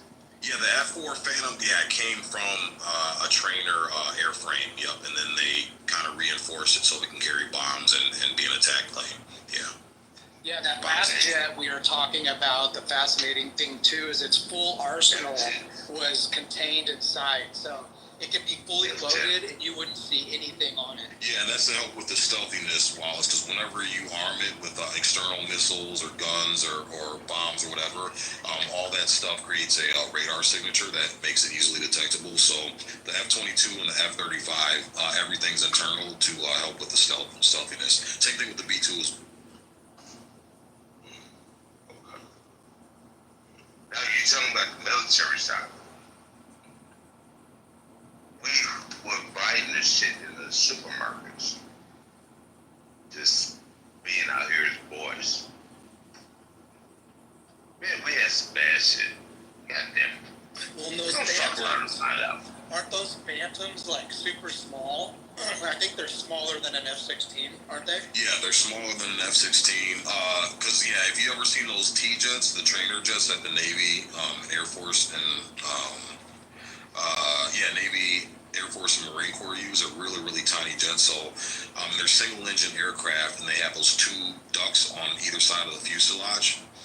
And those ducts are like really, really big for the size. The duct ratio is pretty big. You don't really see that a lot in military aircraft. But they took those that trainer platform and airframe, and then just kind of beefed it up. And then that's where they came up with the F4 Phantom. Yeah. And those are fast. Those are nimble little jets too, man. Oh, what's that? My brain's spinning. Oh, I was just doing ChatGPT on the F-117s. Some interesting history on that. That's Raven, right? F-117 Raven. It looks like a mini B-2 bomber. It's the black. Yeah, that came out in 1983. Apparently, when I was reading here, check this out. F-117 was grounded because it became. Wait, let me go back. I just had it over there. Debuted in 1983. It was the world's first operational stealth aircraft, but in the late 1990s and 2000s, newer stealth aircraft like F-22 Raptors and the F-35s were more advanced in radar evasion, speed and maneuverability, sensor fusion, and multi-role capabilities. The maintenance apparently was brutally expensive. It said that the F-117's radar-absorbing skin was fragile, requiring intensive and costly upkeeping, and it says its stealth shaping is based on 1980s computing limitations, less efficient than newer designs compared to modern aircraft. This is the thing that was fascinating because I did not know this. It says vulnerability was exposed. in 1999 during NATO's bombing of Yugoslavia, an F-117 was shot down by a Serbian SA-3 missile. While the Air Force emphasized that this was a rare scenario, it raised questions about the jet's survivability in evolving air defense environments. Just a fun little share on that. That was such a cool ass looking aircraft because it reminded me of a mini B-2 bomber. Yeah. No, let's see, the F-117. I think black. It's called the Ravens F-111. The black. Yeah, it's black, but it's got a vertical stabilizer on it. It's kind of triangular shape. It's like a smaller aircraft. It kind of looks like a B-2, but with a vertical stabilizer in the back. That kind of sticks up, that back part, that back fin that sticks up on the back of the plane. But what is it, Sean B? The 117 is like the Nighthawk, or?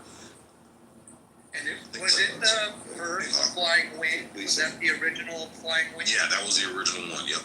That was the first stealth wing. Yep. That thing just like literally like a jet version of a UFO. We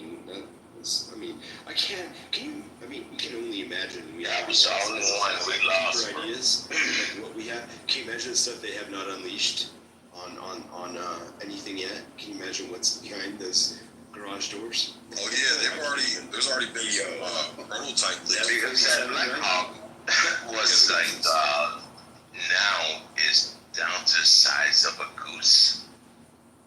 That's how that motherfucker's smooth. Go ahead. What are you talking about? The radar signature, KB? Yes. No, a Bumblebee, bro. The F-22.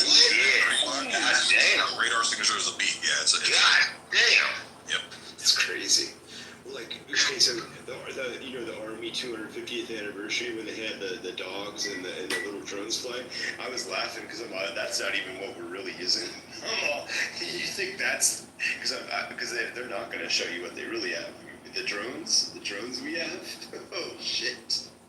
You're gonna fuck around with America to find out what our drones could do. We don't need 900 drones. Like 10 drones pretty much could take out the whole. Dude, the footage from Russia and Ukraine, the drone footage and the use of drones, I mean, that shit's scary. What we have is even scarier than but as soon as you let that stuff out in public, it does allow for other countries like China to Alibaba the technology, because that's all China has is Alibaba rip-off versions of what they've discovered from what's been unleashed in war. I mean, it's like the Black Hawk that went down with Osama bin Laden. That Black Hawk that went down, that was something people forget about. That was an untraceable helicopter. Yeah, that was something that we never even seen before. Yeah, they sell devices now that you can set up and it puts out pulses and will disturb and bring down drones, small drones. Yeah, I saw that. You never do that shit here in the States or our territories. Trust me, you're fucked. Can you imagine? I can't wait to see the Golden Dome built. Just think about one of our territories. Man, we will fuck people up. Yeah. I don't even think it's nuclear anymore. I don't even think nuclear is a concern anymore, to be honest. We have technology that's beyond what nuclear is. Well, you know about electronic warfare planes, right? Electronic jamming. You guys know about that? I think that's what I was mentioning. I don't know much about it, but I think that's what I was thinking about. Yeah, they so the planes I used to work on, and this, I mean, you're talking Vietnam airplanes had this, but the EA-6B Prowler, the jamming pods that it contains, like, can literally shut down power. And our planes, what they would do is they fly about 40,000 feet in the air. While the troops and the convoys were on the ground traveling and moving, they would just fly, and any signal that wasn't a friendly signal, they could jam and stop. So when the Hajis were set up IEDs to wirelessly detonate, to attack convoys and shit, our planes from 35,000 feet in the air could stop that signal and jam the signal, so our troops wouldn't get hit with IEDs and shit. But yeah, they would. We had two instances where our birds went out for training missions, They would do like a cross country. They'd go out for like 6, 7, 8 hours and come back, and they'd still have their jamming shit on.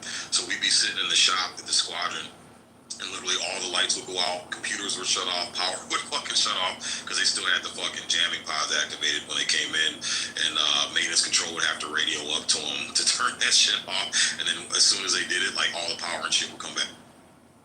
That's wicked. That's wild. That's like next level. Well, you know, the one that I never hear anyone ever talk about, like I've never heard anyone else ever talk about it, ever on Clubhouse or even just around, just out and around, is neutron bombs. Because I'm just going to say, allegedly, I'm going to make sure I'm clear on this, allegedly, Vandenberg Air Force Base, which is now Vandenberg Space Force Base, had neutron bombs. And what those would do is the same as what a nuclear bomb would do, except all the buildings would be stay intact, but wipe out all electronics and people. Like literally would leave the whole city for you to take. Basically. That's crazy. Nothing functioning. That's like crazy. shit that I think it was. So I think the reason why I don't think it's that continues to talk about is either they wanted to be silenced, or it still exists, or it was so deadly that they did that it wasn't controllable as far as the power of it. But if you ChatGPT, just for your own interest, what a neutron bomb does, it's fucking wicked. It's like, What does Geneva think about it? I don't think Geneva would know what to do with it. Yeah, some of the technology though they have on the planes are fucking crazy. Before I left, we got assigned surveillance missions. So they gave us surveillance pods. We started installing on our jets, and like the lens. Imagine fuck man, what would be the best? What can I? Okay, like a paper plate, right? Oh no, okay, never mind. You know, like the circular baking sheets, like you can put a cake on and bake, like the big ones that are like probably maybe 10-inch pan. I'd probably say like a 16-inch. So like that's the diameter of the fucking camera lens on these fucking pods. We got to go into the war room. We were in Las Vegas for a red flag training mission, and they let us into the war room where you can see all the images. You can see all the like it's this big black room. It's super dark, and it's kind of like a globe-shaped room on the top. And they have a projector that projects all the positions of all the airplanes, both friendly and enemy, and you can see them like moving live. You can hear all the radio transmissions as they're flying, coordinating their fucking missions and combat strategies, whatever. It's really dope. It's a really fucking dope experience. But they had a screen on there with some of the surveillance images. Bro, from 35,000 feet in the sky, these cameras could read the fucking Lacoste alligator on a fucking polo shirt of a guy walking on the ground. Like, that's how insane the fucking technology is with this shit. I've heard that there's a coating that apparently the military can use on the batteries of electronics and stuff to absorb a lot of that EMP energy that someone might use as an enemy. Because I've always thought, like, what's the point of sending, I guess you say robot soldiers, if somebody could do what you guys are talking about? But apparently you can actually put a coating on that, right? So yeah. Wow, man, like, I mean, you guys, I know you're excited, but maybe your children or your children will see a different kind of war, man, where humans won't even be deployed. What tribe are you from? Tribe? Remember, in South Africa. Why are you asking? Because I asked. Yeah, but yeah, definitely. I'd love to see that, but yeah, I just wonder what warfare will look like. Yeah, they're trying to, excuse me, Curse, get it to the point of, they're trying to get it to the point where they don't have to. What? Don't do it. Don't do what? It's one of these motherfucking African motherfuckers. Oh, this is awesome. This is so great. I already know how you do that stuff. He said it. I know how you do that stuff. Don't tell the secrets. This is all shit on. Just what Yo, I had to interrupt my fucking dinner. Say, you my brother. No, this is Dirk Dance. No, you're not gonna do that bullshit. This is all shit on Google, KP. This is all public information. Well, yeah, Curse. Let the motherfucker go look it up. They're trying. Give my line. They're trying to, they're trying to get to the point where they can eliminate the human element out of warfare, man. You know, humans need rest. They get injured. They get tired. Humans are limited on what kind of how much ammunition they can carry. You know, things like that. Have you seen the the bionic suits they're testing out? Yeah, I've seen on soldiers who are hurt. Yeah, I've seen. Yeah, like the exoskeleton suits and shit. Yeah, so they've been testing those out. And yeah, with those suits, they're able to carry a lot more in their packs, a lot more ammunition, a lot more gear, water, shit like that. You're talking too much, man. I think the biggest I'm gonna let you I'm ready for drone boot camp, Sig. I can't wait. Drone boot camp where they just tell you gotta play a lot of fucking video games and you better win. That's what's gonna determine if you get to fly one of those fucking drones. That's the hand-eye coordination shit. Yeah, that's like the best video game ever. I swear to God. But that's actually what it's like, man. They actually like when they recruit for the drone operators and shit. Yeah, they recruit these kids that play a lot of video games. That's exactly what it's. Yeah, the drone swarms are crazy. Like the reconnaissance drone swarms that work together, and like I saw the demonstration. I'm sure most of you have, but absolutely fascinating. No, I was just saying that I think the biggest drawback is still on batteries. I know this thing called graphene. These things have nuclear. We're talking about. Hold on, Shelby. Let Curse finish real quick. Yeah. Sorry, go ahead, Curse. I was just saying, batteries so far they don't last as much, and obviously the problem with the combustion engine will be too loud. So obviously there's almost no point of putting a robot with such an energy source. So I think definitely having a stronger battery can last, let's just say maybe 10 to 11 hours, right? That would be long enough.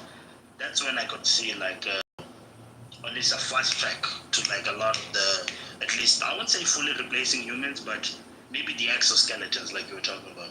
But I think it's a battery thing for now, the biggest. I was going to say that they run on, think about satellites. A lot of satellites run on nuclear power, nuclear fuel engines. It's like submarines, nuclear subs. The battery power isn't an issue at all. And even now, just for local consumption, we're just less than 5 years away from solid state battery technology that weighs less than the current batteries that are in your average cyber trucks or whatever else you want to think of.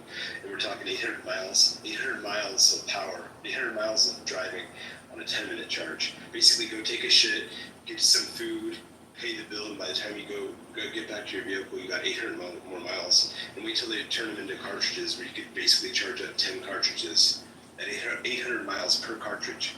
That's what's coming. Yeah, we just need thousands of more. No one is talking about what I'm saying. No one is saying how AI just turned on Elon that quick and said he's Hitler. Huh? Yeah, or the developer who tried to shut it down. Or the first. Hold on a second. When AI came out and they had to unplug this motherfucker with Microsoft. What the fuck y'all doing? Right, didn't the AI blackmail him through the darknet and planted compromising stuff on his And if you know about darknet, it's not no HTTP shit. It was way back.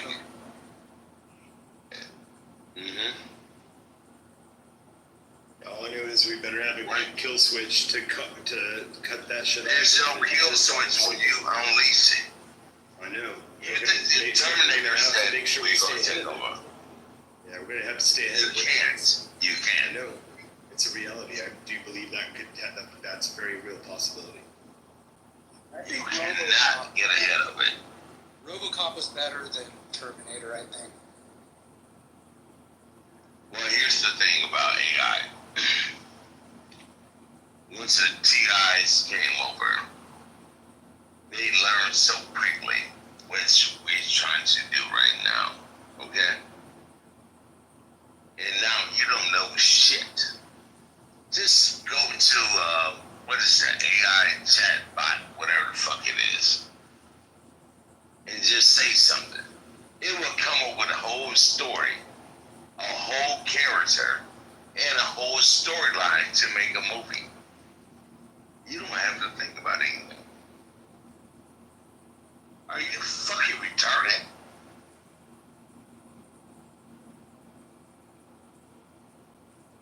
Hello? Did you say TI, KP? TI is going to come and do a concert? You mean T1? When the T1s came in and Terminator, you said TI. Whatever the fuck you want to call it. I think you said wait till the concert arrives. Well, whatever you want to call it. It's a concert of some serious advanced artificial intelligence. Yeah, when they... I'm trying to interrupt my goddamn dinner. Look at what they're doing with like amputees and replacements. Like transhumanism is something that's in the process. I mean, even Neuralink would be an example of that. But they're looking at people soon will literally, instead of wanting to get a facelift, be literally going, I want my right arm to be strong as hell. I want to have all these abilities. And they're gonna literally have their arm chopped off and get literally like a robotic arm attached or a knee replacement, literally, it's called transhumanism. You can look it up, but it's a real thing. It's something we might not see in our lifetime, but it's definitely in process. Yeah, I was a volunteer for a robotic dick. It's done wonders for me. Oh. Yeah. I'm the Energizer Bunny. Yeah, he just does it for fun. No feeling. And I never have to worry about social diseases, sexual STDs. You know, Bobbitt's going to be all on that.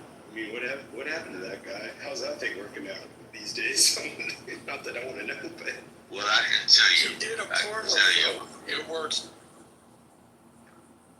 I can tell you straight up personally. A lot of this shit that's going on, it's gonna come back and fucking young guys over. Young women. Who the fuck? You can look up AI right now.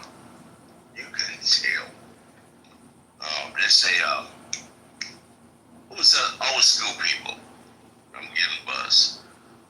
Old school people, Alan Dean.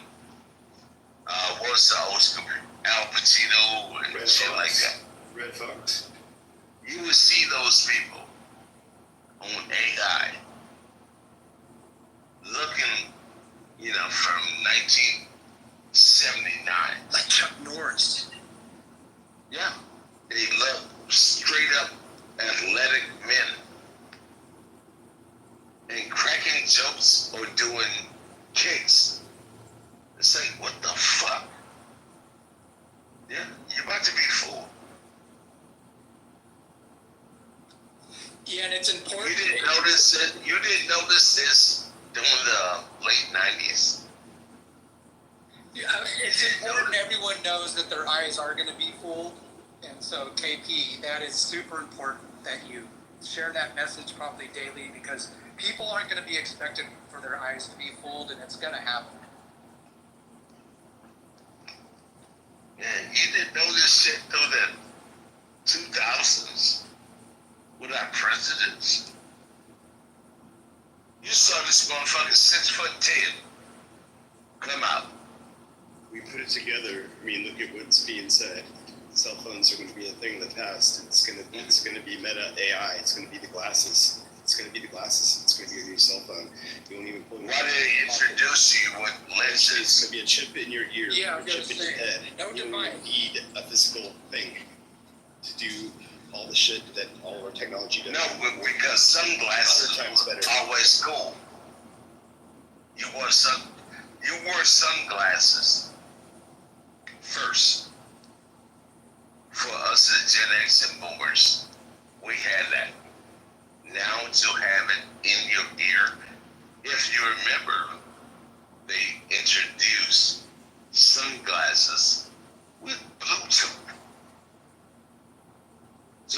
see. Like Black Mirror with the little chip on the side of your temple. You seen Black Mirror? I didn't. I never watched it. Oh, KP, you gotta see that. You will be mind blown. Yeah, if it's a chip, I'm gonna put the chip in my dick. That way, if I'm in the middle of fucking a woman, my dick will ring. Yeah, and then I'm in the middle of fucking a woman, it'll be, my dick will ring and oh honey, I'm sorry, I gotta take this call. And then, Well, I would take it What back. do you do when you put on pause? What do you do then? Hold your butt. Yeah, exactly. I would take it back, bro. Because I was sitting on the couch. My wife and I were sitting here, and a friend of mine introduced Your wife is going. Shut the fuck up. If I touch it back in the ocean. Yeah, they put this shit in front of me. And then I introduced a good friend. I'm not going to say her name. That's really deep into Hollywood. That came on this goddamn app and said, yo, you're getting fucked. Yo, I'm going to tell you who's going to be the next Oscar winner. Oh, Best Actress. I'm going to tell you an hour before. That was sitting there at the stage. Gotcha.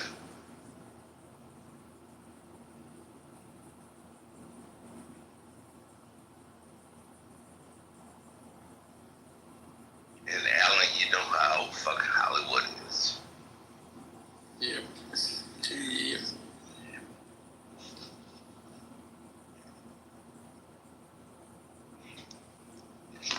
I'm gonna go back to eat my dinner.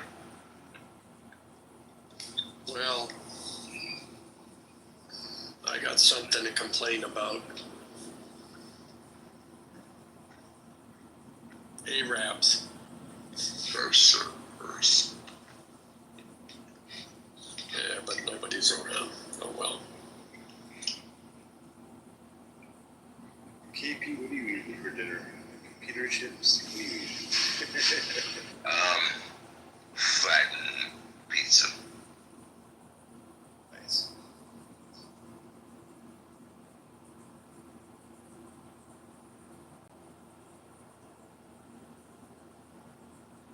That was funny. Go to sleep for 16 hours. Damn right. I'm gonna heal my body.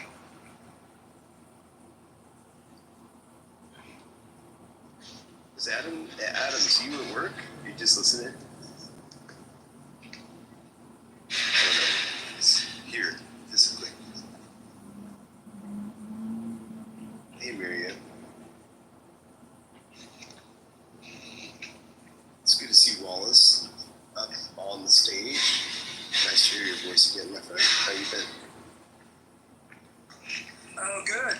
Just doing personal work for myself, trying to catch up on my own projects, put other people's off, and yeah, ate some lunch, so I'm just relaxing, waiting for the heat to kind of die down before I go outside. Nice. I can see him special ops. I've been seeing him. He in the listening lounge a lot. He listens to me. He's studying this. So Wallace has been around for years. No, I know he is. No, I know, Charles. I know. Well, it's good to see him lift up. I think we were just talking about you the other day, Wallace. We were talking about that one day you came in and we rattled it off for like a couple hours in a room. Remember that? Was that in the last month? Or like He went the fuck off. He went straight off. Yeah. Wallace went straight the fuck off. Was that 4th of July? I don't know. No. It was way before It was that. like what, May or April, May. Yeah. Yeah, I used to like drink beer and come on here and talk shit a lot. So I'm pretty dry now. I drink maybe 2-3 times a year. And so since I stopped drinking, I kind of just sit down in the audience and listen. When I get a few beers in me, like I'll get on stage and just talk, and not give a fuck. But yeah, lately, man, my hands are moving so much. I just listen while I work. Not jerking off. Don't do that. Oh no, I'm dealing with much more. Yeah, no, I hear you. Yeah, the liquor definitely makes us talk a little more on stage. That's for sure. Oh, liquid courage. Yeah. That's right.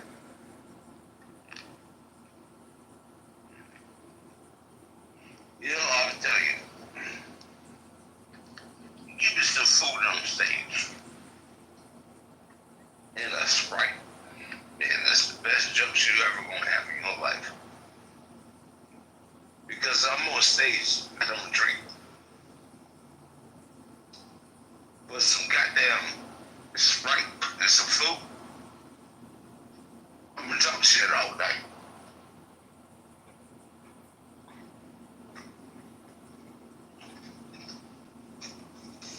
Let's go. See, fuck you. Fuck you, nigga. I ain't got no Sprite, but something myself out. Yeah, as long as you ain't fucking with that grenadine shit. Grenadine. Shit. You know who the fuck my drinks so quick? You know what? KP drinks Shirley Temples. He won't admit it, but he will. They like Shirley Temples. So spiked Shirley Temples. I do like Shirley Temples. Those things are good as hell. Oh my. Oh yeah, as a kid going to the bar with my dad, dude, I would put it down. Yeah, if I was, if I have to do shit, yeah. So you know what my grandfather Just called to make it up. real talk. So there was a correction on it because my grandfather was like, "You're ordering a Roy Rogers, not a Shirley Temple," and it was the same exact thing. A Roy Rogers. So that's like John ordering a John Wayne. Except there was no John Wayne drink, but it basically was like a cow. It was like the masculine drink to order. If you're a boy, you Which is order a Roy Coca-Cola, Rogers, not a Shirley Temple. right? Instead of It something was just, else. yeah, it was Coca-Cola and cherry, and cherry juice. Yep.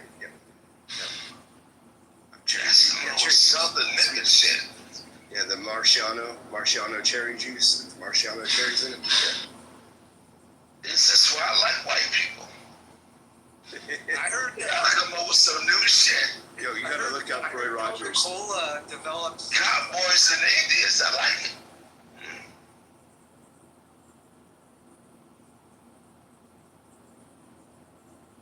Don't make it quiet, motherfucker. No, Walls, what were you saying? Walls was gonna say something. Oh, I just said the other day I heard or I saw a thing and it said that Coca-Cola, because no one would drink Coke in the wintertime, so that Coca-Cola developed Santa Claus. Ooh, see, I like Coca-Cola. And you put it in a cooler, ice cold, all day. Yeah, all day. Man, yeah. Pepsi's trash. I hate Pepsi. Yeah, it's like, maybe. But Coke is all day.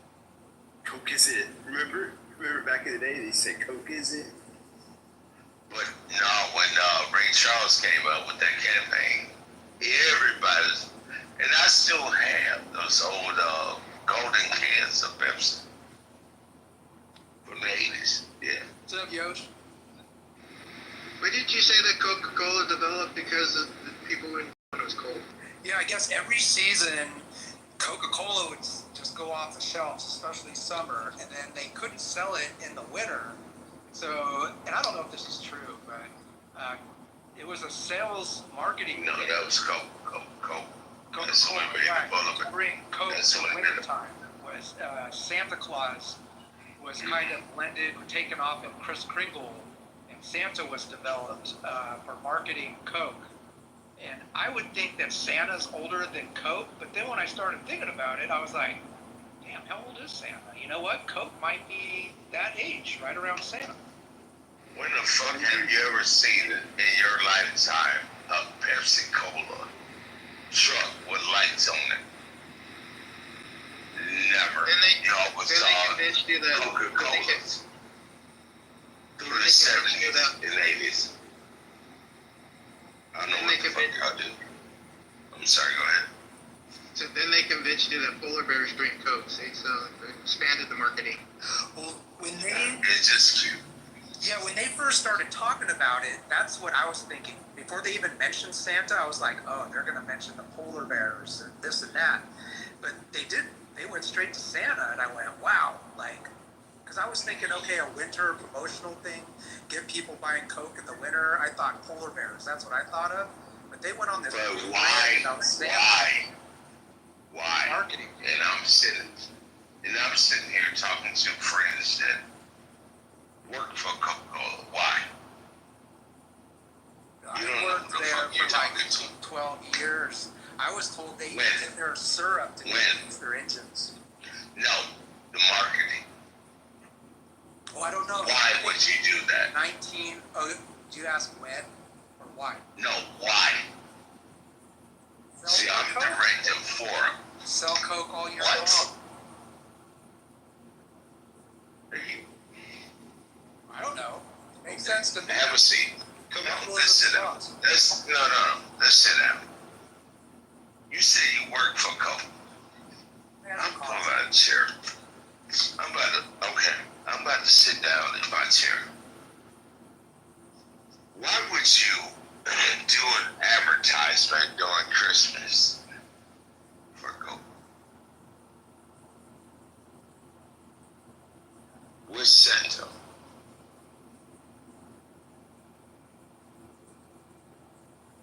I'm asking you, young man. Come Sell on. more Coke. What do you mean? Why would you sell do it? Coke in the winter? You got to think of some way you can sell more Coke in the winter. No, you open your fucking mouth. You don't even know. I made a guess. I'm gonna tell you something. Myself. You're talking to the wrong person. When I sit down at a table to come in and get shit correct, why are you doing this?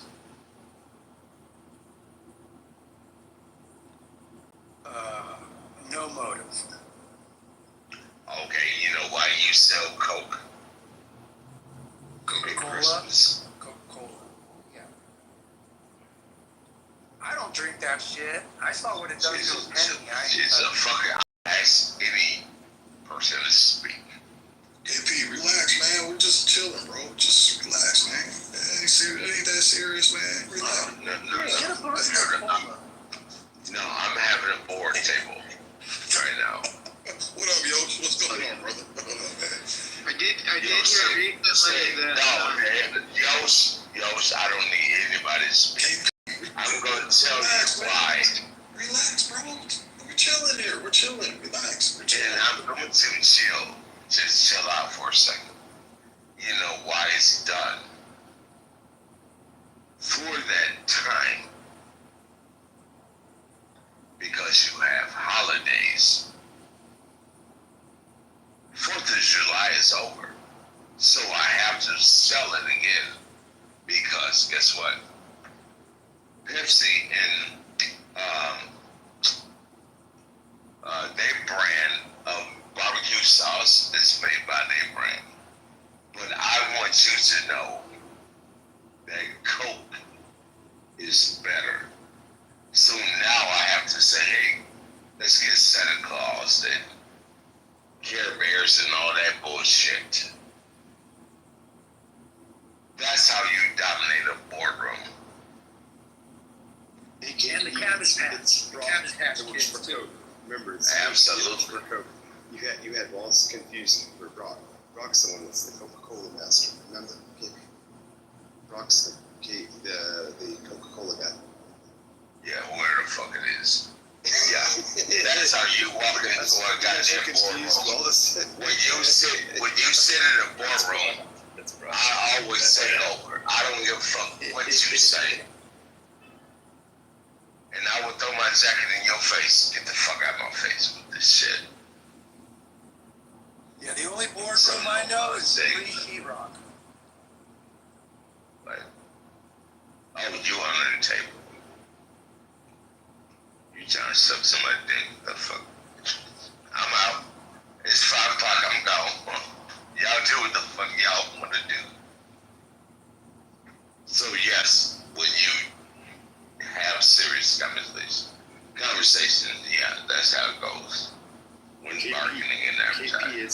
it's not 5. It's not 5 o'clock. It's 6 o'clock your time. I think that was 3 drinks ago. Back at 5 o'clock. It's 6 now. But I still can dominate a motherfucking room. And I'm an old man. And I hope you young cats picked up and said like, hey, yo, chill out. No, this is what I do and what I've done. I dominate a room.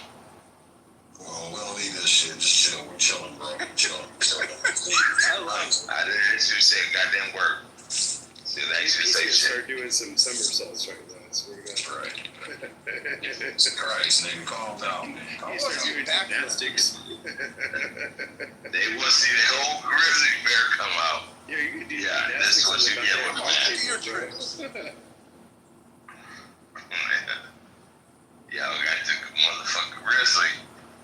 I'm chilling, talking to you guys, and I'm like watching the street over here. I mean, I smoke in this like little low-key private parking lot, and I just saw this dude running like fucking must have been running 20 miles an hour, and he had a whole stash of clothes. And I saw some dude, like a Hispanic guy, chasing after him, who was about 250. This guy was like some white-looking dude, skinny as hell, probably on meth, running fast as hell. This guy's trying to keep up with him because I know he was running with some clothes and shit. And everybody knows I've never seen anyone run that fast in a long time. You should have been running. If you could run that fast, you could have probably actually paid for the clothing. Because the guy was running fast. It's like, I've never seen anyone run that fast. This guy was fucked up too.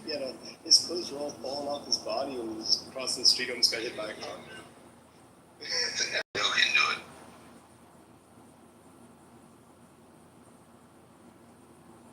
I kid you not, I'm glad I don't own a store, and I couldn't do it in California because I just point and shoot, run, try to steal some shit. I'm just gonna take you out. Well, if you work for me, you'll be good.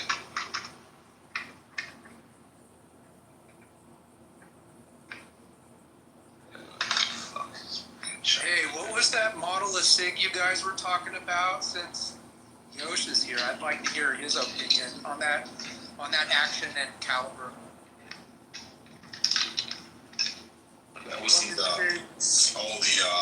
51 550. Yeah, the Sig Sauer 550 rifle. Yeah. You ever heard of that one, Yosh? That's a long gun? Yeah, long gun. It's like kind of you know the old AR-14s. He said 7.6239, I think. He said. Yeah. They make it in 7.62 and 5.56, but it kind of looks like that old ass AR-14 rifle, the African issue rifle. They have it looks kind of like an AR-15, but it kind of more resembles AR-14 a little bit. Nah.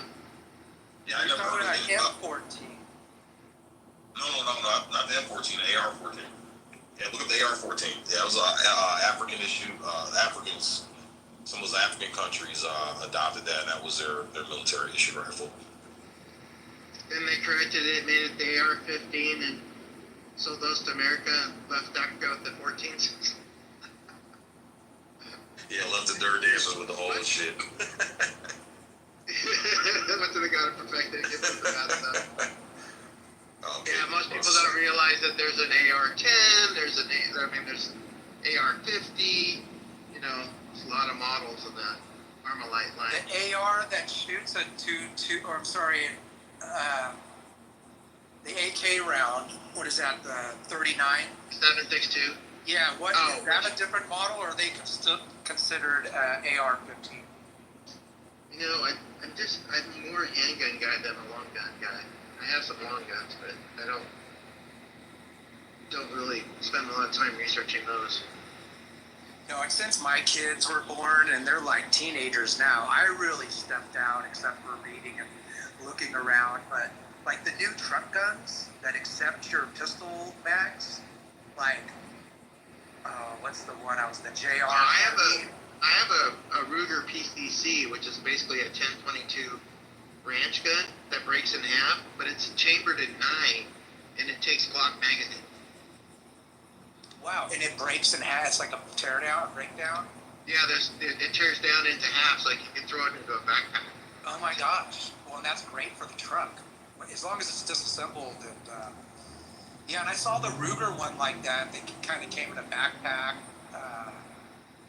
Yeah, it's kind of cool. And you said 9mm, which is attractive. Chambered 9 takes a standard block magazine.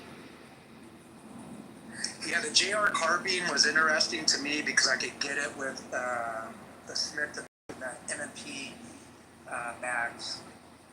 But I totally stopped looking. But yeah, they're cool truck guns. I guess they're labeled as truck guns. Sig, what the hell was KP smoking there? That's what the hell was KP drinking, man. Oh, it's halftime. That was Nobody weird. asked for the lip stuff. Yeah. I thought he said he doesn't drink when he's on stage. Nah. Never know. That nigga drinks, man.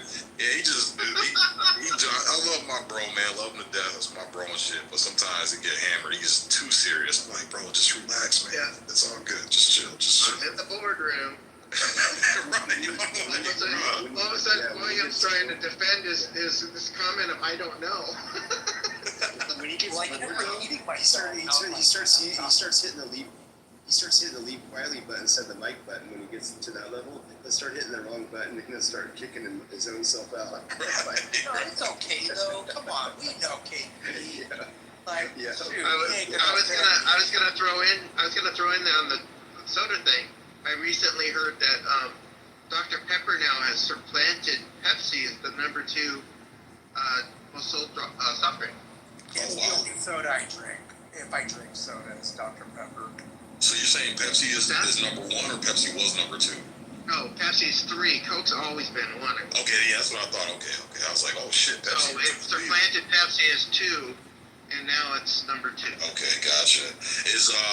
So is regular? I know Coke Zero's been shooting up there. I was reading something like Coke Zero's gotten so popular now. It's hitting some pretty heavy numbers. I didn't follow that. I was just listening to something, and they were saying Dr. Pepper is number 2. Well, what makes a 0 0? Is it something other than the? It's got no sugar and 0 calories. It's got all the chemicals in it. Yeah, I'll drink a glass bottle. Zero calories, 0 sugar. Yeah, it's because the diet, I think, used like aspartame, or they had some funky concoction to make it diet. Yeah. But Zero's got, like, I think the chemical makeup for all these Zero products is that, Diet drinks always had that weird taste to it, weird funny taste. Yep. The Zero chemical makeup gives you more of the flavor where it doesn't have that weird taste, but you get the benefit of not having the calories. Well, 0 calories and like 100% cancer, I'm pretty sure. So 100% cancer. no calories, but cancer. But isn't everything 100% cancer? Right, well, yeah, technically, yeah. Yeah, I used to go. At the end of the day, no one's ever gotten out of this place alive. So. Hey, I used to go to a warehouse, and this warehouse must have been like maybe 600,000 square feet, and it housed all the preservative and flavor chemicals that they put in all the foods. And I used to go in there and the smell and just look around. It was so freaky that all these chemicals with these hazardous labels all over them, because of the quantity, of course. All this stuff was for our food, and absolutely crazy going in this place, thinking, it's just disturbing. And the backlash to all that is how popular when you go to places you can buy Coke with real cane sugar in it now. That's all I drink from everybody's like, screw this, I'm going for the real stuff. Yeah, that's how they have in Mexico, the glass bottle Cokes. Like when we go to Mexico. Our Costco has all the time Costco. Yeah. Coke. Oh, Costco sells glass bottle Coke? Yeah. Oh, wow, shit. Okay, I didn't know that. For years. What? Yeah, the Coke bottle got so popular. I heard that they were going to try to put the can formula in a glass bottle, and I think it got turned away because people found out they were going to do it. People were like, well, I'm not going to buy a bottle of Coke that it's going to change the formula. So that was a thought by Coke, so they could sell more regular Coke instead of natural Coke, I'll say. Yeah, the regular Coke's great. You can't get it in Costco. It's still expensive. Yeah, but it uses real sugar. Don't use that, what's that, processed, that bullshit sugar that's in everything, the high fructose corn syrup or whatever. Yeah, what a treat. Those bottled Cokes are they are a treat. Oh, they taste better too, man. You can taste the difference between that, the high fructose shit, yeah. It tastes a lot better. Yeah, that's the thing too about Mexico, man. When we're down there, like all their bags of chips and stuff, like they have like these big warnings on them saying like high in sodium, and like they put all these warning labels on all their shit that we don't have here. And into a lot of their stuff that they sell there, like if you like they don't allow like a lot of those chemicals and shit like that in their products, man. And you can tell, like if you got the same product from the United States and got the same product from like Mexico or another country, like a way less chemicals in the shit in the other countries compared to all the bullshit they put in our food.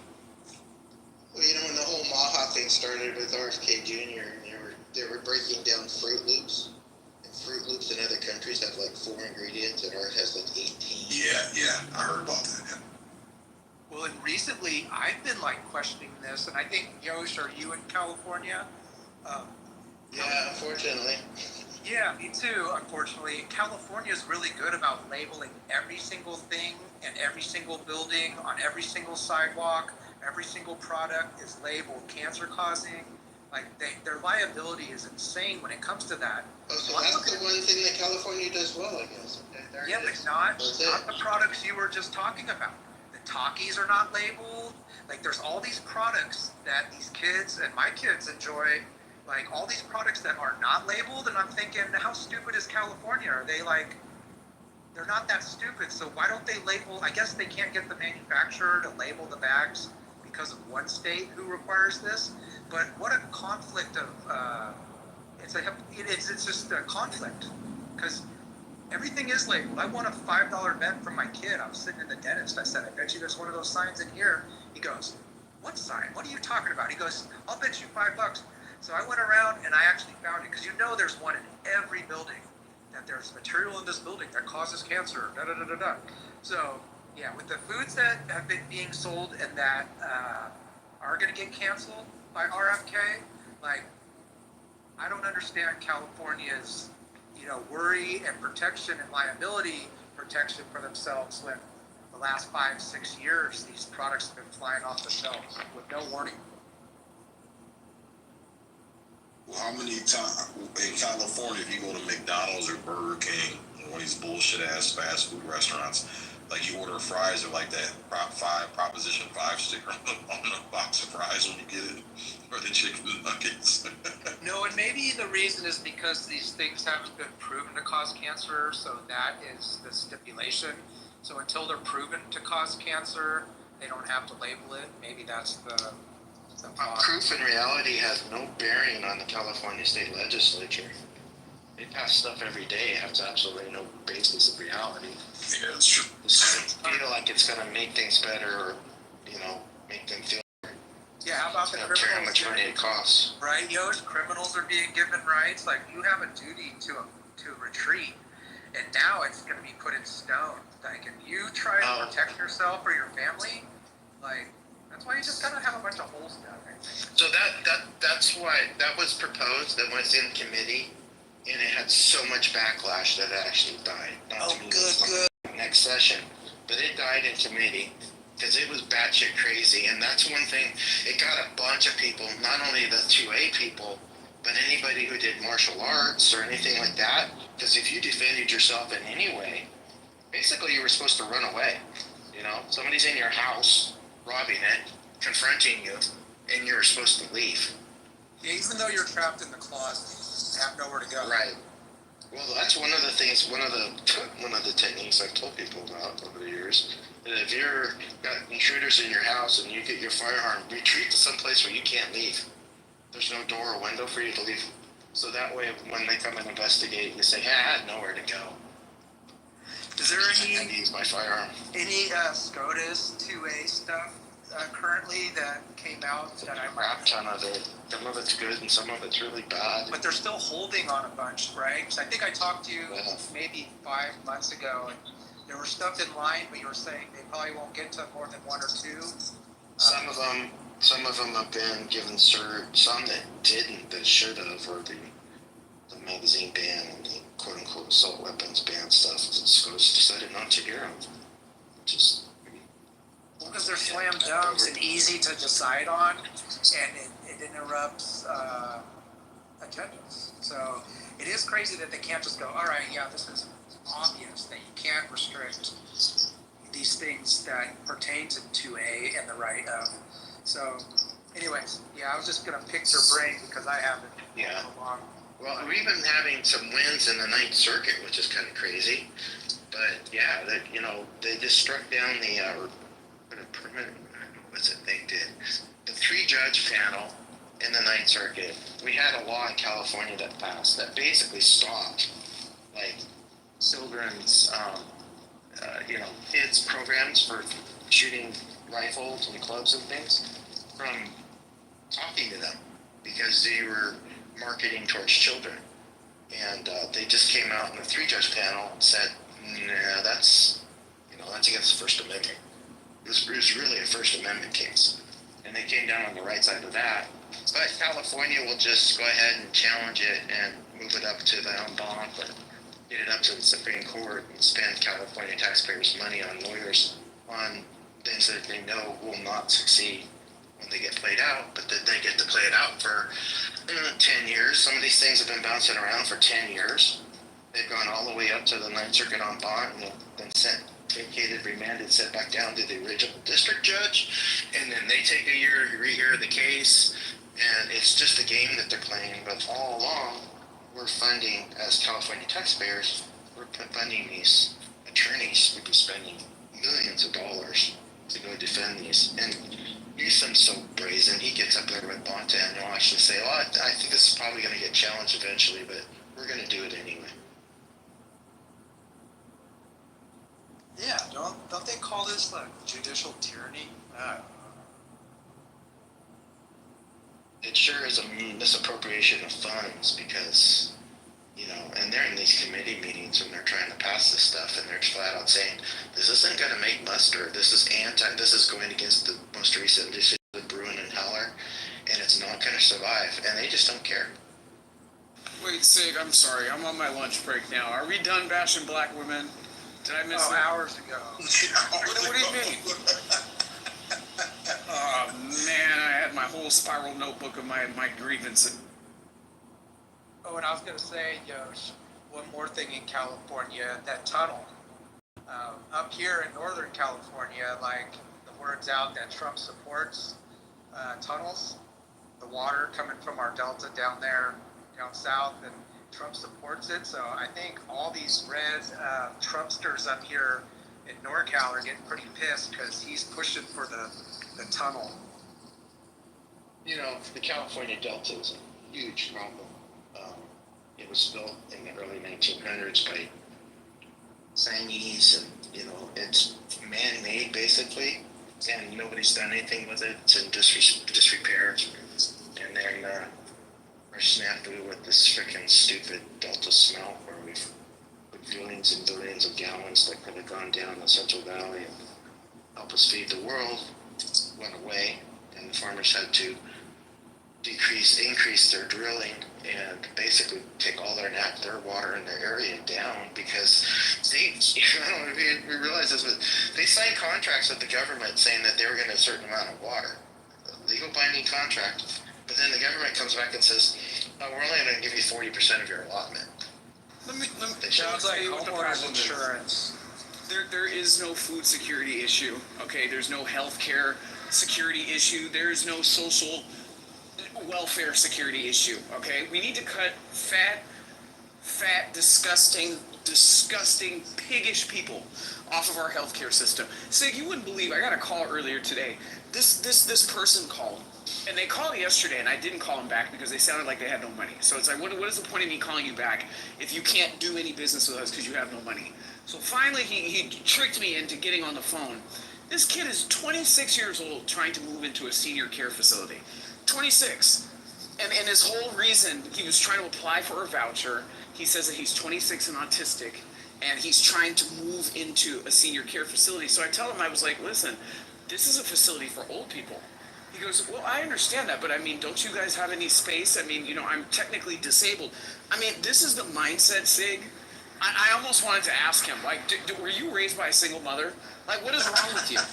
26 years old, and this kid is trying to move into assisted living. Maybe he identifies as an old person. Yeah, he might be trans ageist, man. Come on now. Probably 89% chance he was in a single family, single parent home. Yeah. They're lazy now, Adams. This is young. They're fucking lazy, man. They don't want to work. They don't want to do shit. They just want to live off everybody else. Yeah, and then he was like, well, can't there be an exception that's made? And as I was starting to ask him, like, have you ever heard of Golden Girls? I thought about it for a second. I was like, that show was off the air before this kid was even born. And I just hung up the phone. Like, I didn't even give him the pricing. Like, you thought that you were going to save money here? Like, my cheapest unit's almost $9,000 a month. Like, are you stupid?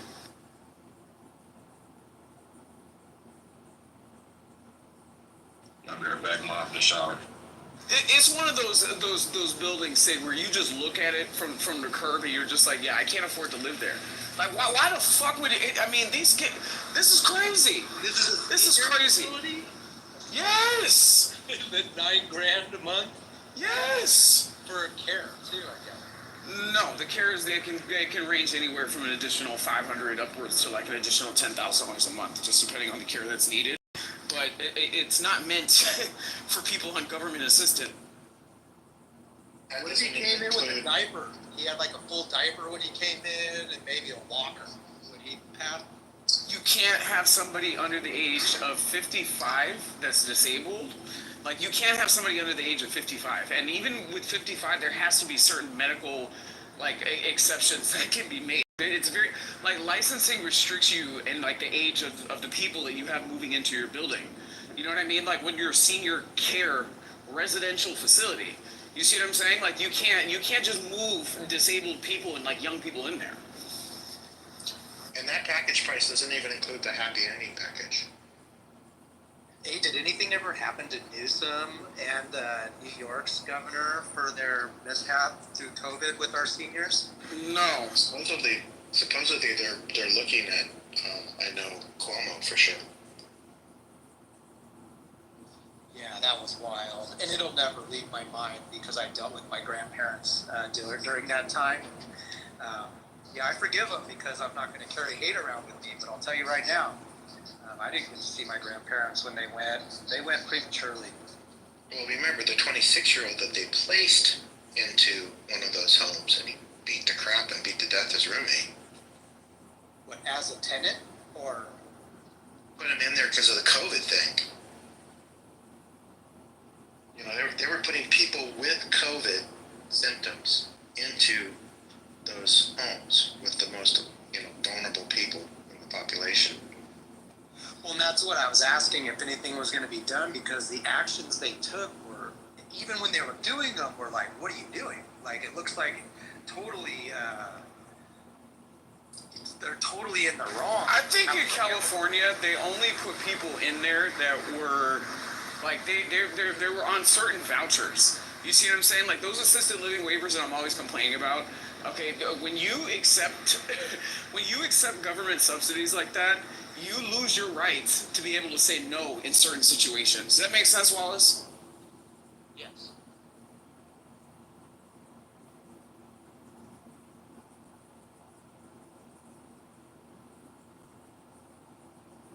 Hey, what's happening, gentlemen? Are you saying that a human being loses their rights when they go into retirement home?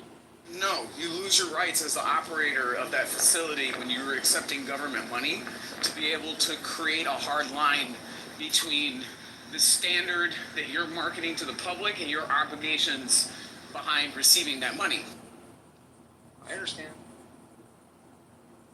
So in this instance, the Cuomo administration might have directed these people because they were receiving public money that they had to take these COVID patients over them.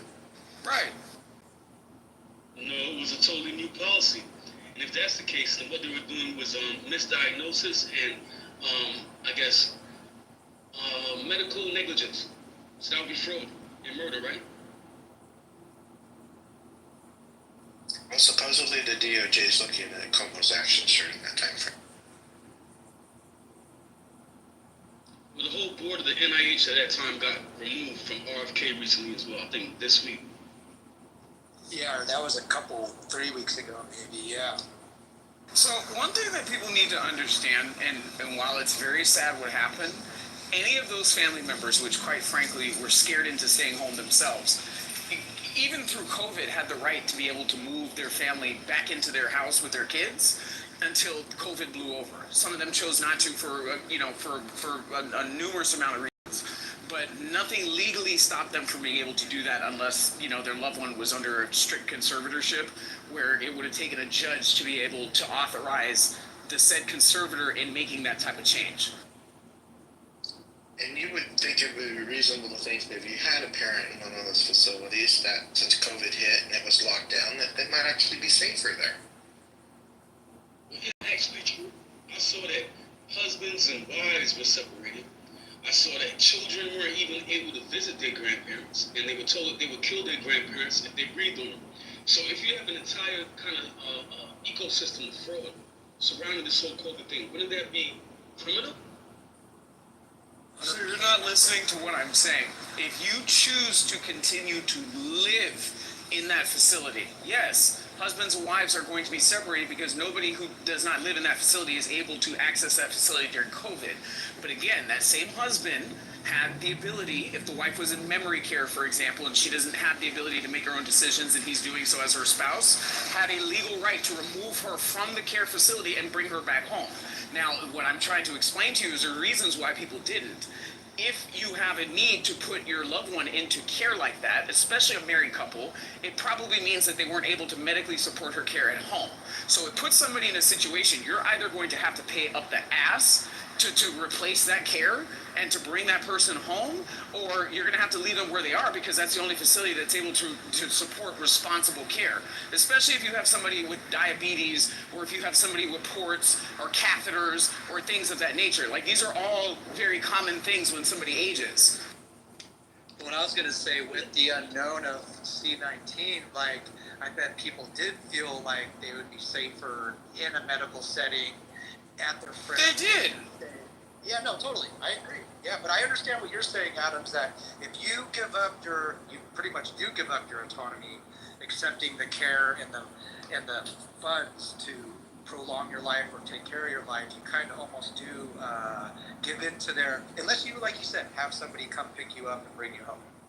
So that means America can run concentration camps in America where they can terrorize elderly and they're going against the Constitution. That's fine. No. They were not concentration camps. They literally were. They had them all isolated. They had them...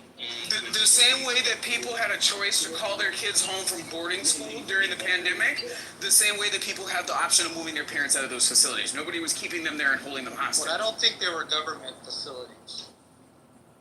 No, they were not. But what I was explaining to you is if they're receiving certain type of government funding, meaning like those waivers and those vouchers. So if somebody can't afford to pay private pay, they go to a facility that accepts a voucher and they have to meet certain income requirements and financial threshold for the government to then step in and pay. Well, for a building to be able to accept money from the government like that, they have to be enrolled to be able to accept money from the government like that. And through that enrollment, it comes with specific terms as to regulations and like standards that you have to follow. You see what I'm saying? To be able to receive that money and to be able to be in that partnership. Right, but Fauci broke that, he compromised the relationship. Because once he said in Congress, he made up all of his mandates and all of his directives, it was then upon the NIH, and it was their fault for everything they did during COVID, which was then fraud. It's fruit from the poisonous tree. You won't find me arguing.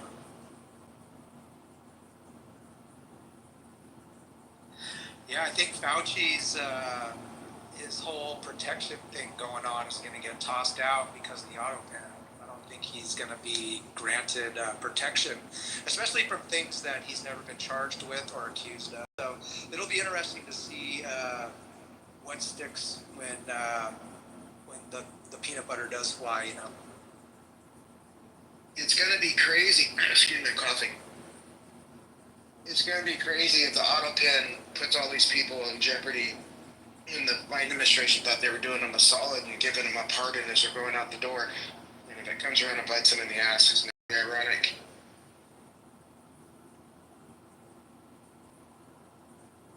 Well, even without the pardon, right? They can't get pardoned for being a traitor to or treasonous acts, and I don't think they can get pardoned for being part of a genocide. I don't think that's a possibility of pardon. Or broad sweeping protections through pardon. Like that is kind of, which that might be iffy, it could be debated, but how does it make sense? Okay, like Fauci, why would you ever even give him one? Isn't he just the hero of the century?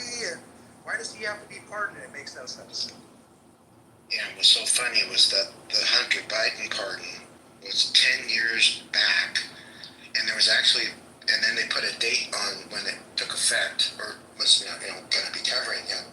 And there was actually a couple days there where he could have went and gone anything he wanted to, and he was under the pardon. Well, the whole laptop thing on top of that. And what has been come to find about the laptop? Oh my gosh, it's so obvious, so dumb that it's not even debatable what transpired and what we witnessed. And when the timeline and the events are all lined up, like, yeah, I don't know how mainstream still has any relevance to anything that goes on today. It is truly all entertainment, programming entertainment. The linear media is pretty much dead. I mean, they can't. They got people that are YouTube streamers that are getting more views every day than they actually get in their audience. 3 times as many views. So people are voting with their feet. You've got Paramount and ABC trying to get rid of their television side because they just know it's a dead medium. So what about MAGA people actually suing the media for fraud? Like the situation that happened yesterday, right? They picked up some little kids who were working on a pot farm. They said the little kids got tear gas. Why is Trump tear gassing little children? And really and truly, he was saving them from child labor. We can sue them for that. That's misrepresentation. Yeah, so something happened, and I bet you Yosh is familiar, but somewhere between the beginning of Obama, maybe before, something happened where propaganda, and I use that word just because I don't know what else to use, was allowed to be used in quote-unquote news. That it was no longer a journalist standard of reporting, but it was actually entertainment. And it did do the change post-08, as far as I know, but I could be wrong. You know what it was? It was the invention of the 24-hour news cycle. Because now these companies needed to fill 24 hours a day and keep eyeballs on them, because clicks and eyeballs are the only way that people in media make money. And so when we got a 24-hour news cycle, then all of a sudden the crap, you got to fill that with content. Which is ironic because it's the same way with YouTube. And what people are choosing and feeling is more reputable. It's totally ironic that mainstream TV made that choice and went that direction. And yeah, I think it's just wrecked and gone. Journalism as a whole, not just television, program. The dying journalism could be the thing that brings this country down, because it's the only profession that is mentioned in our Constitution. And having a journalist or journalism people that try to report on what's happening and not skew what's going on is one of our checks and balances.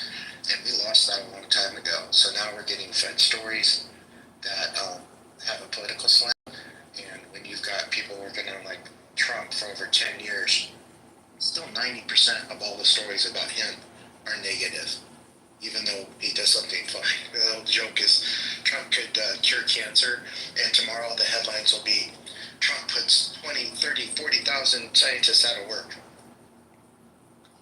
Right, they would advocate for the cancer against Donald Trump. They would it's obvious. And anyone who would argue against that is obviously got something wrong.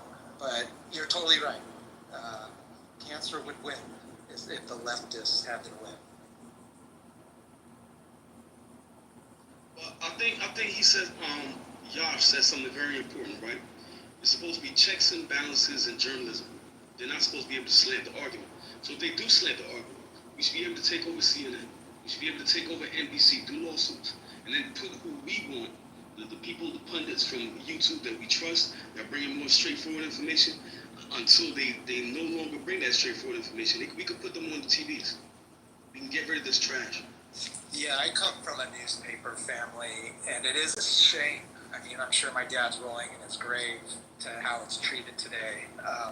But I encourage my kids. Like, I would love for them to be writers, be journalists, and I highly, even though they probably want to do other things, but I always say that because if we don't have true journalism and it does go away, like, all our worst nightmares will come true. And yeah, we'll be doomed if we don't have people reporting. That's why the internet is so fascinating, how it turns out and how we can get all this information without mainstream. It's great, but at the same time, I guess it's probably just more work. If you're interested, you have to put in more work to get the truth or close to it. You have to realize that, 30 years ago, there were thousands of independent newspapers throughout the country. Now they're all owned by the same company. There's only 2 or 3 corporations now that own this whole mechanism as far as linear media is concerned, owns the whole mechanism of how stuff's delivered and what message is delivered. And that's why it's dying, because people realize that independent journalists are all on YouTube and X, and they're flocking that way to find people that they think could actually give them a story without the bias. Right. The only journalists we have, it seems like, are war journalists, unfortunately.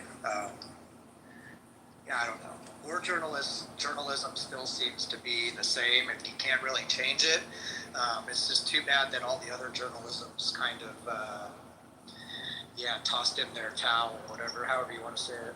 Even the war journalists can be manipulated by where the army that they're attached to lets them go, what they see. Oh, totally. But I mean, many times in history where they were asked not to report on certain things that they didn't want to have out there. No, you're right. I guess whole Russia-Ukraine thing kind of showed that. Like, you don't know what to trust or believe unless you do, like I said, lots of work on it. Unless you do all the time to sit there and get it verified, like 2 different people are saying the same thing, and maybe they're not ideologically aligned together, then you can start to say, but who has the time to do that? That's what's crazy. Then you're pretty much picking, who am I going to believe? And then you start listening to what they say. But fortunately, like I said, the independent journalists on YouTube and Twitter or X are kind of winning on this battle. I think people are less and less watching these CNN and MSNBC type of. They're winning the literary battle, but they're not winning the financial battle. That's why I say we could sue them, and we could put who we want on these teams. See, we don't have the structures. Independent journalists don't have the structures. They don't have the people working for them. They don't have the researchers. They don't have the teams. They don't have the software, the hardware, nothing like that. So let's just take it. Let's take it from the people who've been duping our society for years and just put it for ourselves and then get paid to do it. So, there are people on those spaces right now that are making tens of millions of dollars a month. Tim Pool, Dan Bongino, before he left to join the administration, those guys were making much more money than they ever could. Megyn Kelly, now that she's left and gone on her own channel, they are making buku bucks because they're drawing the people that want to see them and see what they have to say.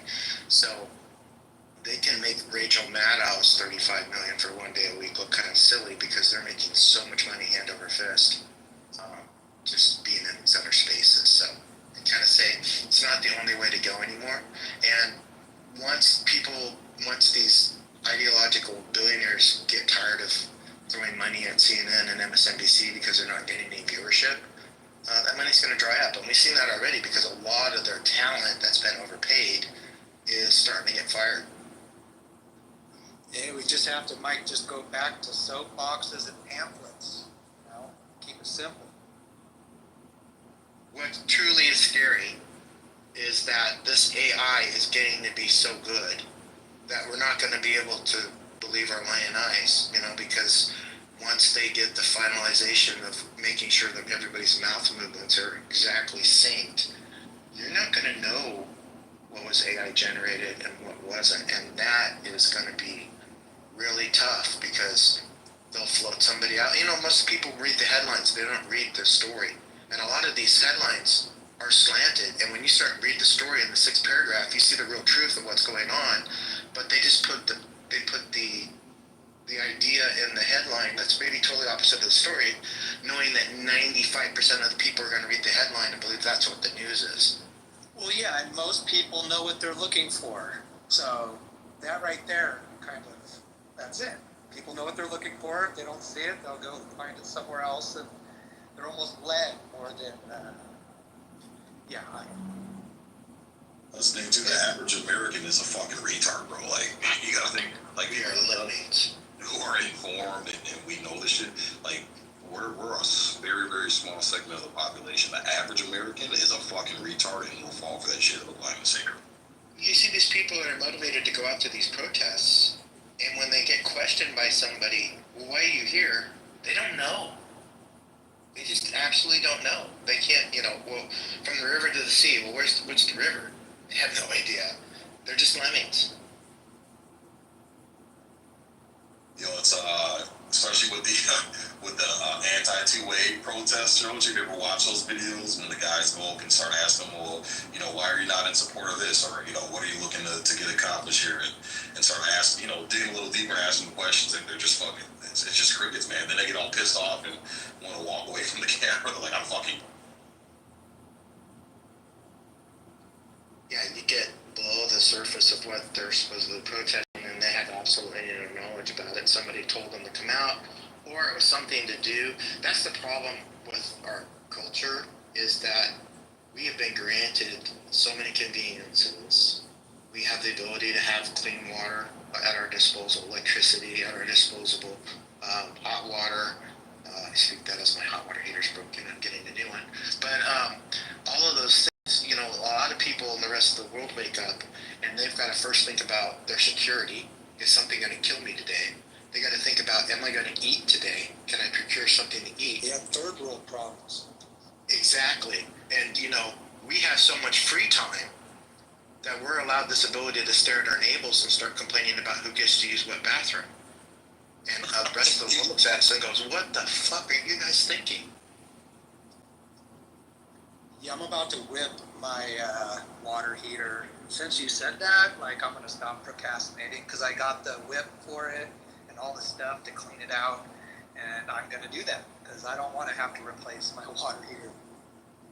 So I had a water heater. I had my, in 2015, I had my whole air conditioning unit replaced, and the original water heater, 25 years old, was sitting there next to it. And I said, we just go ahead and replace it while we're doing everything. So we did that. So here it is, 10 years. And I've been told 8 to 10 years, these new water heaters, they just stop working. We go buy a new one. Planned obsolescence. Get a repeat customer. Have the thing fail. What's going on, Mike? What's up, bro?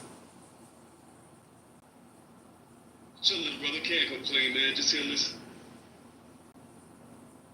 Yeah, I noticed, you call it a hot water heater, and Lawless called it a water heater. Same difference, right?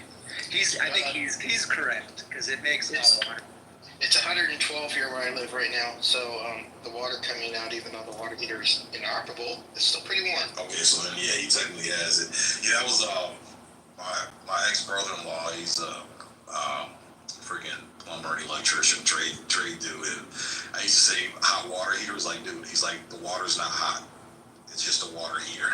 It's like if the water was hot, you wouldn't need to heat it. I was like, yeah, that's fair. Joe, you're probably taking cold showers anyways, it sounds like. Yeah, I'm a practitioner of that, but it's challenging at this time of the year because even instead of cold, it comes out at about 75, 80 degrees. So we have little tricks. One of my breathwork instructors came up with getting a laundry bag, those mesh laundry bags that women put their panties in and then wash it so it all stays together. You take that, put a bunch of ice in it, take a shower, and you throw that over the head right at the very end of the shower, and you get 30 seconds of cold water before the ice melts. So we have ways.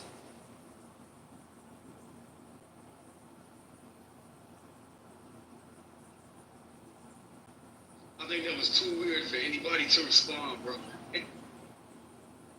So I've never looked into cold immersion stuff, guys.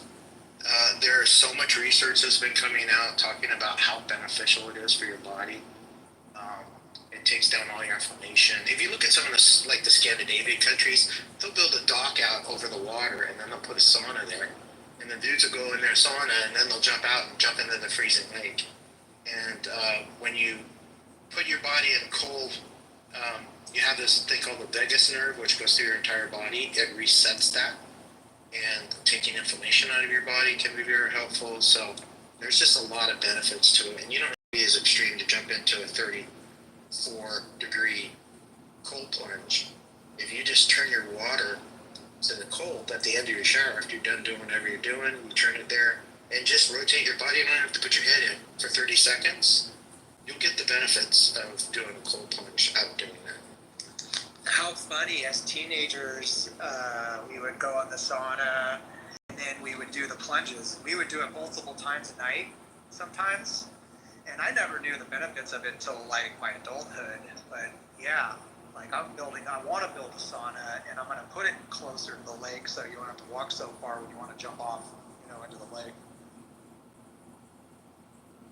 So oddly enough, I learned about all this during the pandemic on Clubhouse. There was a room called Cold Showers, and people would get on and they would actually take cold showers at the same time with their mics open.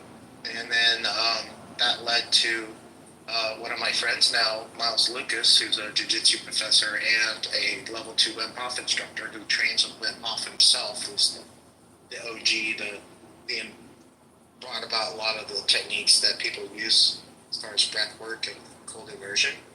And he was taking us through breath work after exercises, which is another big component. And I learned all that here on Clubhouse. And now I'm actually friends. I actually rolled with Miles last weekend, and I go to some of his breathwork seminars. So, yeah, that sent me down that path. It was on Clubhouse. Yeah, my neighbor has a barrel on his deck, and he fills it up with ice water. And he did it a couple times, and now the barrel just sits there. I don't think he's done it since. But yeah, quite entertaining hearing him get in it. Because he literally, I hear him like putting, 60 pounds of ice in this thing or more, and then filling it up with water. And yeah, I was pretty fascinated watching him because I don't know if I could do that. Like you said, just cold tap water probably would suffice the effect you're going for. The ice water, I don't know. I worked myself up to 15 minutes the last time. But you just need to do 2-3 minutes to get the benefits. Yeah, as a kid, it was like a high. Being in the sauna, being able to sit in there for 10 minutes, as long as you could, and then going in the water, it was like that shock, which I'm assuming if you could repeat the name of that runs down your body, that was the effect we were feeling as kids then, and how good it felt after. It's like Vegas without it's like Vegas without the A. It's D-U-G-A-S or U-S. Vegas nerve. But everybody sounds like they're saying Las Vegas when they say it.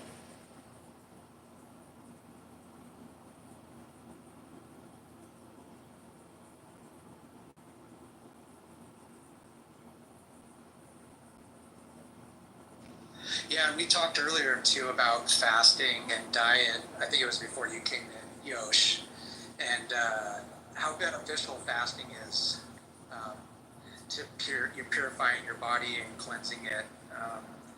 I did it only for losing weight, and now it's become a lifestyle for me. The last 6-7 years, daily fast, only eating 5 hours a night, and getting under a regimen like that. I lost 70 pounds. I don't really drink anymore like I used to. You might have heard me on your talking shit, drinking beers. But since I stopped drinking, and doing the fast and drinking, more than a half gallon of water a day, it's amazing the health benefits. And so the cold plunges, I'm almost gonna start looking into doing that because it's super attractive, the benefits.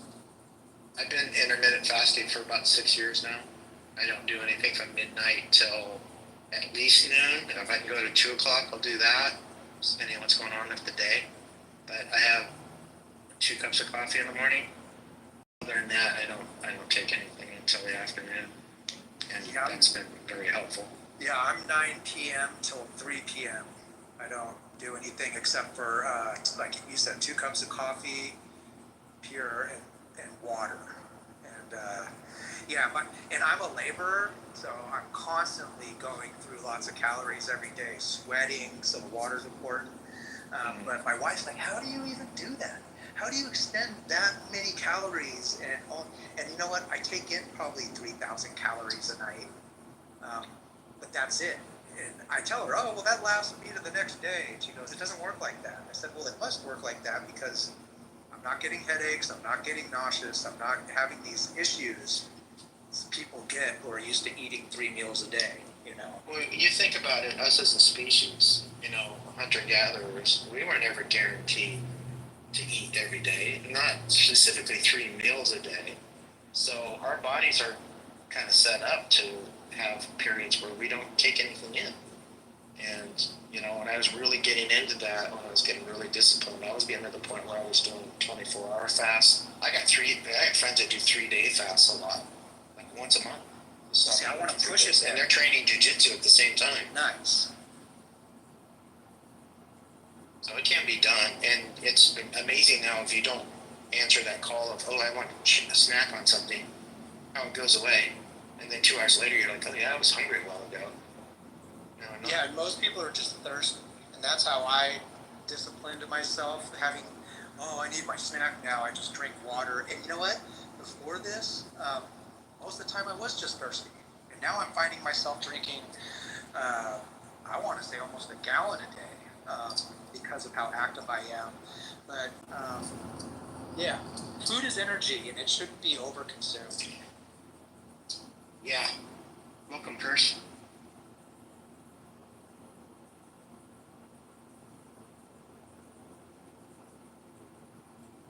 Yo, should we return that pink ticket in, man? I guess I could do that. It's been, 3-4 years? I'm just lazy. Do I click on, I click on mine? Click on the house up top, the masculinity man. The house, okay. Yeah. That's why, because I'm stupid too, so I'm not going to do it. No, and it's a pleasure seeing you in rooms, listening to you, because I'm most of the time in the audience. But just a wealth of knowledge you are when it comes to SCOTUS and the things going on. So yeah, enjoy it totally. Well, you'll notice that I only try to talk about things that I actually know something about, unlike a lot of people on this app. So when I get in here and Sig is railing on black women, I have no experience whatsoever. So I keep my mouth shut, and I might just sit in the audience and listen.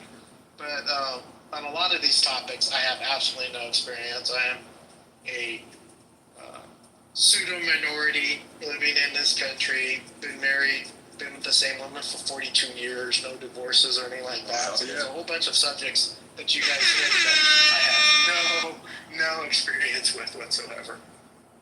42 years, Yosh? 42 years. We've been married for 37. Fuck yeah, dude. That's awesome, man. That's fucking awesome, brother. Hell yeah. It's too late to trade her in. The warranty's over. I was joking. I was with my brother and sister-in-law are really close. It's her sister and her husband, and they've been married 28 years maybe. And I said the other day, I said, well, we're not going to trade you guys in. I've seen these 30-year-old women, and I don't want any of that mess. Yeah. I can't imagine these 30-year-olds. Oh my God, that would drive me insane. Yeah, it's a hot mess out here, Yosh. Yeah, it's a fucking hot mess, dude. It's so retarded out here with these women and the dating scene, dude. Ugh. Wait a minute, there was a return policy? Yeah, you didn't read the fine print? In California, it's just before the 9th year, because that's when it becomes common law marriage. Oh, gotcha. That's why all these stars get divorced at 8.5 years. Okay, that makes sense. Now, in California, does your wife come with a Prop 65 sticker slapped on her too? and a 3-figure or a 6-figure career. 6-figure. Yeah, she actually did really well. Gentlemen, she just actually retired. So she's basically she was on family leave because her mom's really sick, and now she's taking the rest of her accrued vacation. But in a couple weeks, she's going to be officially retired. Yeah, that's awesome, man. That's awesome. Yeah, give her a chance to fix herself because she was getting run down and not being very healthy and stressed out over her job. Yeah, stressful job. So I said I'd rather have her retire and take less money and be around a few more years than watch her run herself into the ground. Yeah, that money ain't worth a good wife, man. That's a lot of these women don't understand. It's like they get out here and stress themselves out prematurely for no reason. It's like, man, just like you not being stressed out and just being pleasant, and you know that's worth its weight in gold, man. It's worth way more than a fucking paycheck. The problem is they impose their own stress, right? And they never really get the money that they say that they're trying to get. Not only that, when they do get the money that they say they're trying to get, they spend most of it because they have no money management skills for the most part. I just see it happen so many times about when it gets a nice job, and automatically she goes into debt. Running a house, trying to build a house or maintain a house that she can't afford. And therefore it's like you impose your own stress. It's not your job to build a house in the first place. When you divorce your husband, now you got to do it. So. Well, I bought right because she's extremely sensible. She's not into shoes and all that kind of shit. She didn't want surgery, or she's against all that kind of stuff. And she became a very high earner just before she retired. So I was like, yeah, sweet. Especially because of the pandemic. Working through the pandemic, I had nothing going on in my business. And she was killing it. So, but she was an essential worker, and so she had to show up every day. So, and she worked in a large organization and saw a lot of people who lost their loved ones during that. That was hard. She in the medical field, Yosh? No, she actually worked for a school district. Oh, okay, gotcha. And she was one of the directors, so there's like 20,000 employees or something. And, you know, we had such different COVID experiences. I was sitting here with nothing to do except be on Clubhouse. I started teaching people in Clubhouse and all that stuff, holding my ribs. All of my friends had parents. Some of them died during COVID, but none of them died of COVID. You know, I don't know one person who died of COVID. Yet she was coming home every day saying, so-and-so's husband's died. She had one friend who lost her husband and 2 children. She buried 2 children on the same day. They were grown. From COVID? From COVID. Holy shit, man. Wow. God damn. She's like traumatized. Now I'm like, this doesn't seem like it's a big deal. And then, you know, I'm in this point where I can't ask her, you know, so did these guys have comorbidities? You know, it's just too sensitive, right? Because you're saying, well, you know, what if they were 350 pounds and totally out of shape and drank and smoked and, you know, did all these things that made you more susceptible? Right. Couldn't even go there. And it's just like, oh man, I'm sorry. You know, it's just like somebody came in and said her husband had died, and she's just like, you know, dealing with that the entire time. We didn't know anybody personally that died of COVID.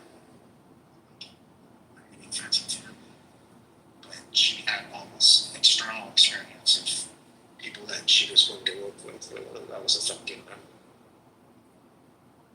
Yeah, I don't know anybody personally that died of COVID or know anybody in my circle that knows anybody personally that's died of COVID, so. You know, I'm older, so I had a bunch of friends who were losing their parents, but they were losing their parents for other things. And then I had a friend here on this app, and her family owns a mortuary, and she was talking, and it's right there where I live, and she lives up 7 hours away, but her family owns a mortuary in my town, and she was telling me about the stories of how everybody's body was coming in, and it was marked as a COVID death. And there were a few families that took exception to that, and they challenged the county, saying, hey, this wasn't COVID. They didn't have COVID in their body when they died. They had stage 4 cancer, and they finally succumbed, you know? The only thing that the county would do, they would put a supplemental paper, which would be stapled to the back of the death certificate, that said that they removed the COVID thing, but the actual original still said COVID. And I'm sure that they got paid by whatever facility they were in, you know, for treating somebody with COVID. Yeah, the COVID shit was the biggest scam ever, man. That's crazy. That's crazy. You know, and then meanwhile, this very same woman had her nephew, 20 years old, die from a fentanyl overdose, and we don't talk about that shit at all. Right. Yeah. Exactly. Yeah. You know, there's over 100,000 people in the United States that dies of fentanyl, and there is no reason that they should be getting fake pills or marijuana or cocaine that's laced with fentanyl. The only reason to do that is you're trying to kill people. It's not giving them a better high or something. It's in there because it's going to give you a good opportunity to die from it. So talk about a major conspiracy. We don't talk about it at all. Yeah, that's true. Yeah. China's at war with us because they're sending that shit over here. Yeah, it's coming. And it's not. It's coming up through Mexico, man. Yeah. Yeah, and what's the profit in that? It's so cheap to make. It takes so little to kill somebody. It's like 3 to 5 grains of fentanyl to kill somebody. So I don't understand why this isn't less than 3. Yeah, I mean it's super potent. And it's great, you know, it's got a medical use and that's fine, but you know, to see these kids going to a party and taking, you know, Molly or something and it's laced with fentanyl and they die. Why in the hell is that happening? Why do the dealers want to do that? They're killing off their customers. It's so nonsensical to me. I was watching something on it. Real quick, Rick. Sorry, man. Welcome to the stage, Rick. Real quick. I was watching this thing. They were saying the drug dealers were putting it in because it actually is more addictive than heroin. So when they lace their drugs with fentanyl, the customer is more guaranteed to come back and spend money with them. They're like, you can do, like heroin's highly addictive, but they were saying like compared to fentanyl, fentanyl is like 10 times more addictive. Like all it takes is one and like you're guaranteed to come back versus heroin. You might be able to try one time and, you know, the odds of you being able to walk away from that one time try are greatly increased. Fentanyl, like you're one and done. You're hooked on that shit the second you try. Well, they're sure missing on how to mix that stuff into these other things because they're killing too many people. Yeah, you want to say something, brother? You got the mic, man. You can go. I just want to say, I came to the conclusion that I think many of the dealers are actually agents at this point because I understand there's the logic behind, okay, we're going to make it more potent and they're going to come back because, of course, they try to reach the same high, even though it's so dangerous, but it doesn't make any sense. You know, the risk is too high. I mean, it's a 50-50 chance. I mean, you can hook up somebody so much that it comes back constantly, or you can kill this person and you're losing a client, you're losing a customer. It doesn't make it. I mean, from a dealer point of view, I think it doesn't make very much sense. But if you're somebody in charge of an operation, you know, for a sort of depopulation plan or something, you know, to stir up chaos, to then propose a solution, of course, as always, then it makes more sense to me.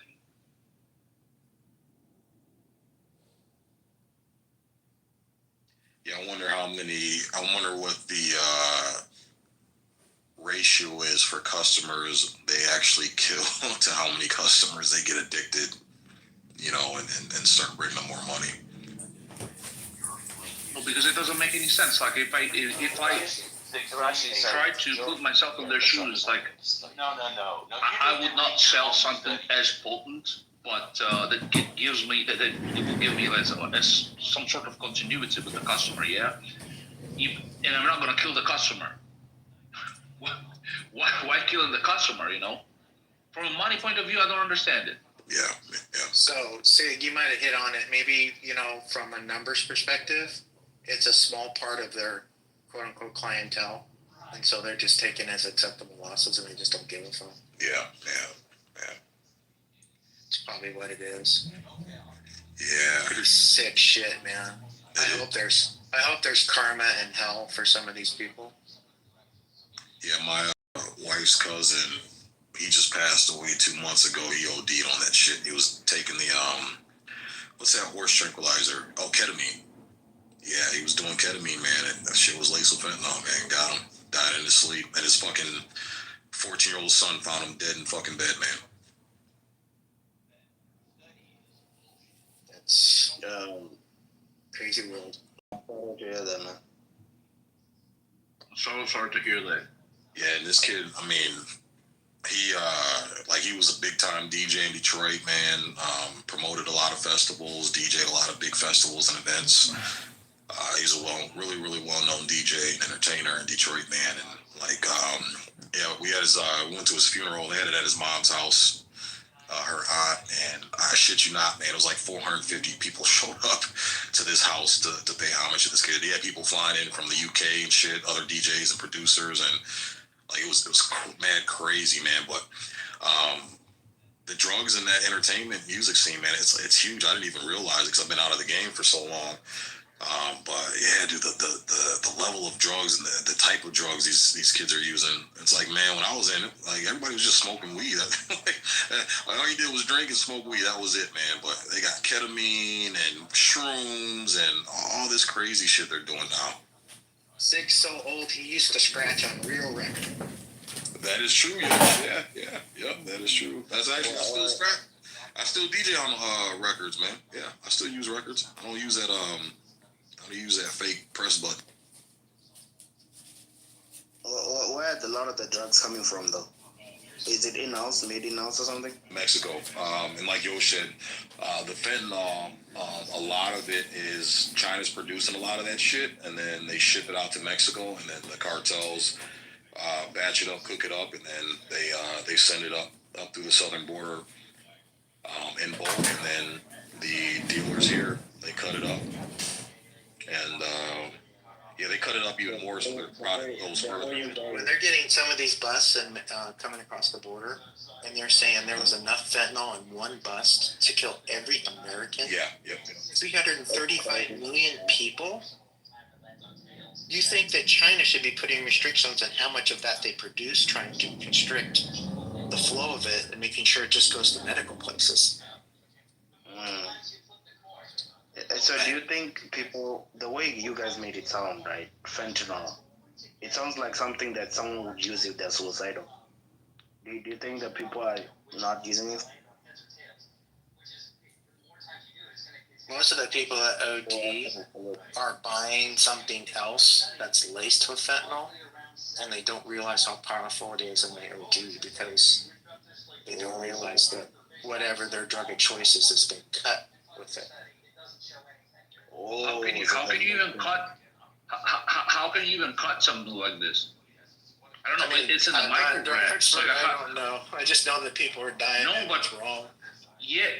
No, I'm not surprised, but because with such a little amount, how can you even do this? Like, it's almost impossible to get the right amount. In a bag of whatever. But what's this guy 6 hour was talking about? Ketamine, yeah. Wait, so, oh shit, man. So you're saying even the smallest gram is mixed with Molly or something? No, it's in the it's in the micrograms. The fentanyl is in the micrograms. It's like, it's not even milligrams, it's micrograms we're talking here. So how can you imagine? Yeah, sorry. I said, I don't know if you heard it earlier, Chris, but they were saying it's 3 little tiny pieces. I mean, it's nanograms. Talking about, it's nanograms. Yeah, nanograms. It's the nanograms curse. Yeah, so you're talking like millions of a gram. Yeah, that's times -6. Oh shit, but so it's in nanograms and it's still analyzing people. Yes, yep. That was a big controversy with the George Floyd case, because the original autopsy. That's what you meant when you said the bus was able to kill every American, was he kills in nanograms. That shit's crazy. Because I was wondering, what did they mean by that? Yeah, we're talking 15 pounds of fentanyl, and it was enough to kill every American. This is multiple times a year, curse, that they do these busts, man. What about it's the DEA, right? The guys that work with drugs. Yeah. How are they dealing with this? They're not. That's the whole point. They're not. That's why you're saying it was a conspiracy. When you allow 20 million people to flood across the border, and any one of those people could be carrying even a pound of fentanyl, I mean, it's out of control. You can't keep up with that. If you listen closely, you start seeing the pattern.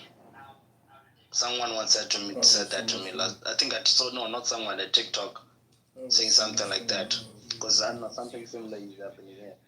But what do you think? A lot of this government, I mean, clearly a lot of the populace are complaining about immigrants and drugs, but almost none of them are like dealing with it, right? I mean, it's almost possible to talk about dealing with these issues, but really, it's almost like none of them really care as a collective.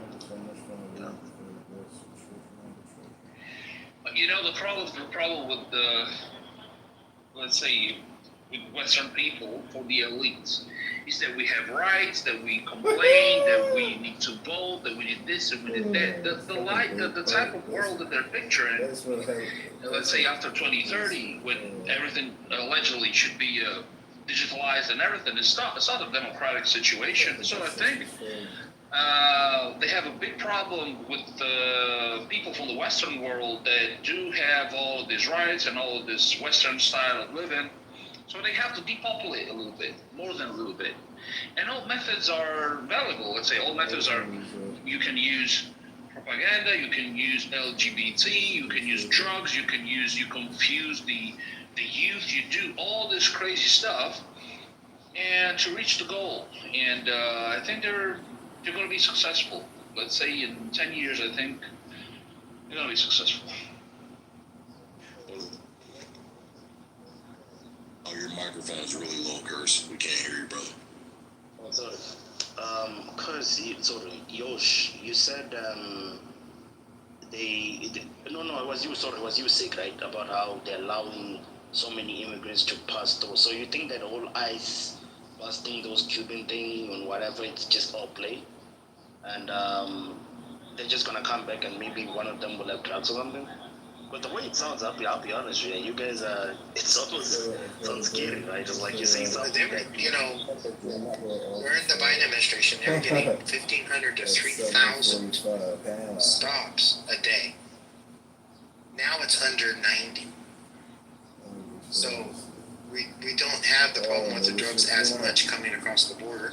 Maybe all 90 of those people are drug mules, but most likely not. But just the mass number of people that are coming across every day, there was no way for them to stop enough people and try to intercept drugs that were coming in on the backs of those people, which is the way that some of them bought their passage from the coyotes through, was to go ahead and be a mule for the drugs. So It's pretty. Sure. Okay. Yeah. I wanted to say real quick, it's pretty obvious. I mean, you can, you're doing some crazy technological projects and Project Stargate, and how much is it? 800 billion, whatever. You know, you're doing the impossible, but you can't find fucking fentanyl in the whatever hidden under a truck or whatever. You can't do it in America today.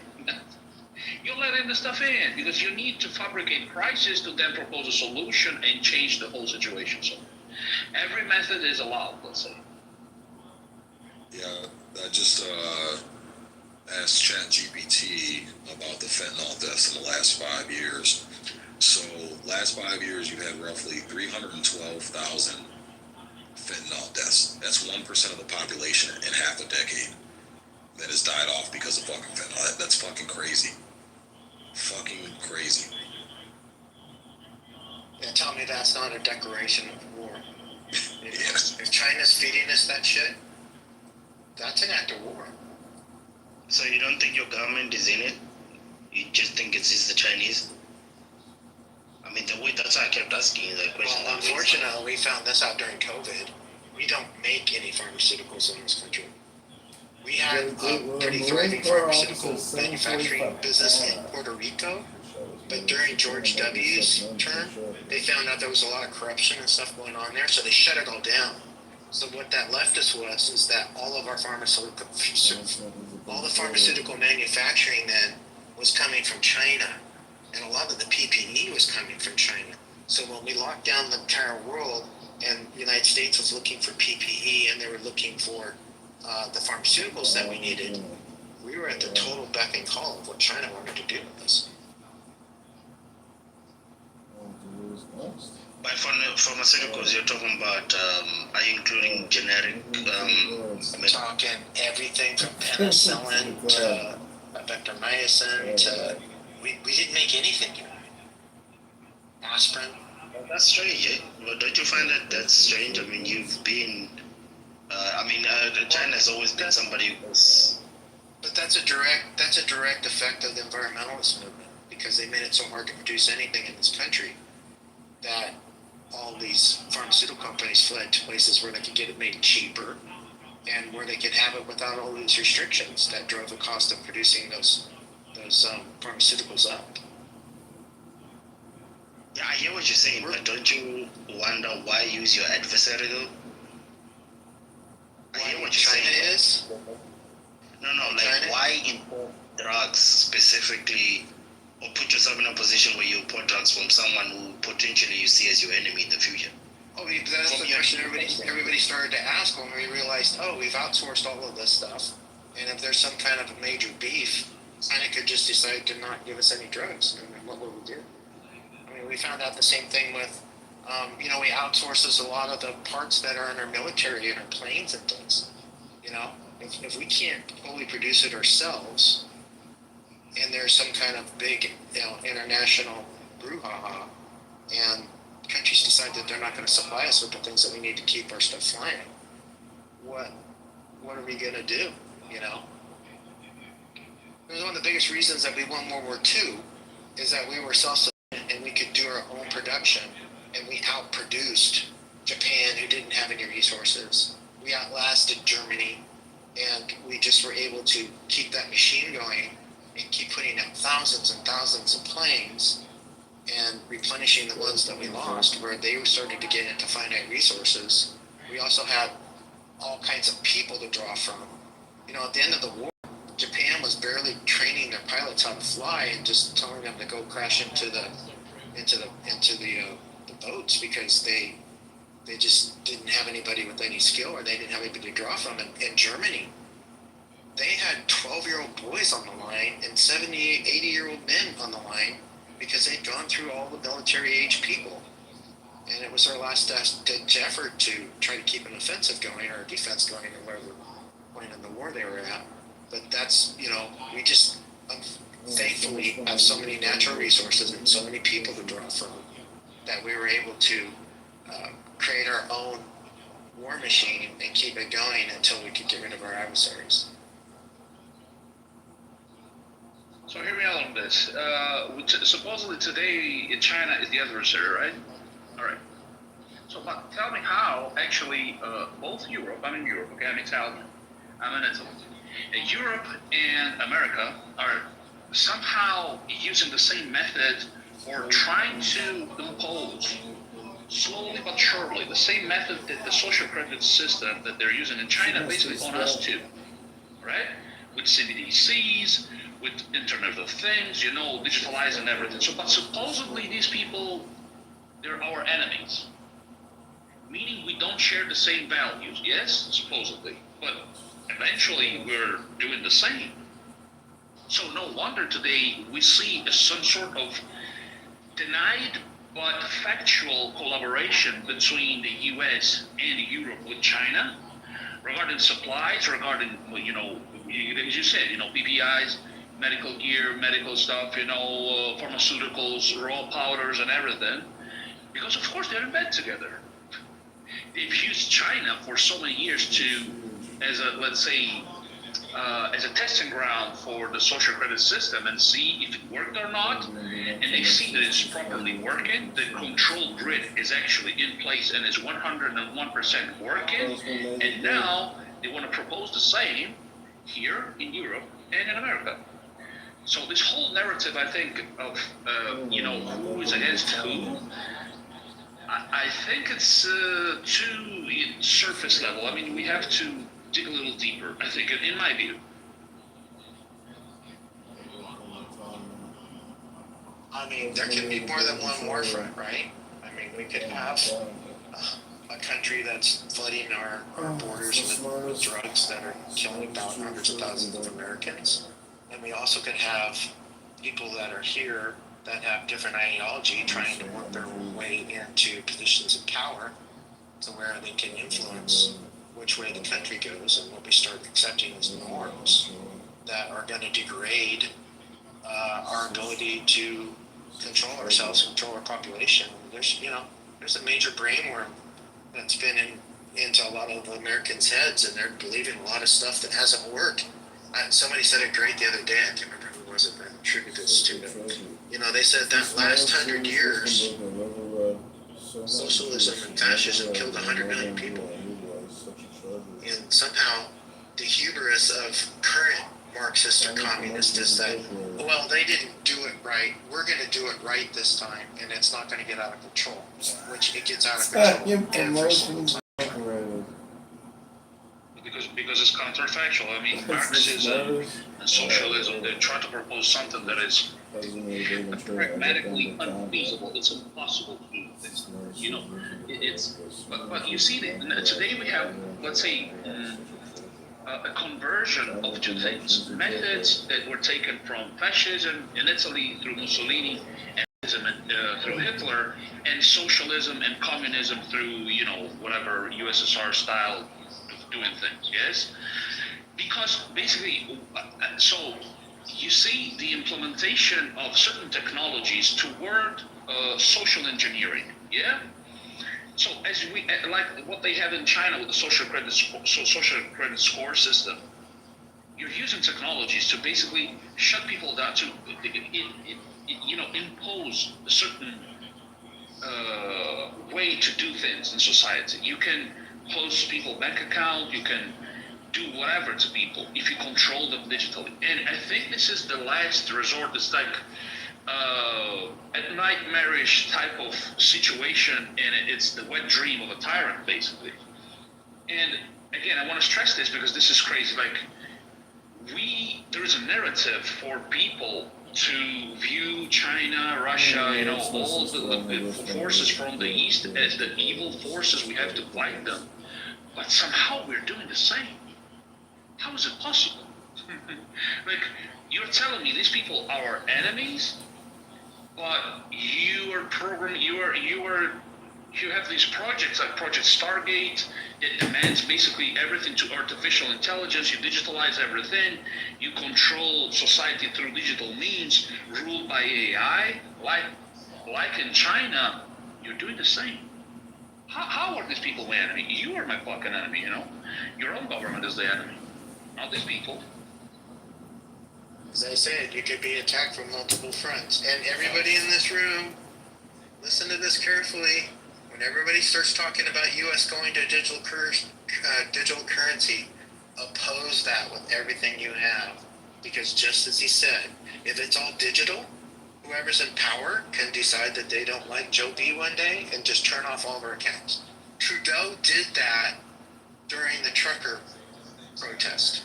He went and not only turned off their business accounts for these trucking companies, these single owner guys that were just trying to provide for their family, he cut off their personal accounts. He basically cut them off from their money because he could digitally take control and do that. And so when I hear them talking about, let's just do an American cryptocurrency or American currency, make it all digital, get rid of real money, you don't want to do that. I'll tell you, just between us. The day that happens, I'm going to start making a hell of a lot of money in the black market because I'm not going to play that. And it's going to be the biggest black market, gray market you've ever seen in your life when that goes down.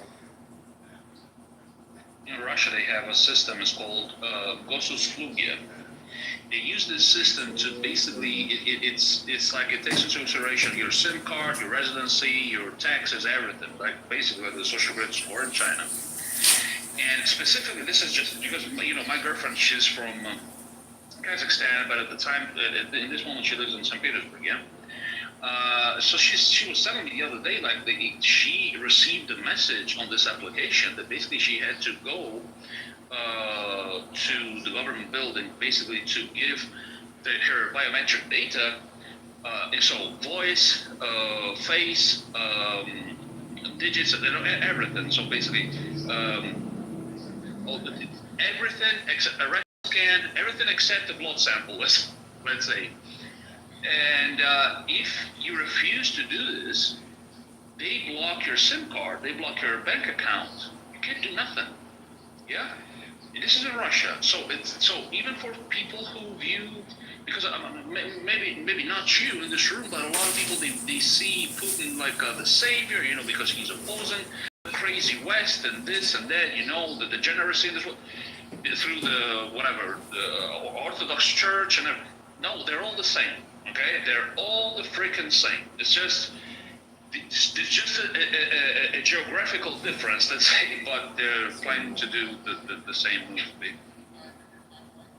If you hear us talk about social credit score and you don't understand what that is, go check out Black Mirror on Netflix. There's a episode with Dallas Bryce Howard, Ken Howard's daughter, and it's all about a future where we're using social media to rate everybody that we meet, and she starts having a bad day and things start going wrong, and pretty soon she's kind of locked out of doing anything she wants to because people have been down rating her. It's kind of, the social credit score is kind of the same thing.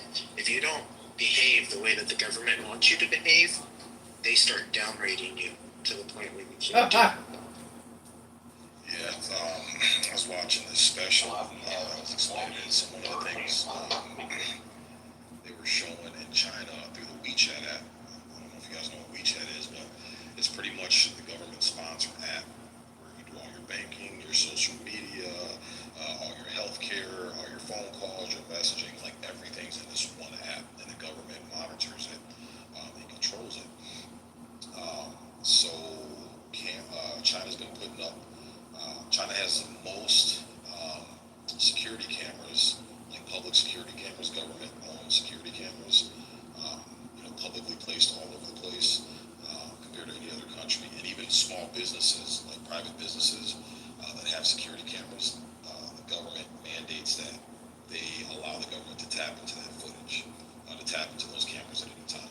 So they've been using facial recognition. And in China, if you jaywalk across the street, those cameras will pick up your face, recognize your face, and you'll automatically get a fine deducted from your bank account. You'll literally see it when you jaywalk, and then 2 to 3 minutes later, you'll get an alert on your phone that they deducted the fine automatically based on your facial recognition. And then you get your social credit score points deducted, just like a regular credit score. You'll get your social points deducted. And also, if you buy too much beer, if they see that you're swiping your credit card or using your digital tap pay or whatever, that's linked to all your personal information, your banking, you're like, well, this motherfucker's buying 5 cases of beer a day. He's probably your social credit score will drop. If you curse too loudly in public or you're being unruly in public, they pay the neighbors to rat each other out. Your social credit score is going to go down. Once it goes below a certain threshold, you go on that app to purchase a plane ticket or a train ticket, rent a hotel, you'll be blacklisted and won't be able to do any of that stuff. There was a reporter who actually did a story on one of the government officials about corruption, and because they didn't like it, they automatically dropped his social credit score, and this dude was literally confined to like the 2 blocks, within the 2 blocks that he lived in. He couldn't even use the app to get a cab. He couldn't buy a plane ticket, couldn't buy a train ticket. Essentially locked down to about 2 blocks where he lived. You're basically a serf at that point. You only exist at the whim of the government, whereas the movers are at the moment. And that's a very, very scary thought. Sid, my daughter lived in China. She recently moved to Korea, but she was in China during COVID, and when COVID was opened up, when the United States was more opened up, besides California, they used that system, facial recognition system, more than ever, and you had to be cleared to go into even just a certain building They checked the face everywhere you went. Just say you get into your own building, then they would shut you off, wouldn't let you in. And for some reason, the government deemed you shouldn't be there. Like they tracked you and monitored you and made sure health-wise, so they really, it was scary that they know exactly where you're at, how many times you've been.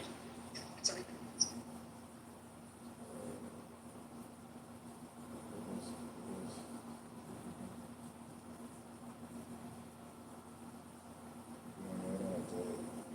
Yeah, that's crazy.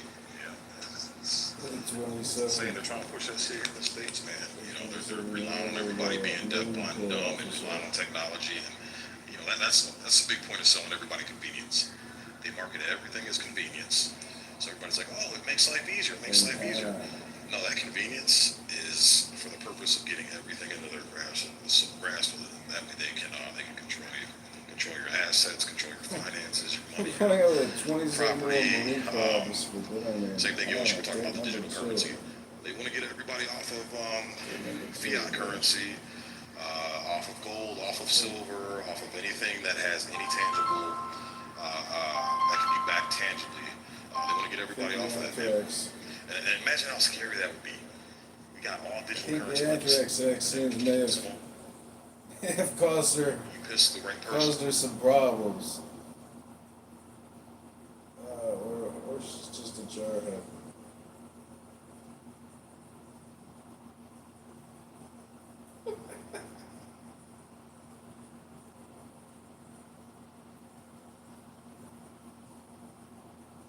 Yeah, and unfortunately, we have so many Americans that aren't aware of any of this type of thing, and they'll just go along, get along. But you know, to impose something like this that actually is so extreme, you need some, let's say, catalyst factor, some type of crisis to induce the change. Because there's no way that they will ask for, no, please, can you move everything digitally so we can control you? So maybe 90% of the people, or maybe, let's say at least 70% of the people, I think they would disagree with this. So they need prices to then induce a response that will take into consideration as an answer the utilization of CBDCs. So, and knowing the fact that the full, let's say, transformative action of all this might take place within, let's say, at least for 2030, everything has to be in place, yeah? So I think I'm expecting those changes, a big crisis in between the 2025 and 2030, so, including a possible second pandemic, let's say. So I think it's a hell of a lot easier to do for them to do it than we. Basically, all they got to do is make an announcement. We voted, it's been signed by law. We're going to go to an American digital currency. So basically, you have this date to convert your United States fiat dollars into the new cryptocurrency. After this date, 6 months later, you can turn it in if you're going to be resistant, and you only get 75% of that fiat currency in the new U.S. currency. And a year later, it's going to be 50%. And if you don't do it in the time frame that we want, by the time you're done, we're not going to exchange your fiat currency for anything.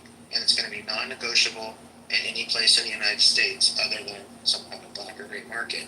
And they can just force you to turn over your dollars for their new crypto space money just by that kind of leverage. But you can induce a civil war like that.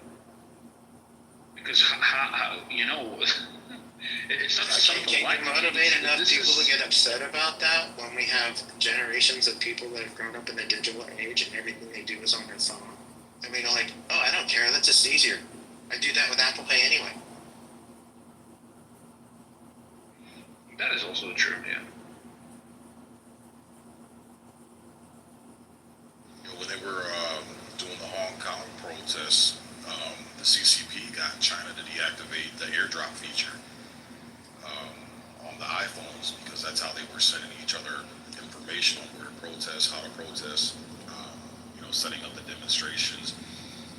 So, obviously text messages can be monitored. What else? Email can be monitored. But when you're within the vicinity of, hundreds and hundreds and maybe if not thousands of people, AirDrop is the most secure means of communication. China didn't like that shit. So Apple incorporated an update and killed it to where your AirDrop feature turns off after like 5 minutes or 10 minutes or something like that. So it can't automatically stay on for a lengthy amount of time.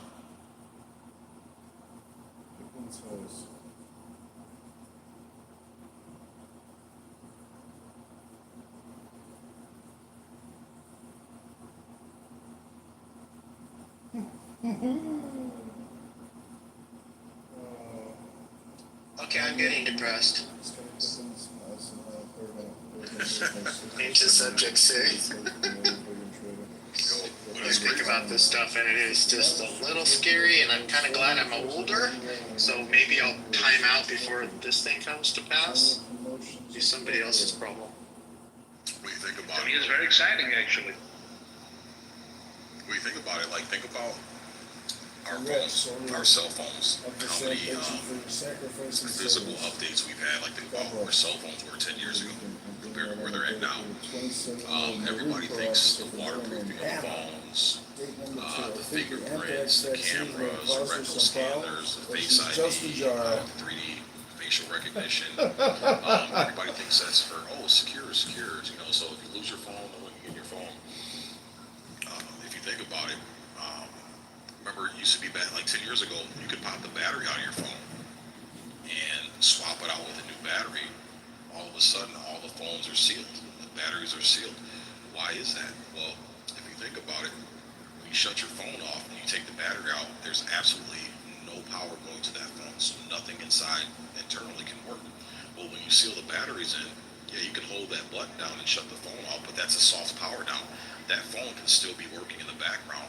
I was 6 years ago, I was telling people this. I'm like, yo, you think your iPhone's off? It's still running in the background. They're like, no way. Well, you guys noticed probably about 5 years ago, it may have been a little bit sooner than that. When you turn off your iPhone, what does it say on the top now? It says that even though your phone is off, the GPS and tracking feature is still working, so you can use Find My. Because it makes a Wi-Fi triangulation. There's constant Wi-Fi triangulation even though the GPS is off. Both Android and iOS, they do Wi-Fi triangulation. So try. I have to say that that's a horrible analogy. If I'm a police officer and I see somebody who I suspect is high on drugs, and maybe